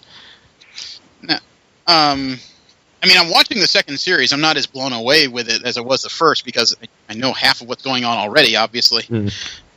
But at the same time, it's gotten entertaining. The first 2 episodes were nothing but character building and kind of reminding you, hey, wait, these people are still alive. So it takes a little while to ramp up. Things are just getting interesting towards the 5th, 6th episode. In the fact that I mean, I don't know how much of a spoiler it is, depending on who's listening, but the protagonist, or the antagonist of Sword Art Online 2 is apparently another survivor of the original game. Right. And was a Laughing Coffin member. Yes.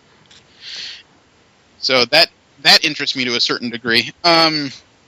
How would you guys respond if you suddenly got stuck in this situation? Because if I had to stand there listening to that beginning speech by that giant robed figure, I know me, I'm a skeptic by nature, but at the same time, I wouldn't be the first one rushing out to the field. I probably would have freaked. I probably would have freaked out.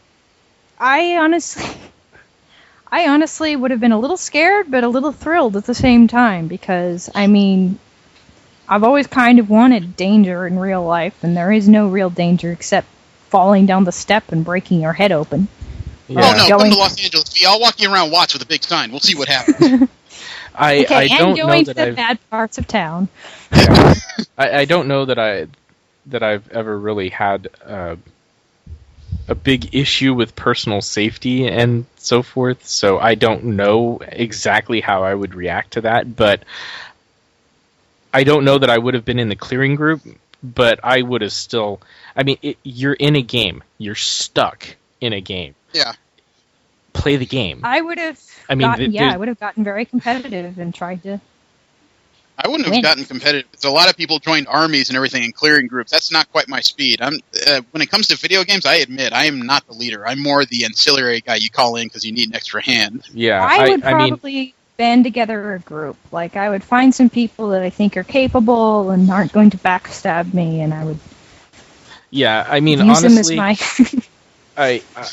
it would depend greatly on whether or not I was logged in by myself or if I had, my friends with me.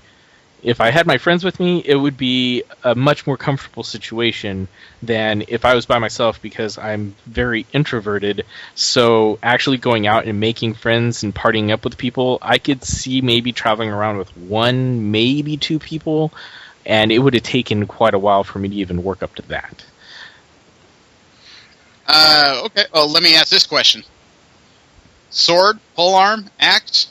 Sword and board. Knife wielder? Sword and board. I probably would have gone with sword and shield, basically. Oh, I was going to ask if you were going to arm yourself with a sword and a sandwich. No, I would go with a single-hand weapon and a shield. Yeah, I probably would have gone with either some form of two-handed sword, claymore, whatever, or a two-handed axe. Possibly an axe. You would have used a katana, you know it. Okay, fine. I like polearms, but I don't know if that would actually be effective for me. Well, being that it's still a game, So Yeah. your stats are actually the In game, that's fair. in-game stats, not your physical stats. Then Yeah, yes. I'd probably go with polearm. Keep people at length. I've thought about that. I would probably want a broad axe, frankly. I wouldn't want to carry that type of weapon that as soon as somebody said it, they just back up a step and said, let me think about this. Well, there's no stealth in the game, right? There is. No, there is. There is. Okay, well, then in that You can case, be I would snuck probably up go on sword. surprise, backstabbed. I would probably Yeah. go with sword then. There's even martial arts. I To a wouldn't degree, do yeah. that. I've never been terribly fond of It's that. one of the secret skills. There's actually a really amusing light novel story about how Kirito learns it. But anyway. Okay, I'm trying to think, because I wouldn't be one of those people able to sit still in the city. I would have to start doing something, but I don't think... Yeah, exactly. But, I've thought about this several times, because I enjoy the concept of the series, but it horrifies me to a certain degree that my hobby would be turned into something that could mutilate me. Mm. I wouldn't this even be is worried just one about of the mutilation. It's literally just, well, I'm either here or I'm gone. Well, if you think about it, the whole thing could be kind of a metaphor of video games are killing you. Yeah, I admit, though, I'd just not be a frontliner. I would be willing to let other people play Lemming and just gather the information afterwards. Well, what I would probably do is I would have somebody being the tank and draw attention while I would sneak around behind and backstab the enemy. Yeah, I've never been in games. I've never really been comfortable as a tank. I'm far more comfortable as DPS or healer. And of course, there is no healer role in SAO, so I would probably be far more comfortable as DPS. Well, I fell into the role of tank only because I like to be able to survive an encounter, not particularly to hold attention on myself. It's pretty much why I went sword and board. I always play strong characters in groups, and it's just kind of the role I fall in. I'm either into strength or sniping, and this game doesn't do sniping, so Yeah. I try to play the weird ones, but weird doesn't work well in this situation. That brings up another question then. How would you guys allocate your stats? Or at least the main three. Well, what are the main three? Dex, strength, con? Yeah. Vitality in this case, but yeah. Yeah, same difference. I'd probably go Dex highest, strength Dex highest, con second, and then strength lowest. But that's the way I usually do it. I'd probably do con, strength, dex. Yeah, that's what my feeling was too. I was probably going to go con highest just for the extra hit points for survivability, strength, and then dex. I'm usually dex, strength, con if I have that kind of choice. Well, I imagine that your stats are some requirements to using certain level weapons. True. Yes, it was mentioned before that that was the case. We would make a pretty well-rounded team. Yeah. It's the way I play. I usually choose the form of overpower when it comes to my characters. Mm-hmm. And I wish I could explain that better, because even when it comes to blasters or area controllers, I usually do it to such a point where you wonder where I got the strength from, and it's usually because I keyed my stats in a slightly different format than normal. I am reminded of my tank going against Hellbent, and he just whooped my ass. I don't know, you're talking to the guy who went one-on-one with Lord Recluse and started screaming things about his mother. I do like tanks, but I don't know. I only like tanks in games where I'm not me. Yeah, because I mean that's the thing is to be a tank in that game requires balls. Bravado. Yeah, it really just requires a level of resolve that I don't think I have. I agree. It requires some mental fortitude. I mean, seriously, to be the one rushing into a group of things coming at you, not to ruin your stats, to rip your head off. Yeah.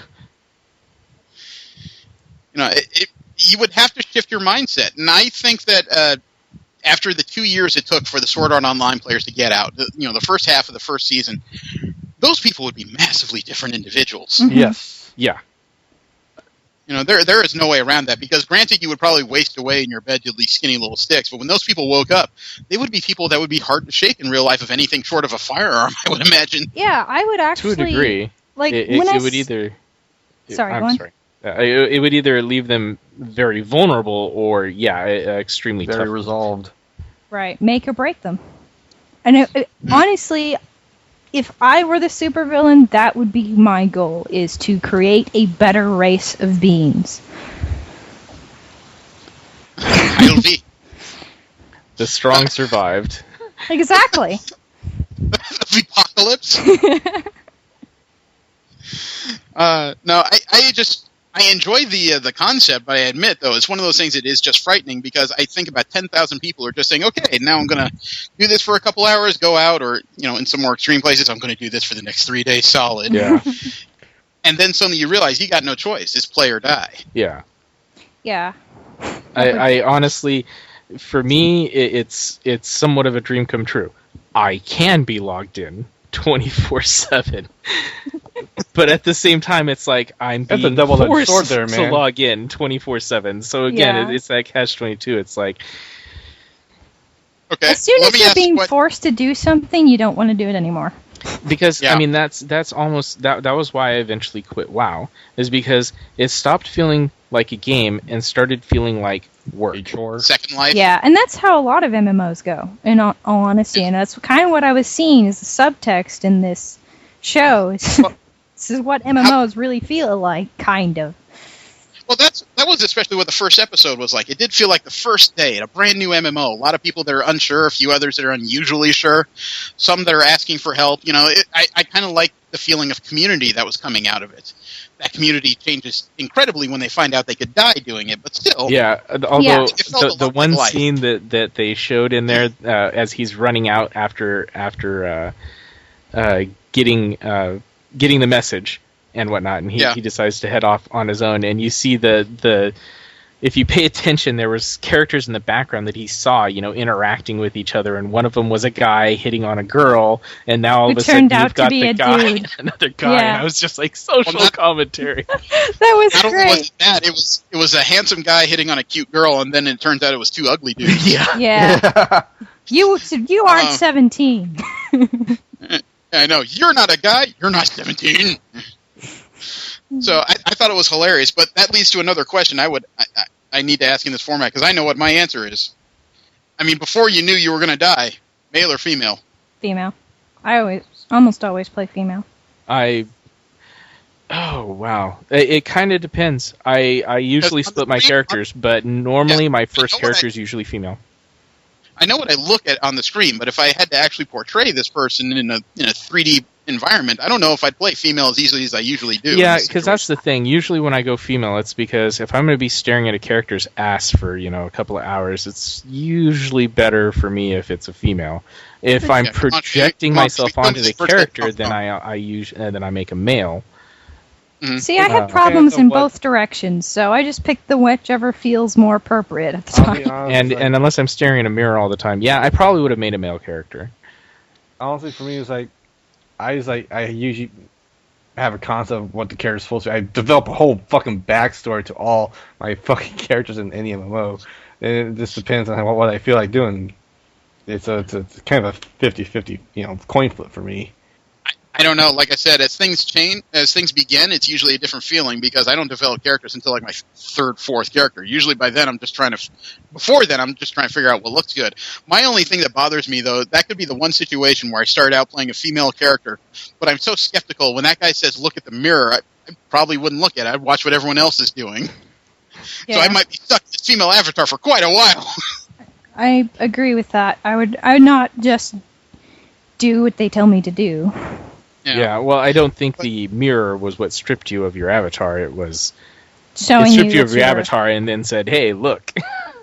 Okay, is it my imagination, or did Kirito not actually change physically that much? Not very much. He changed very lightly. He changes. I think his hair length and his facial features changed a little. Yeah, okay. Basically, the way it's described in the light novel was he basically went back to his original face, which his build and hair color and so forth was not very different. It was just he went from a stylized Bishonen anime face to his own face, which if you're drawing an anime is basically like saying, I went from an anime face to an anime face. It's really, it isn't very accurately portrayed in the anime simply because it's hard. It's the same medium. Yeah. But what would you say, V? I mean, would you actually... you wouldn't actually watch this, or would you give it a shot at least? I would probably watch it, but not necessarily for enjoyment. I would watch it for cultural enlightenment and for these, and to, I guess, see the end of the story. I would say to at least finish out the first 14 episodes, the first part of the story, see if you like it from there. And it's short. It's short enough that that's not really a time investment.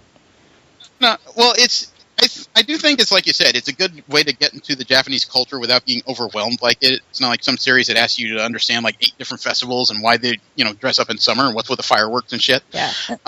It's just like I said. I have trouble understanding the subtext and the motivations of the characters. Yeah, I think it gets a little more clear. The light novel does, of course, because it's written, it gives you more of a look into what they're thinking. But the anime, I think, gets there. Okay. If you have the patience, watch little bits of it here and there. I think you'll actually like it more than you like most series out there. Fair. I do have one question. Sure. When they were fighting the boss, and that, I can't remember his name, but that guy comes up and starts blaming the beta testers. Why did the big black guy who spoke up before when they were at the council not speak up again? Because he realized what Kirito was doing.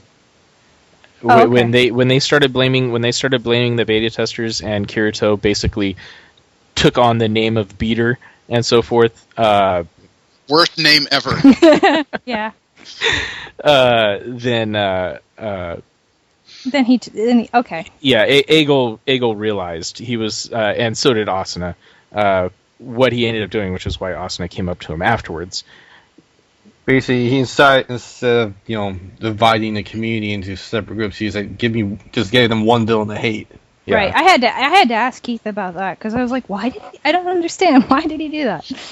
I will say this: the translation of the word "beater" doesn't help anymore in English. Well, I've seen a couple dubbed episodes, and every once in a while I hear "you're a beater." It's like I would never admit to that. I thought that was interesting because those words are similarly spelled in English, and I think they must be similarly spelled in Japanese as well, or else it's a translation. No, they were spoken in English in the Japanese dubbing. That's the thing, is that a lot of game terms in Japan actually get English words because there is no Japanese equivalent. Oh, okay. Yeah, beater in this situation would be spelled B-E-E-T-E-A. There is no, the literal word would be beta. Beta, yep. Gotcha. But it is still a combination of beta and cheater. Fair. Yeah. Beta. Still, though, I would never admit to being a beater to somebody I wasn't not ever. I'd be like, loud and proud, baby. They must not have a whole lot of masturbation jokes. Oh, they have tons of them, but usually it has to do with natto beans and stuff like that. Yeah, well, and then there's the 30-year-old virgins become wizards. Yeah. Really? Yeah. They refer to their older virgins as wizards. Yeah. Because they're virgins, so they become powerful. Stevie, you're getting culture. It makes me laugh. Okay, I think we discussed it long enough. Like I said, I would recommend it to most people who are not already anime fans. I think it comes across very solidly, but it would come with one or two. It would be better. Disclaimers, yeah. It would be better for someone that at plays least MMOs plays MMOs or understood them, or at least has watched someone play one. Oh, fair warning to you, V, if you do continue to watch, there are a couple episodes that's going to make you shed tears. Okay, well, I don't mind that. Ranger wasn't going to the episode 3. Yeah, I kind of teared up at that. I don't. I didn't watch the first season. I watched the so second season. What was that's the what third? We were doing. What was that the was third? the third episode was he the joined. Red-Nosed Reindeer. Oh, that was Red-Nosed Reindeer. Was oh yeah, yeah. That one was. Yeah. That was hard, but I did agree with their pacing. Most episodes like that don't occur to midway through a series. They got this one in early, and I think it was very important to set the pace and the nature of the world. Yeah. Yeah, I agree with that. And as I said, they put it in a more logical timeline order, whereas the Red-Nosed Reindeer was actually one of the first ones in his side story. Oh, I thought it was very necessary and cool. The fact that it was voted top 3 by the people in Japan, you people are fucking sick. Well, the best episodes are usually... him. Yeah, I mean, the best episodes are usually the most painful, in my opinion, of pretty much anything. It was an episode that I thought would have been like top 10 in comic book storylines, but as an anime that's generally more positive than it is negative, it's like, fuck, you picked this. Yeah. Well, I mean, to be honest, I like stories with happy endings. I don't mind the occasional episode like that or the occasional circumstance of that nature, but yeah, I want it to turn out well in the end. Yeah, I know. It's like most of Attack on Titan is the red-nosed reindeer like strung together. Yeah. But I do admit though, the red-nosed reindeer, as far as Sword Art Online goes, put it in comic terms, that was his Batman moment. In a way, I mean, that was the episode where he, the second episode set up what kind of character you have.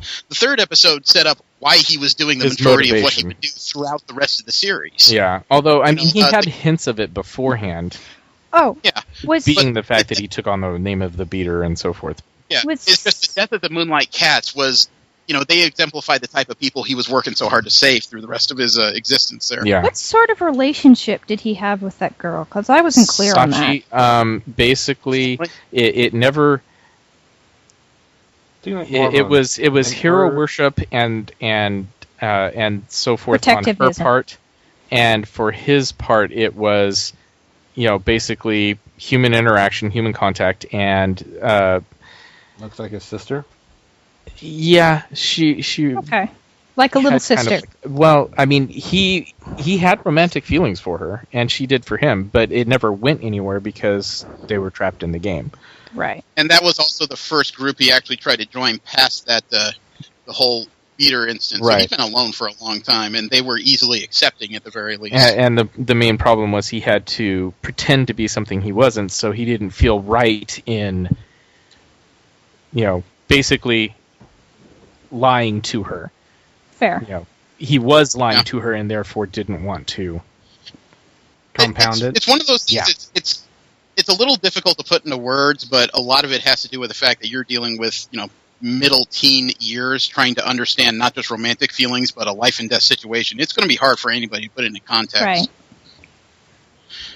So it's a very complicated but probably still not fully realized type of relationship. I just wanted to make Plus, sure he wasn't aware at that point that there was actually a way to have physical relations in the game. Yeah. How do you initiate that? Is that like a dual window? Would you like to have sex with character B? No, it had to do with removing, not limiters, but basically, you had the anti touching rule and so forth. If you did inappropriate conduct, then the person could report you and so forth, and they actually had a jail to the system itself. Because they had the cardinal system running everything. It's an actual advanced AI type situation. And should you report a player for inappropriate conduct, they added an actual jail and whatnot, and you would get locked up for a certain amount of time. I'm kind of surprised they just don't make him into a Ken doll, But there was apparently. Fine, you think it's funny? You're not having sex ever again. But there was apparently a. Well, like I said, it's inappropriate touching. So unless you're going to make him legless and armless and so forth, then yeah. But also an option. It's a video. You've gone from warrior to man. Come back here! I shall bite your legs off! But yeah, it was more about removing those restrictions. Gotcha. Okay. So what are we doing next? The content. Such is a question. There's a couple events getting ready to end. I think Original Sin ends pretty soon, but I think it's the 7th issue. It comes out next. I have an idea that not everyone is going to like, and by that I mean we're all going to hate this. But I have actually heard some positive reviews on a recent Superman series that came out called Unchained. Okay. Is that a video or book? It's a comic book. Jim Lee actually drew it, though. So I'm, it's one of those things where as much as we make fun of Superman, if we don't chicken every once in a while, we're just hypocritical. Yeah, I agree. That's true. Yeah, I don't have a problem reading his books. It's just I'm not going to guarantee a positive result. It's same here. So I think that would be a good thing to do. It's probably just the first 5 issues. Keep it simple. Okay. So Superman Unchained. Yeah. All right. So next week we talk Big Blue Retard. But thanks to me for at least giving that a serious shot. I was kind of worried you were going to look at that and just go, I'll just say No. I have an academic mind. Okay. But like I said, if you continue to at least the first half of the season, I do think you'll get something out of it. Yeah. Okay. And if you did want to read the light novel just as additional background or whatever, Do you have I'll send resources? you the link. Okay. Yeah, I'll send you the link in the chat. Okay. Who knows? Maybe we'll do a part 2 of this discussion if she finishes the first season. It might be worthwhile. There's a lot of nuance that could come out of something like that. Yeah. Oh, I only laugh because I have like a million things I'm watching right now, and any one of them I forget about for like weeks at a time because I don't happen to feel like watching it at the time. Tell me about it. I'm sad enough that the last seasons of Justified and Sons of Anarchy come out soon. All right. Well, thank you guys for tuning in. I invite you to roll with us again next week when we talk Superman. The enthusiasm. I know. Thank you very much. Have a great weekend. I am Jeremy. Steve. Jesse. And V. I'm not going to tug on his cape. Thank you very much. See, somebody got it.